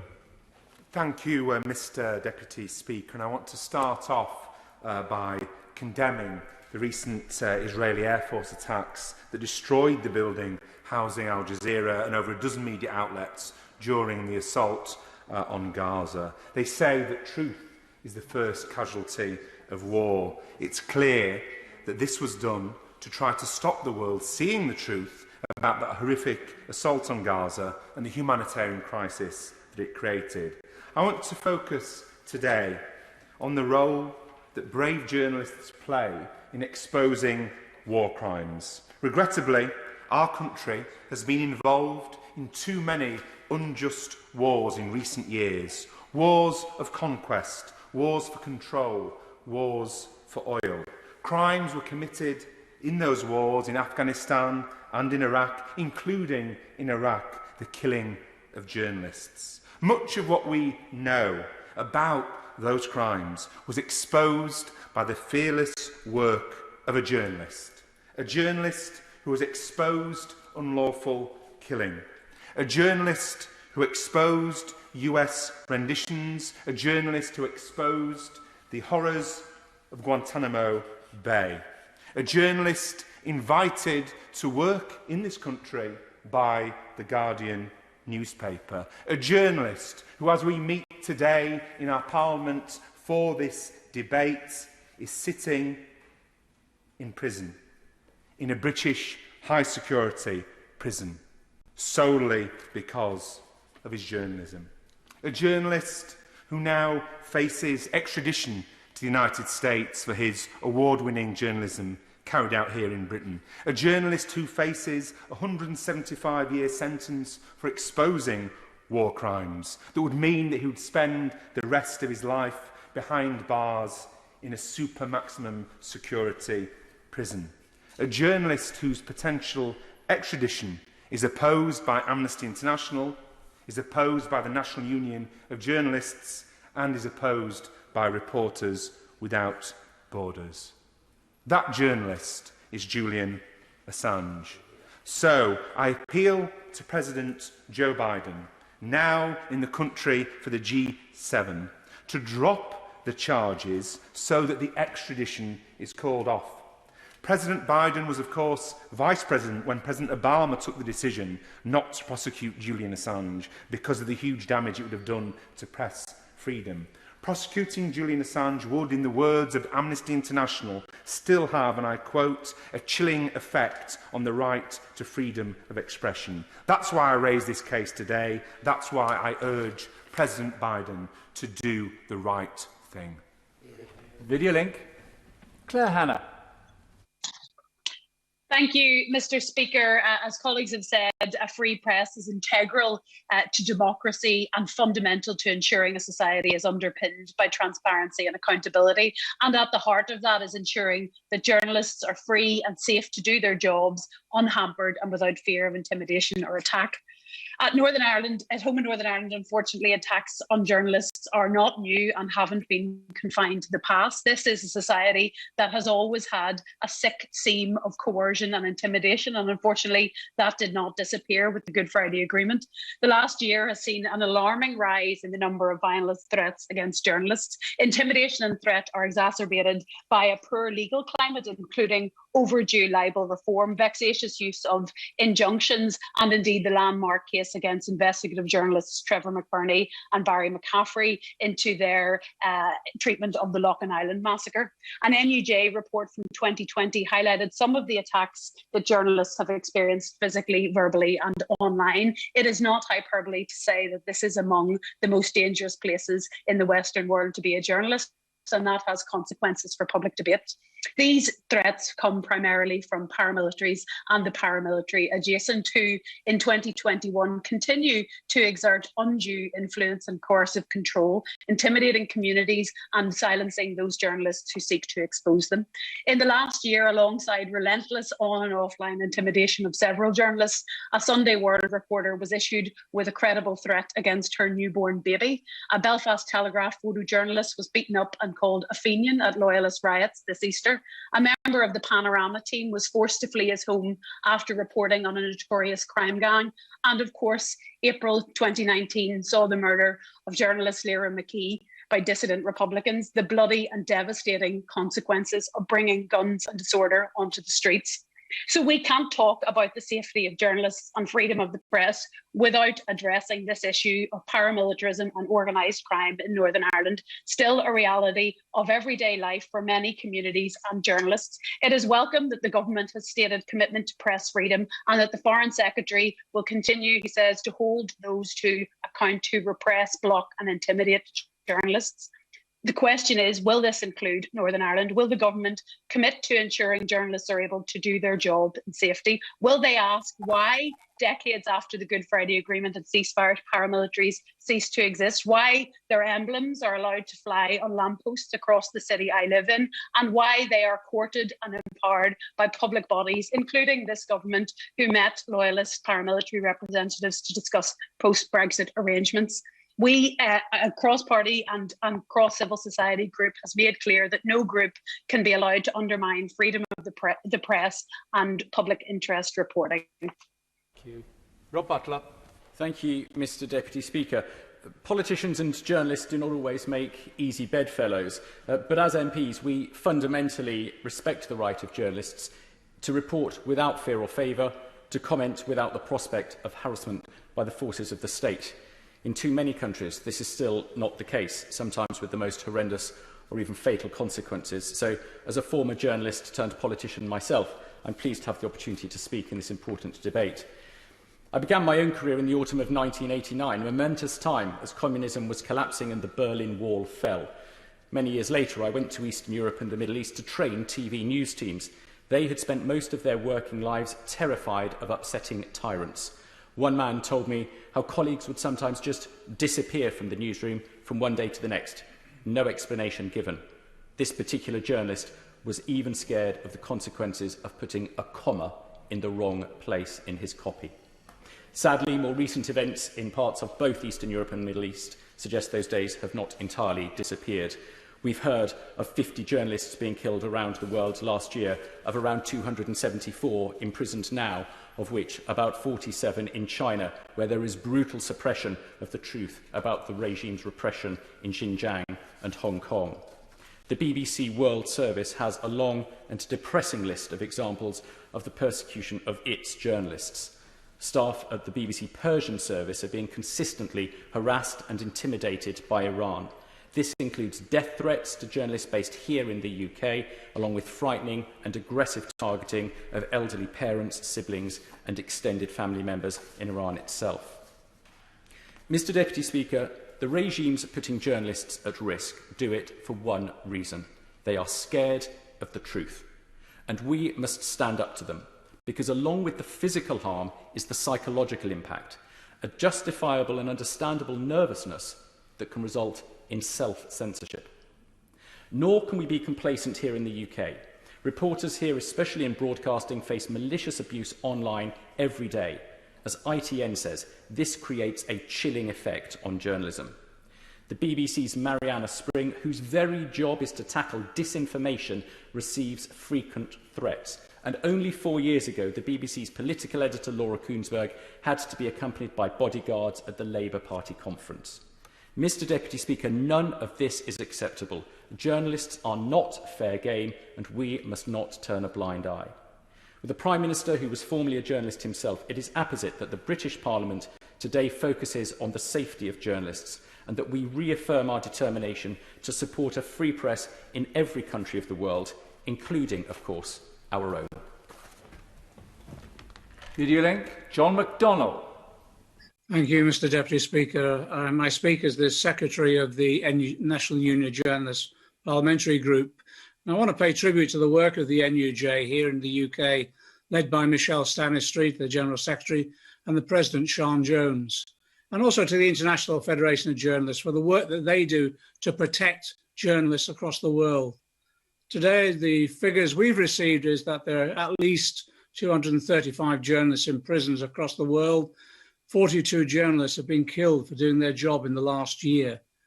It's strong and fearless journalism that makes press freedom worth defending, and we must protect it here and abroad against violence and suppression.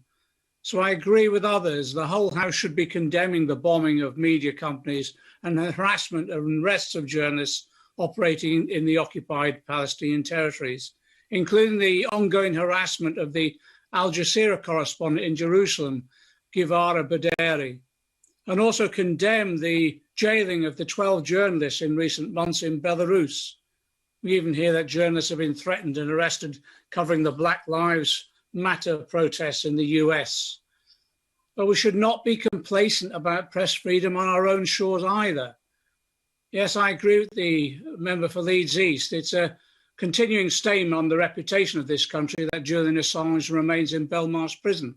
There are no justifiable grounds for keeping in prison a journalist who had the courage to expose the war crimes and abuse of human rights committed by the world's leading military powers. We also have a government that just yesterday was forced by the courts to release documents detailing how the clearinghouse unit in the Cabinet Office has blocked freedom of information requests from journalists. So I want to pay tribute to Open Democracy, who pursued this case. And I quote the judge's findings. He said there's a profound lack of transparency about the operation of this unit that might appear even to extend to ministers. It also does not build confidence in the government when a Treasury and Equalities Minister publicly attacked a young black journalist and made false statements about her on social media, seemingly for simply daring to ask a question of the minister. That this government has been found to be attempting to bully journalists should not come as a surprise when it's led by a Prime Minister who once offered his help to have a journalist beaten up. So on World Press Freedom Day, I offer my thanks to journalists here and around the world facing obstruction, threats and intimidation simply for doing their jobs. We all pay our tribute to them.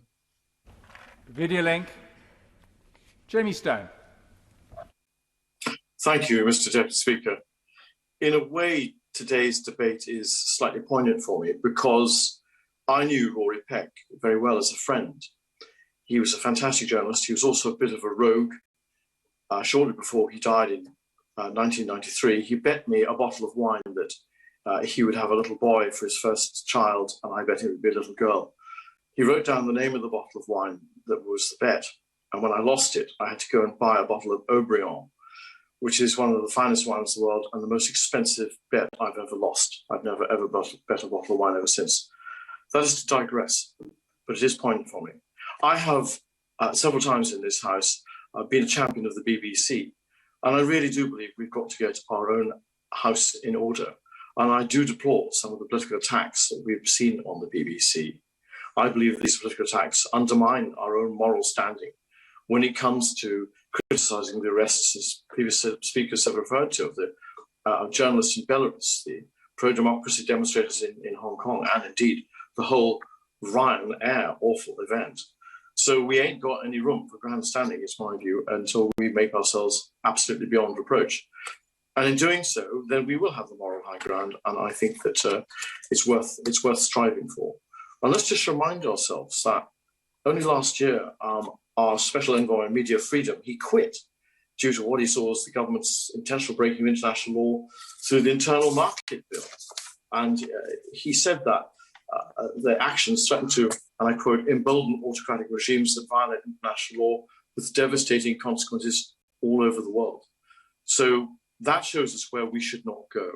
So we've got to do an awful lot more about reaffirming our existing commitments to media freedom. But other speakers have said that.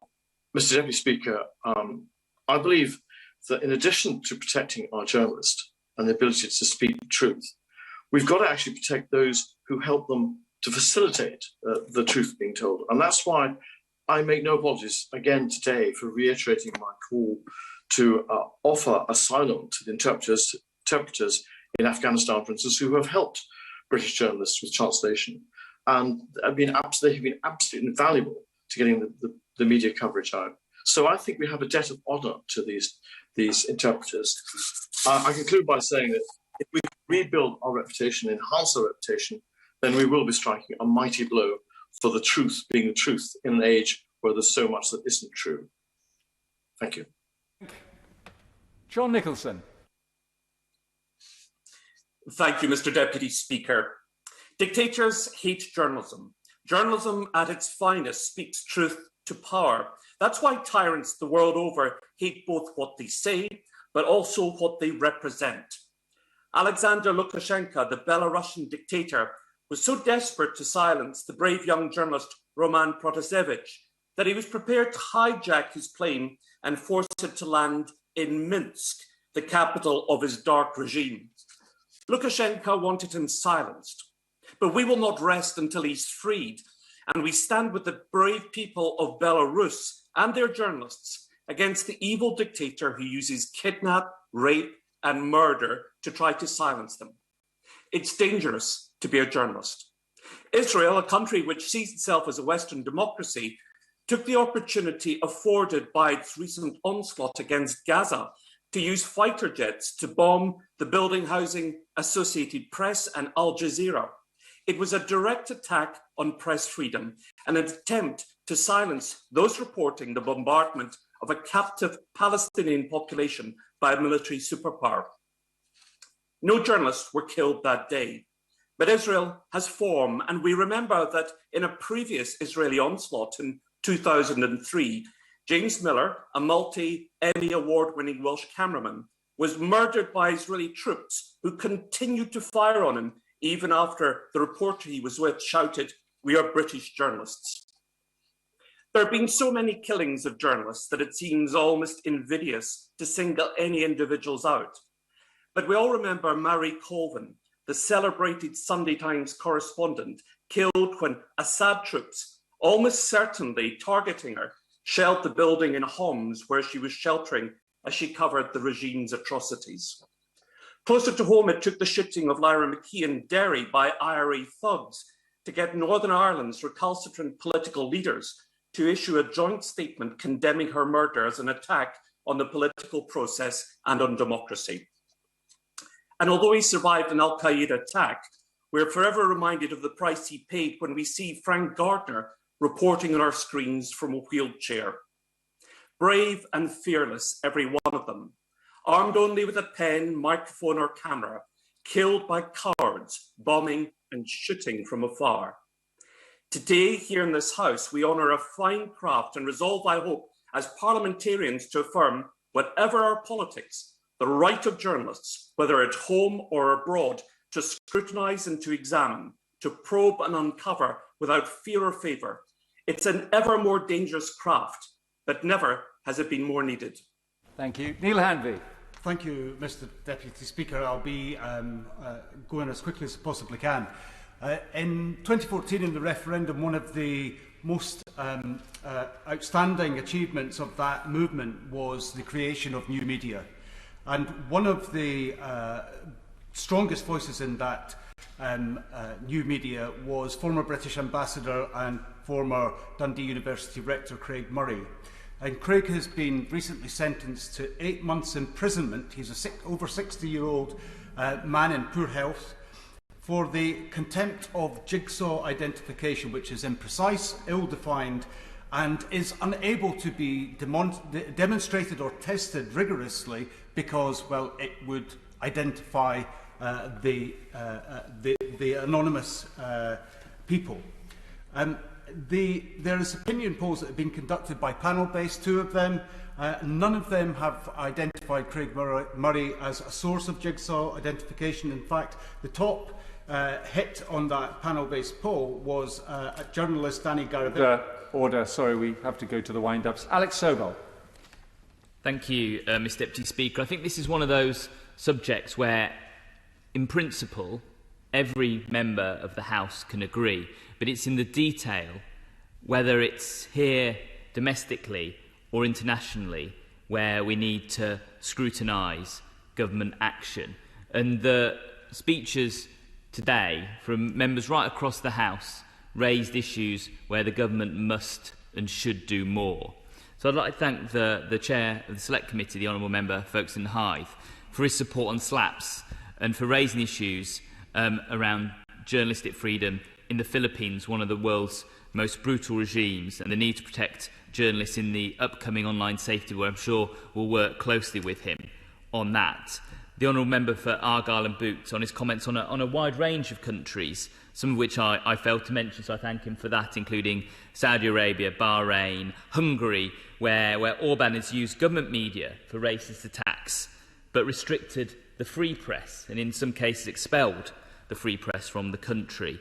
Israel, which I did mention as well, and many members mentioned Israel in the context of the attacks in Gaza. And I think it was no accident that many of the countries that he mentioned have right-wing populist governments. And that's something that those governments have in common, is the restriction of freedom of the press to be able to carry out their agenda. And I wish to associate myself with the speech from the Honourable Member for Gravesham, whose distinguished journalistic career, and pay tribute to those British journalists who are killed for reporting the truth to the world. Also thank my honourable friend and not quite neighbour, the member for Leeds East, and the honourable member for Hayes and Harlington, who pointed out that destroying the AP building in Gaza was about restricting reporting on that conflict. And then they went on, and now they've got a strong record and history in seeking the fair judicial treatment for journalists facing prosecution related to reporting, and I'm sure will continue to do so. And my honourable friend from Hayes and Harlington also rightly praised the NUJ, who fiercely defend the rights of their members, are journalists, whether they're here in the UK or around the world, and also the work of Open Democracy, who do a brilliant job in safeguarding our freedoms here in the UK and holding the government to account. My honourable friend for Belfast South made an exemplary speech and was absolutely right in reminding us that journalists in Northern Ireland continue to receive threats and restrictions on their reporting. The government must do far more to protect journalists in Northern Ireland. The murder of Lyra McKee must result in justice, and the lessons need to be learned that no more journalists are killed in Northern Ireland. It's vital that we, on our own shores, protect our own journalists. The honourable member for Caithness Sutherland and Easter Ross was right to highlight the fact that Amal Clooney quit as the UK envoy on press freedom, as our own government failed to stick to international law. And then the Honourable Member for Ochil and South Perthshire was also totally correct to highlight the horrendous kidnapping of the journalist Roman Protasevich, whose only crime was to tell the truth about his country's Belarus's brutal regime. And I want to finish by just saying that I hope the Minister in his response will give us assurances that he can and will do more to ensure press freedom, both here, and I didn't hear very much in his opening speech to make me feel confident that he'll do more here, but also globally, where he has made many, not just today, but last week and in the past, assurances about protecting British journalists and international journalists right around the world so they are free to report. Thank you. Minister. Thank you, Mr Deputy Speaker, and I would like to begin by thanking every member who's contributed to what I think has been an excellent debate, even if it has been brief. Inevitably and depressingly, it has been something of a tour of the globe, which is a reflection of the number of countries where it is still a dangerous occupation to be a journalist. And I can't go through every single country that is mentioned, but I was interested to hear the opposition spokesman, Member for Leeds North West, refer to the work that he'd done with the IPU, and I thought I'd just mention that since you, Mr Deputy Speaker, were a distinguished chair of the British group IPU, and I have the privilege of taking over from you, and I know that the Honourable Member for Leeds North West is also active in it, and the IPU, alongside the efforts of the government, has done a lot to highlight the importance of freedom of the press. We will continue to work internationally through organisations like the G7, like the Council of Europe, and I should mention the work of my colleague in the Foreign Office, Lord Ahmad, who is the Minister responsible in this particular area, who is extremely active. But I did want to talk specifically a little more about what is happening in this country and to highlight one or two contributions of the debate. Both my honourable friend, the member for Gravesham, and my honourable friend, the member for Aylesbury, spoke with considerable experience, having both worked as broadcast reporters, and recounted their own knowledge of this. And I'm particularly grateful to my honourable friend for Gravesham, who reminded us of what a sadly long list there are of British journalists who have lost their lives in the course of their duties, and a number of those have been referred to. And the honourable gentleman, the member for Caithness, Sutherland and East Ross, who talked about Rory Peck, and it's worth also paying tribute to the work of the Rory Peck Trust, which was established in his name in supporting freelance journalists who do suffer in this way. Of course, there are still challenges to meet in this country, and my honourable friend, the member for Folkestone and Hythe, highlighted particularly the use of what are now called strategic lawsuits against public participation.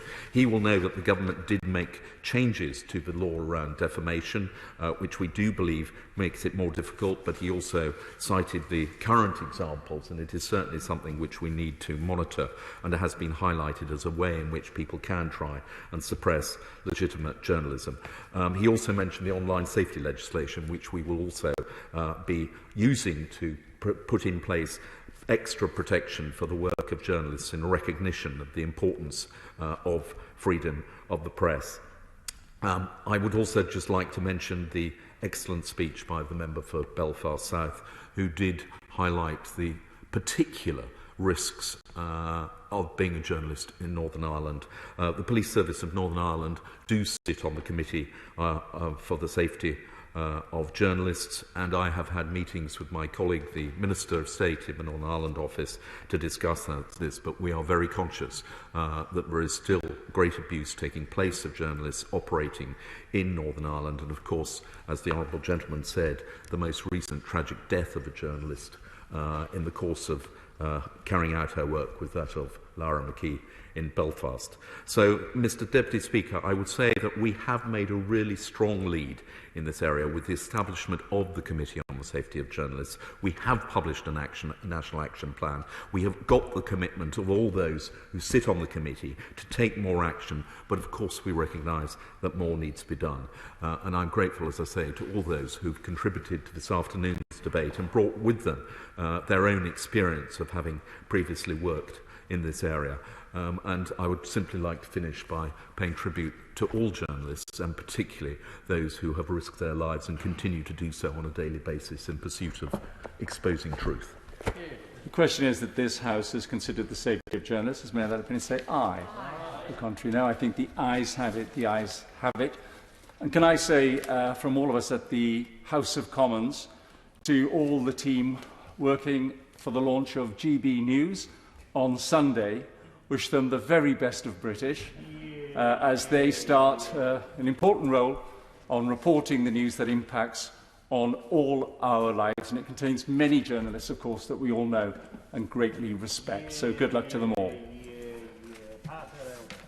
I beg to move that this House do now adjourn. The question is that this House do now adjourn. Chrstian Wakeford. Since starts, could I ask for the dispatch box on the government side to be sanitised whilst Chrstian is speaking, and I know the Minister is used to not touching it until it is fully sanitised. Thank you very much. Thank you, Mr Deputy Speaker. And thank you for this opportunity to bring forward this important debate before the House this evening, which is not only important for me in Bury South, but it's important for many across the country. And indeed, thank you, Mr Deputy Speaker, for marking this my first adjournment debate since being elected. We've spoken frequently, both in this place and in Westminster Hall, of course, about protecting our greenbelt and the need to build houses. And over the last few years, debate around plans to build new homes on our precious areas of green spaces has become one of the biggest issues in my constituency, in Greater Manchester, and indeed across the country. Throughout my time in this House, I've pledged to preserve Bury's greenbelt over at Elton Reservoir and in Simister, and to ultimately protect our environment from unnecessary development. And I reaffirm this commitment right now, Mr Deputy Speaker, because it's a commitment to seeing the borough at the forefront of brownfield development. In that regard, I want to thank the Minister already for having many discussions and coping with my concerns and complaints about the impact of greenbelt development and why we really do need to tackle some of these issues, especially around the land banking issue, which I will be coming on to. In bringing forward brownfield regeneration, this will deliver more affordable but ultimately safer and better homes for all. And that is something that, as a country, we desperately do need. Our country desperately needs new homes to be built, and built in great numbers. But we cannot achieve this by encroaching on our greenbelt to find extra space when there are plenty of empty plots already waiting to be built on. In 2019, almost 400 homes were given planning permission in England, but only 240,000 were actually built. And over a 10-year period since 2009, 2.5 million homes have been given planning permission, but only 1.5 million homes have actually been built. So that translates to a backlog of roughly 1 million unbuilt homes. Planning in this country is already providing more land than needed to meet the government target of 300,000 homes a year, and we should not be looking to encroach any further on our greenbelt. In fact, when it was a manifesto commitment to not only protect but enhance the greenbelt, that is something that we can make sure that from this side of the chamber we will be holding the Minister to dearly. But why is there a huge disparity between the number of planning permissions granted in the UK versus the number of homes actually being built? It's not the planning system. The planning system is not the constraints on house building, but the property industry and land banking itself. Land banking is a pitfall in our very complex planning system where developers buy and store a pipeline of land and obtain planning permission for that land with no immediate intention to build the homes that have been approved. I'd be delighted to give it. Thank you for giving way. First of all, can I congratulate the Honourable Gentleman for Bury South on his first adjournment debate. I'm sure with the first of many, I have no doubt. Does the Honourable Member not agree that whilst we are sympathetic to those genuine developers who are outpriced in building on their site due to the rise in steel, wood and plastic and other materials at this time, there are also those, and those are the ones that the Honourable Gentleman is referring to, who deliberately hold land with planning permission to enhance the cost of this, and that steps need to be taken to address those whose business is simply land banking, which can lead to price gouging. And for these people, government must, and the Minister in particular, must consider penalties, and that one of those penalties should be taxing them heavily. I thank the honourable member, indeed my honourable friend in this instance, for that very helpful intervention. And I will certainly get onto that point later in my arguments. I think from a particular concern when developer A holds field X, gets planning permission and then doesn't build, but also happens to hold field Y and Z, just to create a greater need to get planning permission on those, and the only real benefit is to the developer and their balance sheet. So it is very much to these developers who, as my honourable friend has said, take advantage of a planning system that allows them to do so. It allows them to profit without the homes being built that we desperately need in the locations that we do need them. So as I was saying, land banking is a pitfall in a very complex planning system where developers buy and store a pipeline of land and obtain planning permission for that land with no immediate intention to actually build the homes that have been approved. Being granted planning permission can increase the value of the land by, in some instances, over 100 times. But instead of building homes, the developer sells the land off for profit. So this practice is purely an investment for big property developers and only inflates the land prices, making it even more difficult to buy these homes that we desperately need. It prevents young people and families from getting on the property ladder, and it also prevents the elderly actually moving into bungalows and being able to downsize because we're not building those homes that we need. In Britain, land banking is particularly long, with people seeming to land bank for, in some instances, between 5 and 10 years of their building supply, compared to other countries such as Germany, Japan, the USA, and even France, which is a much shorter timescale. Indeed, in some of these countries, the phenomenon barely even exists. So why is the UK different? It is, unfortunately, because of our planning system. Land banking is also posing a very serious threat to the destruction of our green belts. As the Greater Manchester Mayor Andy Burnham has sought to look for extra space to build on several thousand new homes by encroaching on greenbelt areas such as Elton Reservoir and Sinister Village in my constituency. And again, I made a pledge during the election campaign to oppose those greenbelt developers and find a meaningful solution so we don't need to build on that. And I make that commitment again to the electorate and the good people of Bury South. Mr. Deputy Speaker, I actually performed a recent survey of constituents, and roughly 56% of residents in Bury South feel that the greenbelt should never be built on, and 95% have the view that Elton Reservoir needs to be taken out of Mayor Andy Burnham's house building plan. So if there's anything the Minister can do to assist in helping with this, it would be greatly, greatly appreciated. To add to this pushback against greenbelt development, the local greenbelt protection group in Bury South, Bury Folk Keep It Green, is roughly 10,000 members strong across a borough of 180,000 people. So it's a very large group, and I hugely respect and admire the work they've been doing to not only bring the consensus to the floor of protecting our greenbelt, but making sure that everyone in the constituency is aware of what is at risk and what could be destroyed. The results speak for themselves, though, Mr. Deputy Speaker. I mean, let's listen to the people and let's not destroy these precious areas of green spaces that we pledge to protect. Indeed, when we're talking about the planning white paper, we're talking about democratising a planning system that unfortunately fails far too many people. These areas which helped so many people mentally and physically during the pandemic, when we were all being told to go out to take advantage of our green fields and our open green spaces, and indeed, myself taking my daughter for walks around Elton Reservoir, we need to make sure that these areas are there for many years to come, for many families to carry on enjoying. Instead, we need to look at changing the rules around the English planning system and ensure that legislation reflects the ways to actually tackle the housing crisis and to stop egregious cases of land banking, ensuring that land is built on and not stored.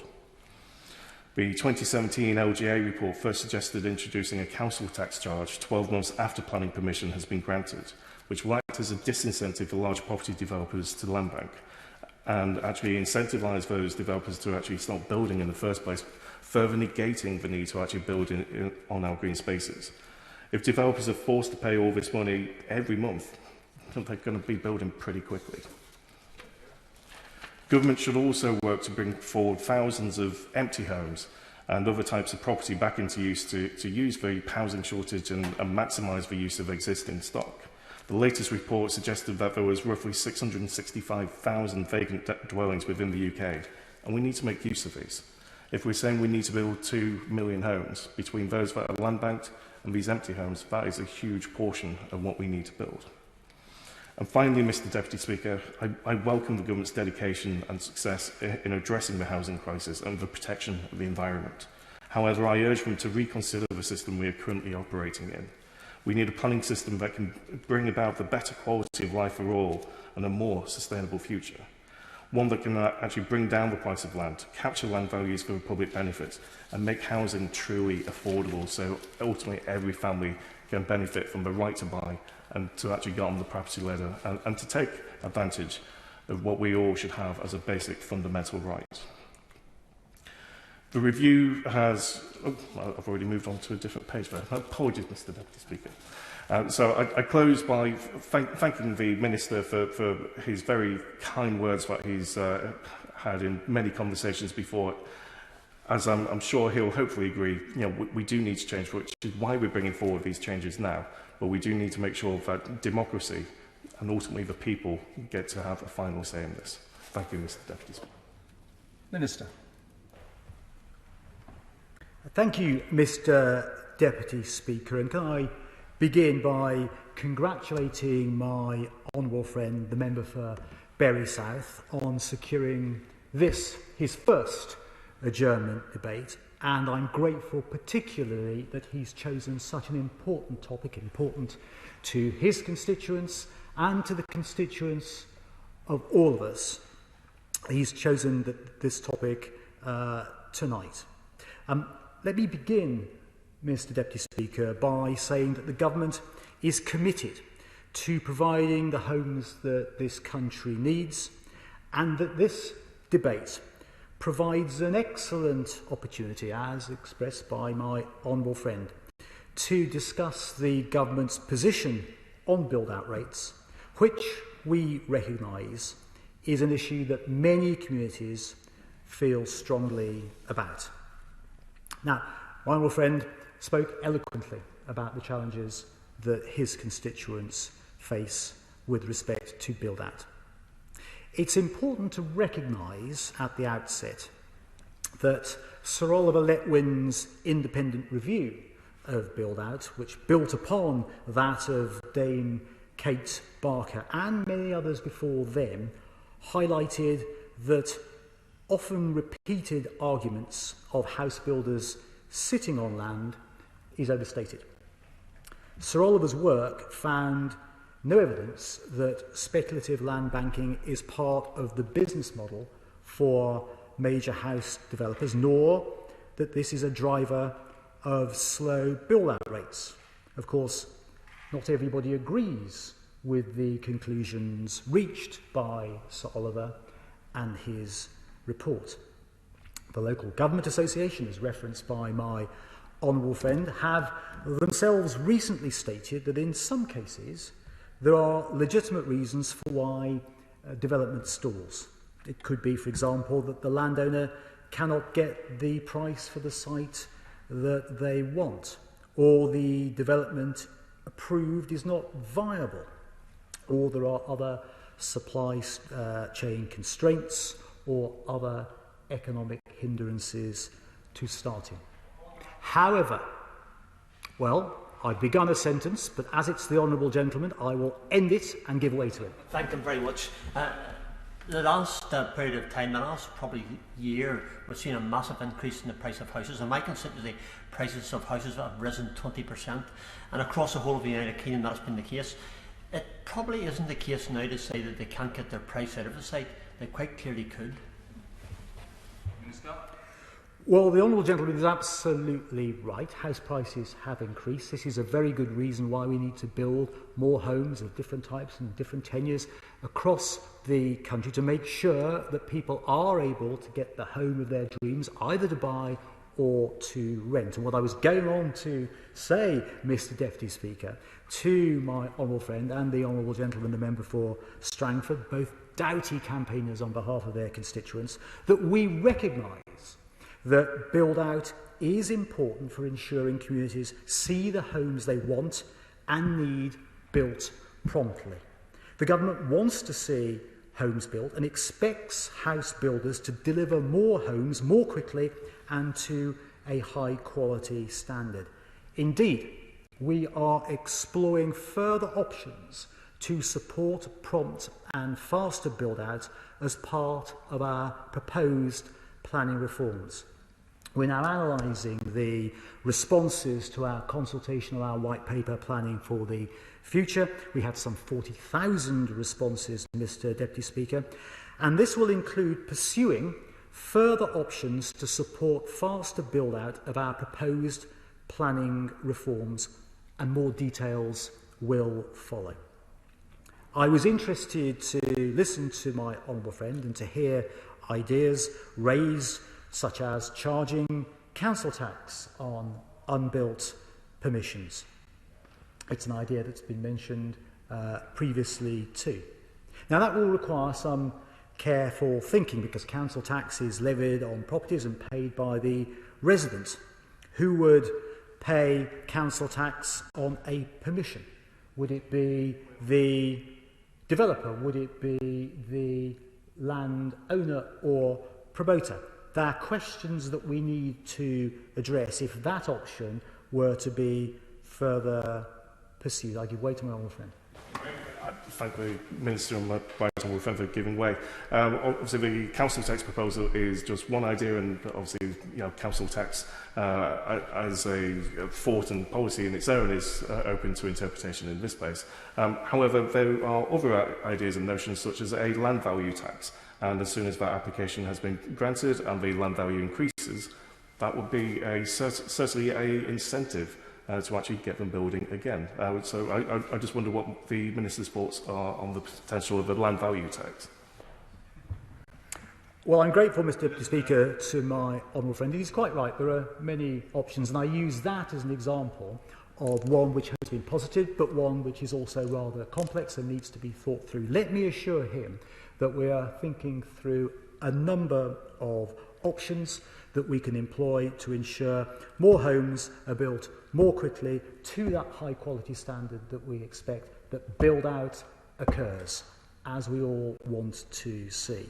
We will also, I should add, Mr. Deputy Speaker, be looking at enforcement rules around those who willfully abuse the planning system. More of that when we introduce the legislation. Because we know, Mr. Deputy Speaker, that our country does not have enough homes. It's a decades-long problem of demand consistently outstripping supply, and it's undoubtedly fuelled rising house prices. Indeed, the median price in England is nearly 8 times higher than the median gross annual earnings outside London. In London, it is nearly 12 times higher. How are people expected to get onto the property ladder, buy their own home, even rent their own home with such challenges? It's clear, Mr. Deputy Speaker, that things have to change. Building the homes the country needs is at the heart of the government's commitment to levelling up across our United Kingdom. And our vision for the future of planning and home building in England has to be bold and ambitious, and that is at the heart of our white paper. It proposes changes to the focus and processes of planning to secure better outcomes for local communities in terms of land for homes, beauty and environmental quality. Simplifying the content of local plans will be a big part of this. It will make it easier to identify areas suitable for development, such as brownfield land, and to protect the all-important greenbelt land sites more easily, the sorts of sites that my honourable friend referred to. And a good example of brownfield land development can be found at the East Lancashire paper mill site in his own constituency.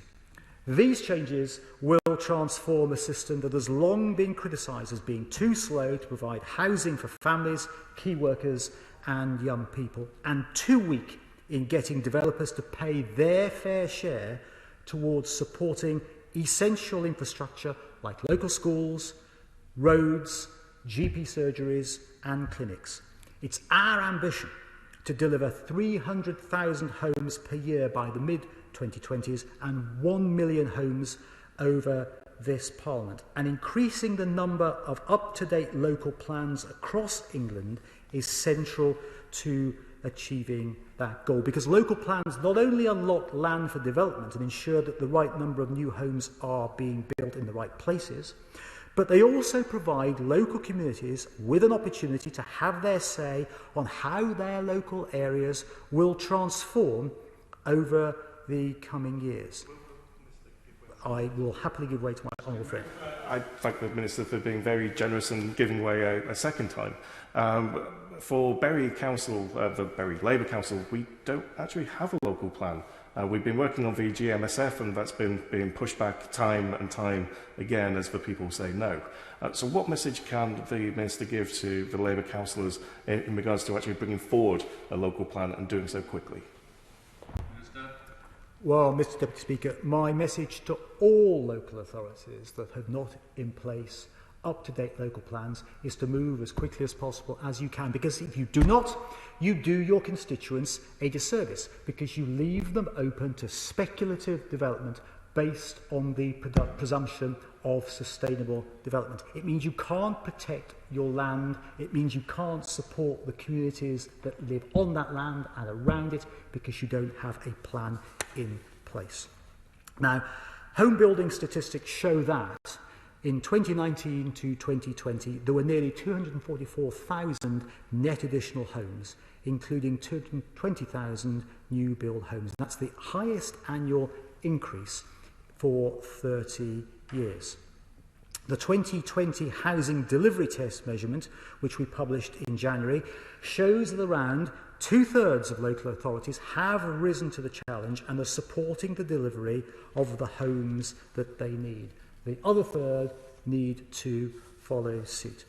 My honourable friend made reference in his remarks to empty homes. Now, I'm pleased to tell you, Mr Deputy Speaker, that the number of long-term empty homes has fallen by more than 30,000 since 2010. We've given councils powers and strong incentives to tackle long-term empty homes, and those include the power to increase council tax by up to 300% on these properties and take over the management of homes that have been empty for a long period of time. And the councils also receive the same new homes bonus for bringing an empty home back into use as for building a new one. It's probably worth mentioning, Mr Deputy Speaker, of course, that not all empty homes are habitable without some significant expenditure. Not all of them are in the places that people need and want to live. But he raises an important point, and I hope I've demonstrated to him the government's commitment to getting appropriate empty homes back in use. Now, he also mentioned infrastructure. If we're to build new homes, we must have good infrastructure to support them. We recognise the crucial role infrastructure plays in supporting new communities and improving neighbourhoods. And our manifesto committed to amending planning rules to ensure that the right infrastructure is in the right place before people take the step of moving into their homes.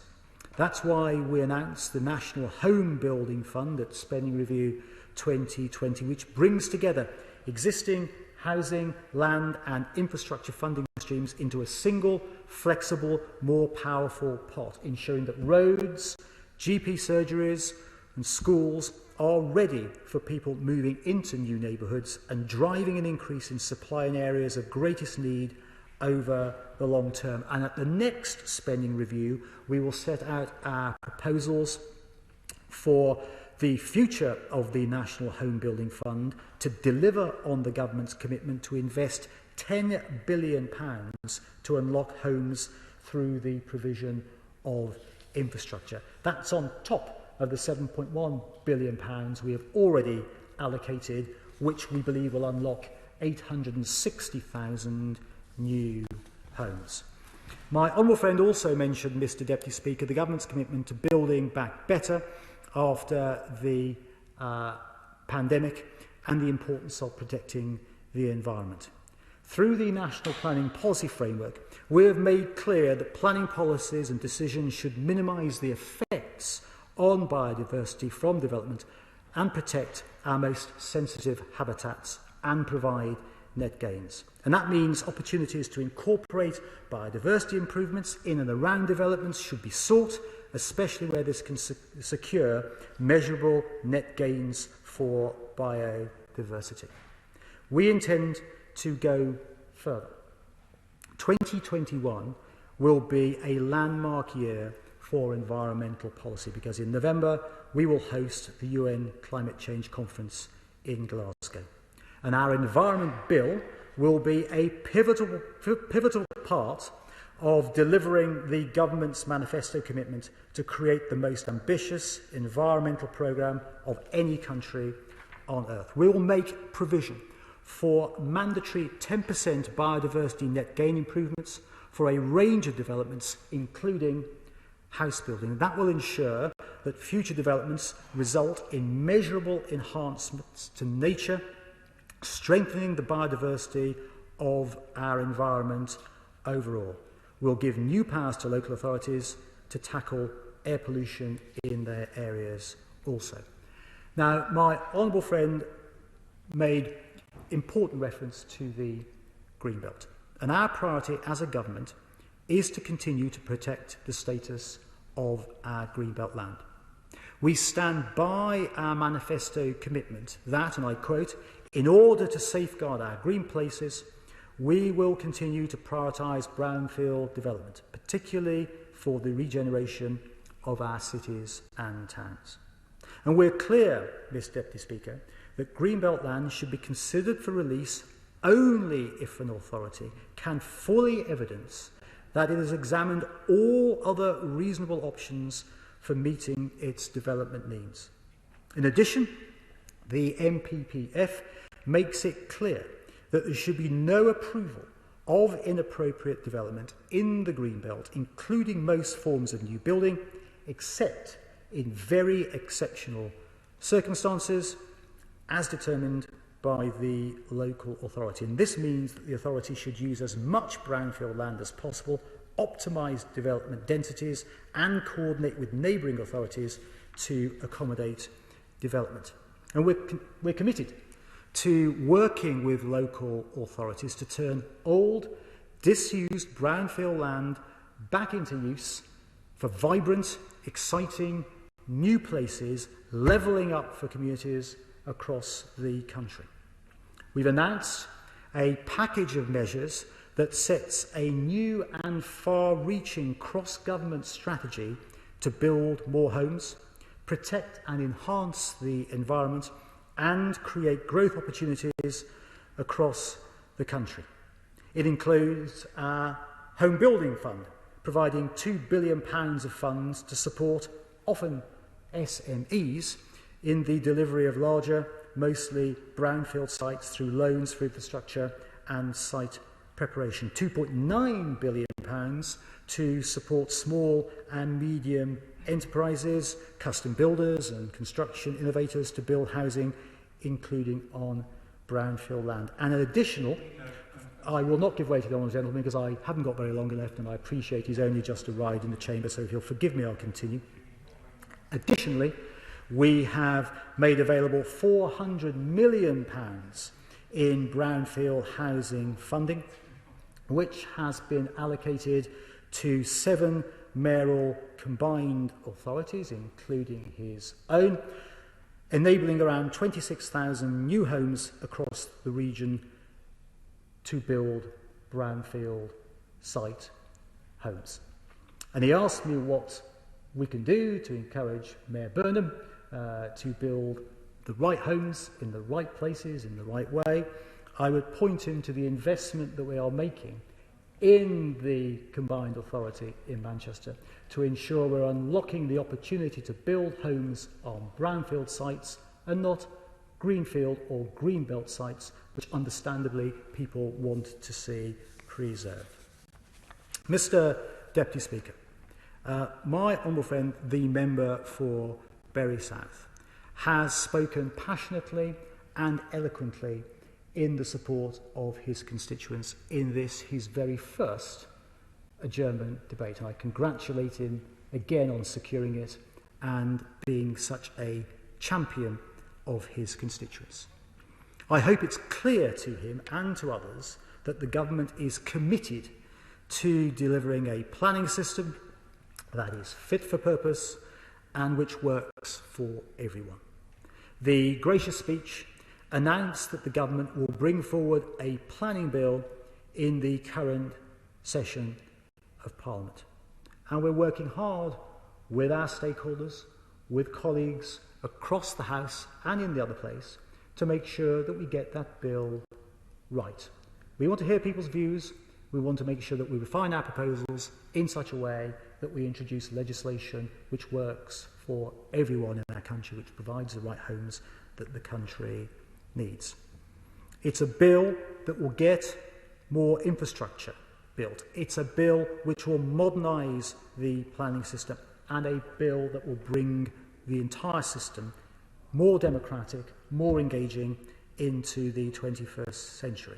It proposes simpler and faster processes, giving communities and developers much more certainty over what development goes where, what it looks like, what the infrastructure should be, ensuring developers have to contribute their fair share to funding affordable homes.